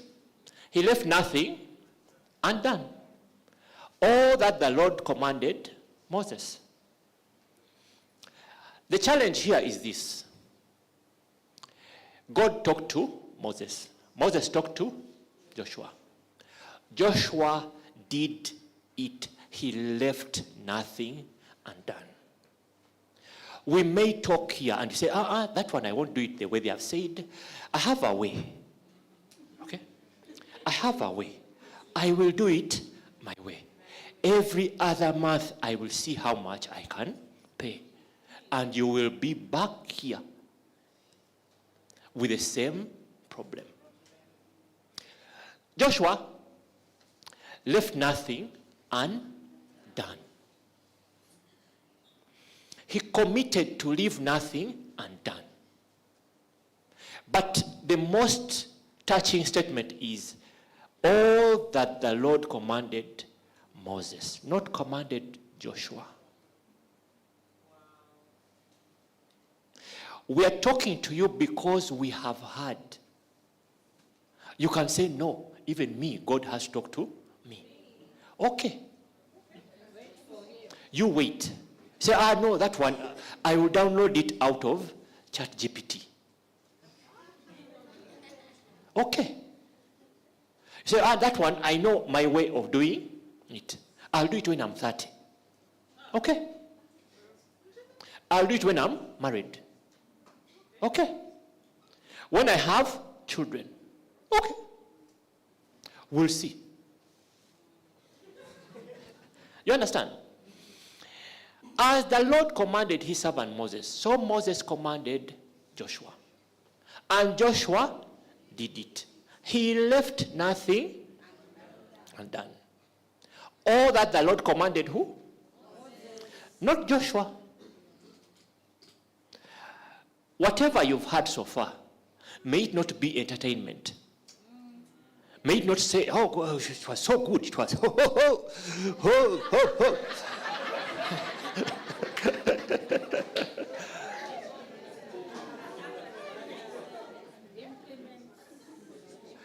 Go ahead and do, and leave nothing undone. The second verse I found was Joshua 5:2. It says, and at that time, the Lord said to Joshua, make flint knives and circumcise the Israelites again. Hey, how many of you are circumcised? Okay. Circumcise the Israelites again. So Joshua made flint knives and circumcised the Israelites at Gilgal. What does that mean? So, getting circumcised again, even getting circumcised, but again. So, this is the story, just to give you context, okay? So, when the children of Israel were leaving Egypt, those that left were already circumcised. Those that were born along the way were not circumcised. And they reached the promised land uncircumcised. Okay? So they had fun uncircumcised with the circumcised. They were just chewing life. And chopping life here. And everything seemed to be okay. And they flourished. They enjoyed the miracles. Uncircumcised as they were. When you've come this far, there are good things you have done. But there are bad manners you have picked along the that will require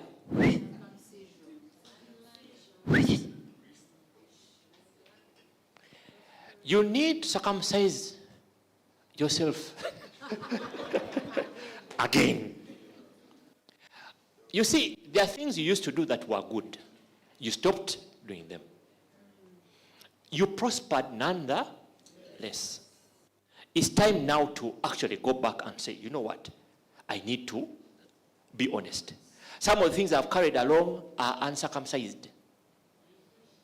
Now the circumcised and the uncircumcised are all flowing together. It's one whole crowd of 2 million people. Separate the guys who are not circumcised, call them and chop. I hope you have understood.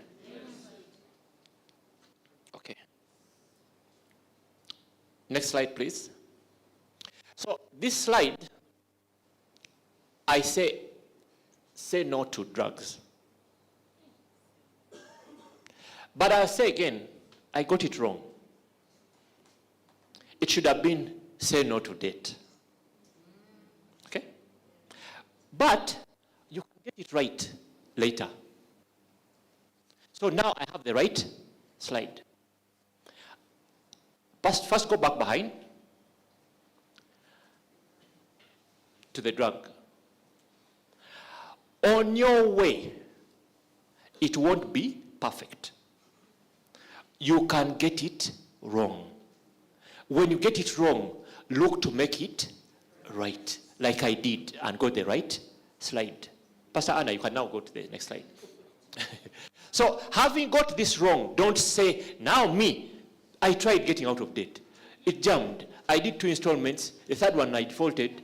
Ever since then, Najita, God himself will come and rescue me. No, you can get it right and say no to debt. Let me end with this. I thought I would do this. It's like a ceremony, but I didn't know whether the laws would allow. So, I didn't want to be chased out of church with a big stick. But there is something called, how many of you have heard of something called Havdalah? Havdalah? No? Havdalah. Not Abdallah. But this is what the Jews do. One of the ways you can actually get out of debt is to be generous. Pastor Chris talked about it. And to be generous. And so at the end of the Sabbath, at the end of every Sabbath, there's a ceremony that they do. So just imagine with me here, right? So you have a bottle of wine. Now that's the thing I fear to bring. You have a bottle of wine. You have a bottle of wine. You have a candle. Okay? And then you have some perfume or some incense, something smelling nice. Okay? So the essence is, imagine you get a small, like this, let's say, this, and immerse this in like a basin or katasa. What is katasa? that one, the tasa. So, when you get it in the tasa, because we have to be modern, okay? Yeah. So, you listen. My time is running. So, you pour wine into this cup until it overflows. To indicate that in the next week, you ask that the Lord blesses you until you have an overflow. You are intentional by the beginning of the week that the next week you're going to have more than enough. While you pour that wine into the cup and it overflows, you light the candle. Exactly like that. See that picture? You light that candle. Okay? And the whole ceremony, you pass the, you pass the cup from the right hand to the left hand, and then get that incense and then smell it, and then pass it to the rest of the group or your family, and then they smell it as well. And then you will say a certain prayer and a certain blessing, and then the week ends and the week begins. Now, you normally begin the week fwa. You end the week fwa. No wonder you are fwa. As I end, the good thing is that I got the Havdalah blessing. So anyway, it's elaborate. It will take about maybe 15 minutes. But I will say it, and then you will agree with me. Okay? So we'll just imagine that we have the candle here, we have the wine. Good enough, we don't have the wine, so we can't be chased from church. I said, sure. And by the way, part of the ceremony is you drink part of the wine. So I didn't want you to be happy, too happy, and go, like, ha, ha, ha. And then you go and you incur more debt.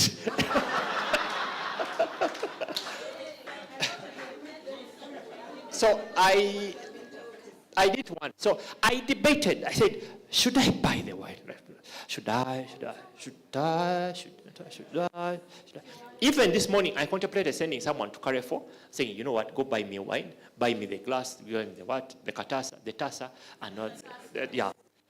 I erred on the side of caution. I said, I would rather demonstrate than make people very happy when they drink the wine. But this is how it goes. And when I say, then you'll agree with me and say amen, and then we'll close and then go home. Okay? So,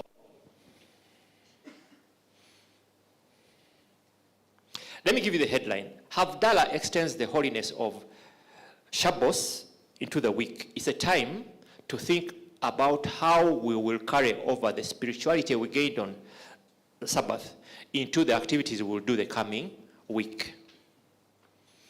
So you recite these words. So you fill the cup with the wine, blah, blah, blah, blah. The spices are available. So then I will say this, then you will say, amen. Behold, God is my salvation. I will trust and not be afraid. Amen.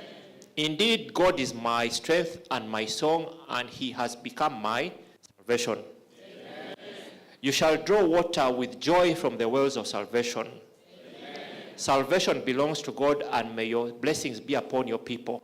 Amen. The Lord of hosts is with us. The God of Jacob is our refuge for us. Amen. Lord of hosts, happy is the man who trusts in you. Amen. God save us. May the King answer us on the day we call. Amen.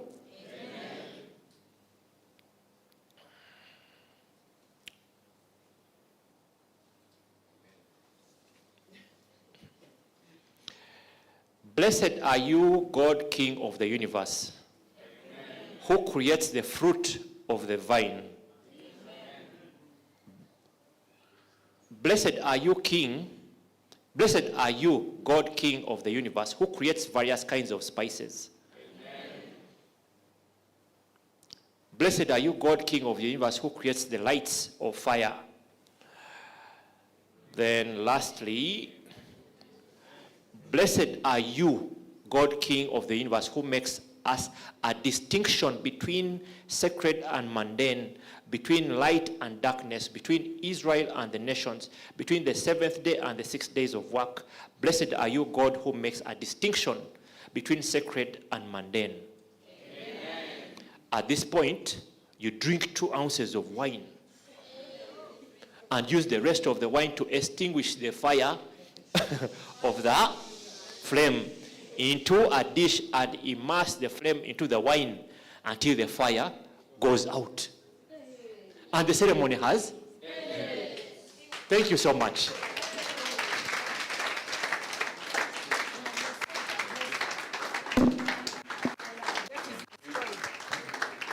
Thank you. Ladies and gentlemen, just a few housekeeping rules before we go. Number 1, some of you have not been able to pay for your meal. If you have just had something to eat, any of the combos that was prepared for us without tea, please pass by the Breen Cafe and pay 10,000. We are going to give just a short opportunity to ask questions for the presenters, so you can take seats. And we're just going to allow questions only, no comments. In the interest of time, you're not going to introduce yourself. You're not going to tell us your clan or your problems or how much debt you're in. You just simply tell us. So you just simply ask the questions. So we'd allow a question either to, Jonan stepped out, or either to our presenters, that is De Gea and Mona, Coach Mona, and Director Grace. As you're getting ready for your questions, Galatians 6:6, let him who is taught the word shine all good things with whom he teaches. And I've talked about generosity today. So I know Director does not like doing this, but as a custom or as is a culture, it's an honor for us to give. So we have not prepared envelopes, but I'm going to kindly ask. There's a lady who has helped us today, who tried to help with the setup, the organization. Let's please give Dora Egunyo a big hand clap. Is the lovely lady standing there in green. If you have anything you'd like to pass on to Director, please do see her. In case it's digital, there's someone I'm going to hijack. This is someone who helps Director a lot. Her name is Esther Namanya.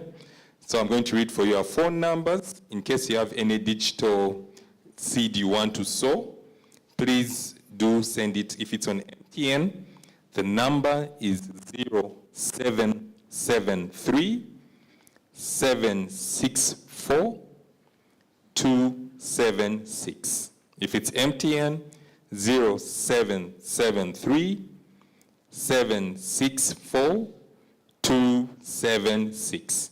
In case it's an Airtel number, the number is 0701 238 698. 701 238 698. Okay. Whatever we will collect, we'll give all of it away to others. So, be a little bit generous. Yes. But know that we will give all of it away to others. Some of you have heard of others. Yes. Yeah. We think that we can put a dent there and say, you know what? We just just didn't talk about it, but we helped take someone to. We'll post for you. Yes. To show you that we have actually done that. Yes, so please give generosity. Remember, do not be, God is not mocked, for whatever a man sows, he will also reap.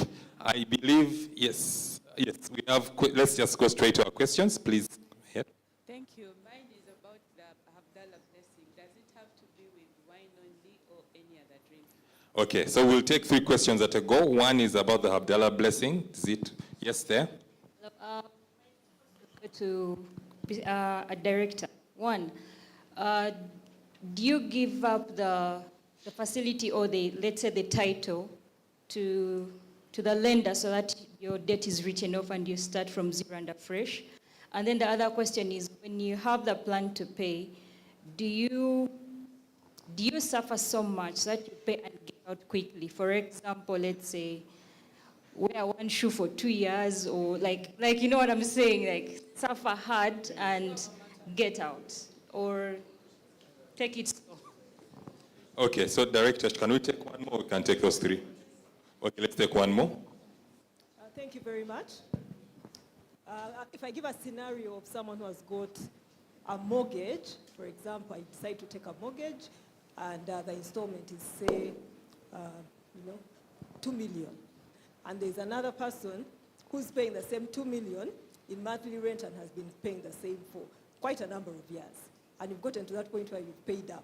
Who of the two made a better decision? Okay, director. I'll start with that one.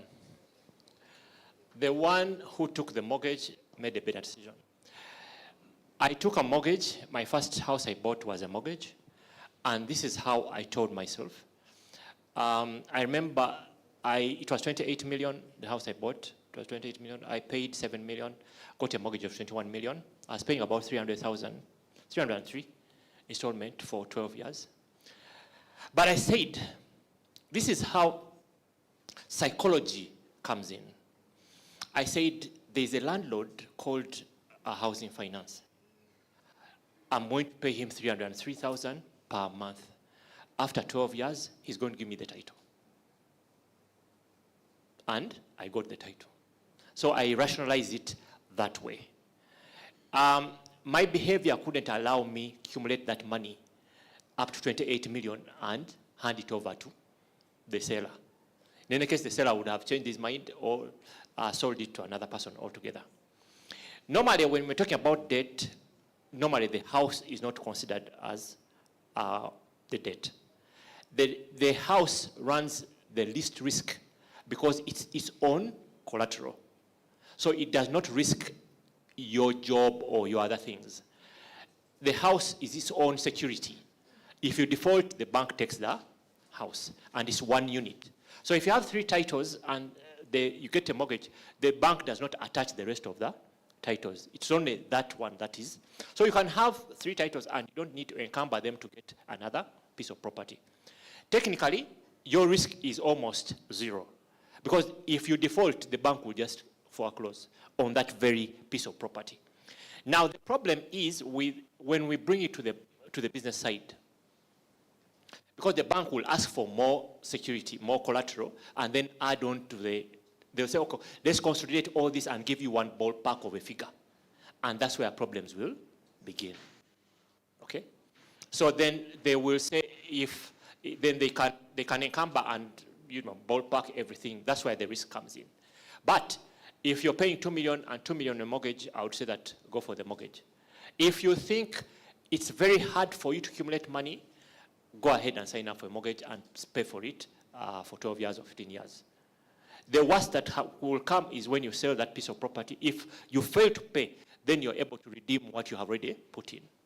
So essentially, there is little, if any, of the loss.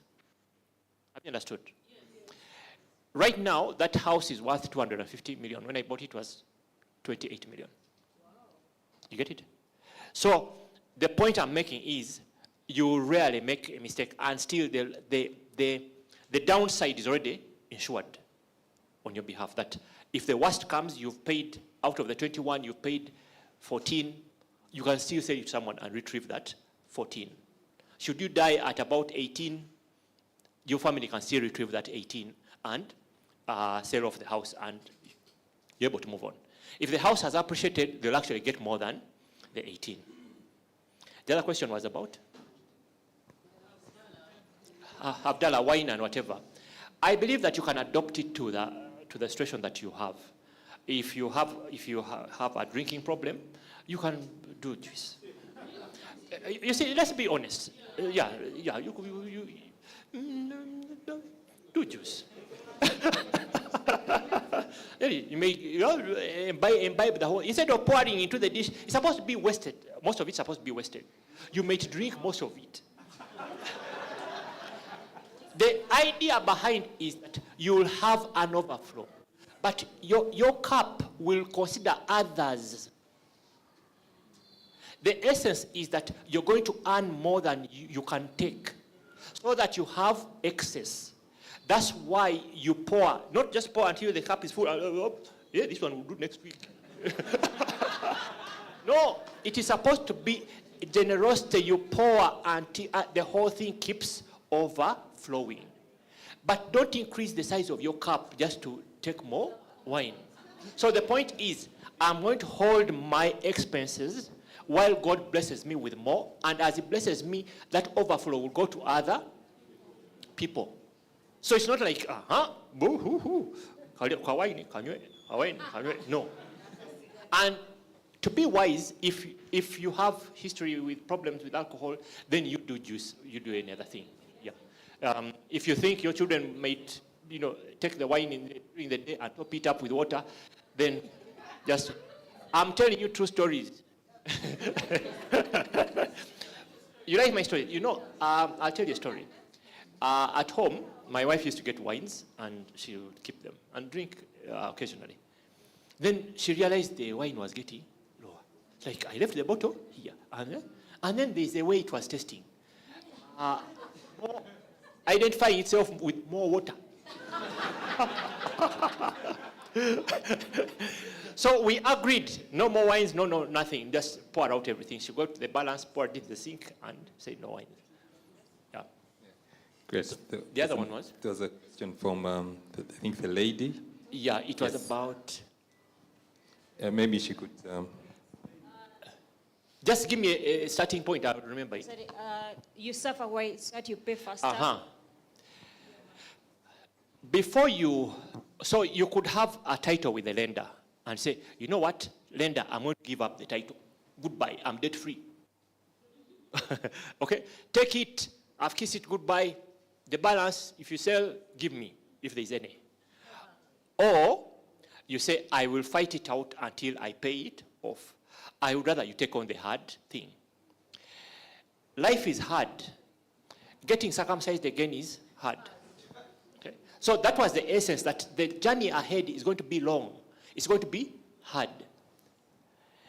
If I said we are closing these doors and circumcising all these men, you would see.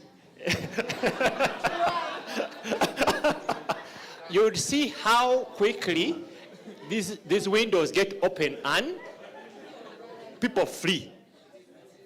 If I said we are taking an offering of 1 million or we are circumcising you, I will get the 1 million. They will call their relatives to send the money now.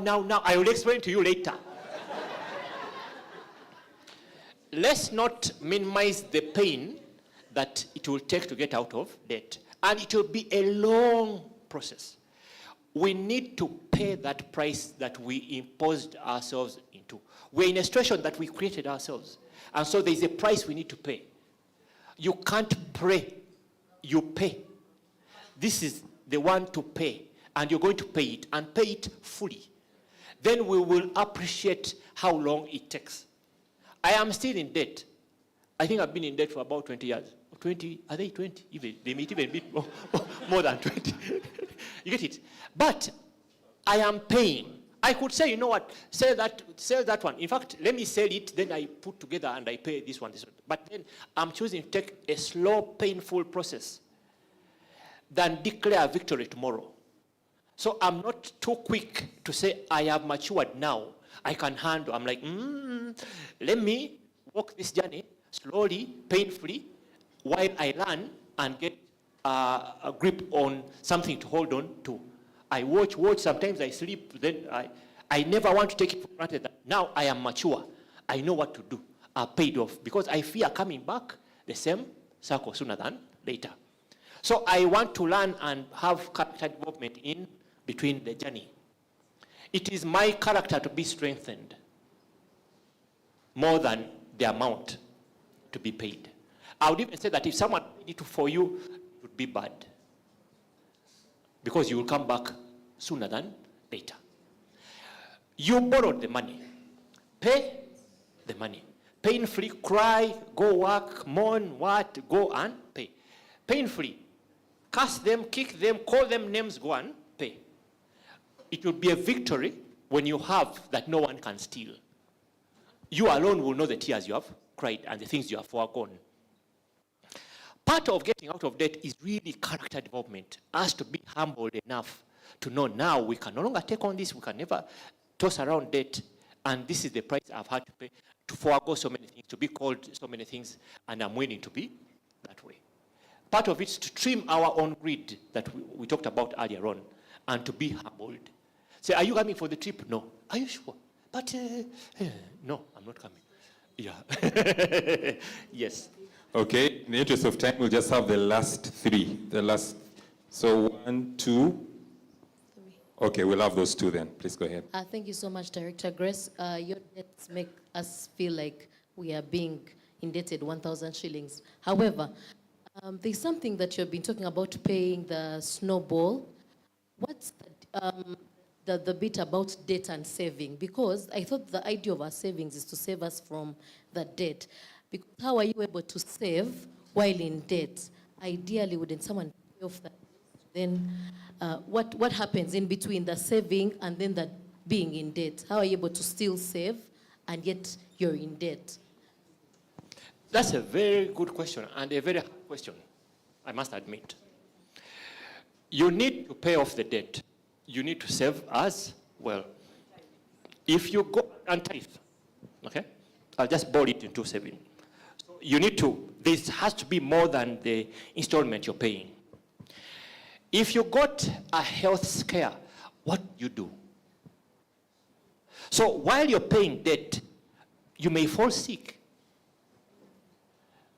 So you need to plan for the likelihood of the unlikely event happening.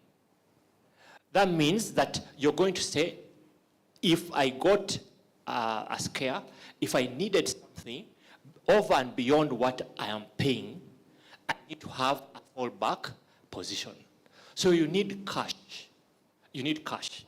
You might have an emergency. You might have a child graduating. You might need a child who may need to fly out to do something. And some of these problems are solved with cash. Okay? So you have to, it then encompasses you to work extremely hard. Not to simply say, I've paid the loan installment. To say, I have more than enough. Now that's the havdalah then. That's not just filling the wine cup and say, that is enough. There we go. It is to have more than enough. So that you're able to tithe. So that you're able to save. Is it easy? No. That is why you need someone like Joshua, you need someone like Moses, who you will ably follow. This debt you will not get out of it alone. You need a Moses who will breathe fire on you and say, did you pay? When are you paying? Show me the receipt. Show me this thing. I don't think that as Joshua was following whatever Moses had done, Moses just charged and said, I've told you, it is between you and God, bye. I believe that Moses was also there to monitor and make sure that this guy does exactly what God has said that he should do. Just like Abraham, God told Abraham to his children. I don't think that Abraham just told his children, me I heard from God, it's up to you. No, it is a way of creating accountability and saying, look, I want to overcome this thing. On my own, I will fail. I want you, Stella, to hold me accountable. And whatever you tell me, I will do. If I am willing to be scrubbed, abused, please do not leave me. I need to get rid of my bad manners. You understand? You need to circumcise those bad manners out of you. So you need a commitment to obey someone who has been there, someone who will help you get out of it. Yeah.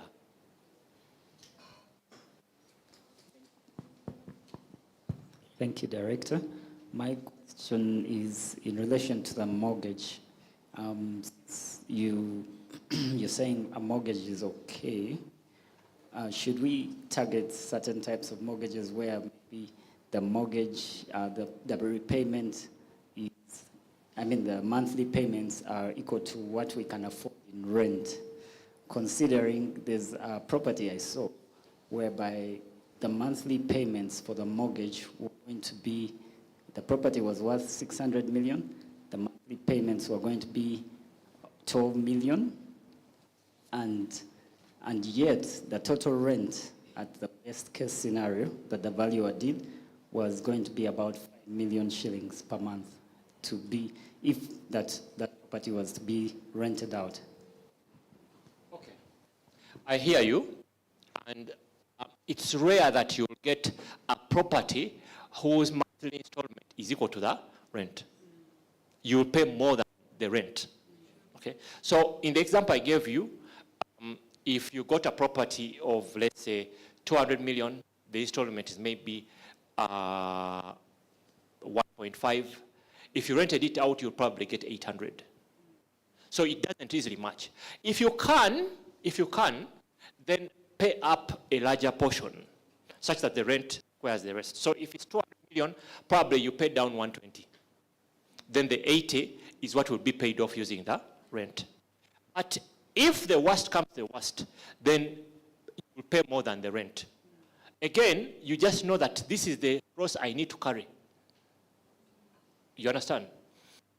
Knowing who you are, it's going to be very hard for you to accumulate this money. So you sign up knowing what you're signing up for. Yeah. It is like, I have rented for 26 years. So I need to style up. And I'm going to pay more than the rent, but I know that every extra pay is going to knock off the equity in the property.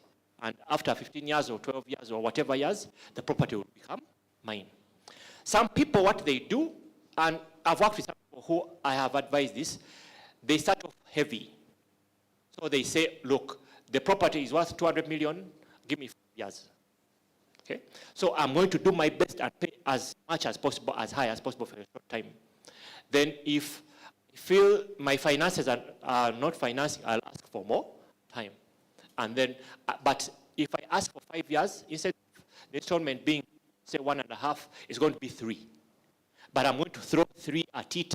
If I throw 3 at it for 3 years and I renegotiate it maybe to make them another 5, I will wrap all this off in 8 years. So you will lay yourself a higher target. If you're 30 years, I think you should do more. Yeah, because you're just 30 years. Then you should do more than what the bank is asking you for. When the bank is asking you 20 years, please take 20 years, take as short a time as possible. Lay yourself up a high target so that you actually pay down that thing as soon as possible.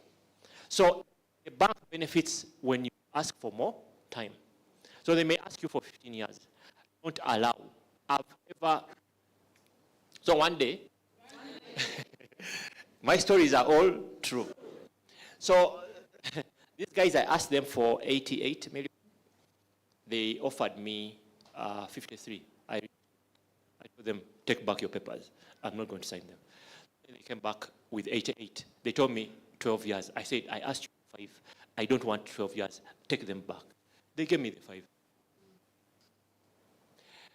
You have to push back. And the longer, then the lady told me, if you ask for 5, my manager won't sign it off. Because we are giving everyone 12 or 15 years. I said, okay, I was going to say, go to the hot place. Go to the hot place. I will not sign the 12 years. They brought me back papers of 5 years. Signed 5 years. So yes, lay up yourself a target that seems to be hard and impossible, but work yourself to make sure you deposit those, make those installments. go at it hard. Should it become very difficult midway, you can renegotiate the time. But who knows, could go at it hard and actually pay it off in a shorter time. But especially if you're 30 and below, please don't waste time. Thank you. Director, we're just going to end with 2 questions. Yeah. We have an audience from online, YouTube, over 100 people, and someone has a question. Aren't you scaring your people? Without debt, the development options are limited. The sources of capital are debt, inheritance, and theft. Only people who have access to those will invest and grow. As you answer that question, the last question will be, now that we have attended this, we have registered, are there more options, other things we can look forward to? Thank you. Okay. It depends on your interpretation of something. I'll give you an example. So I've removed my glasses. Okay? So I can wink at you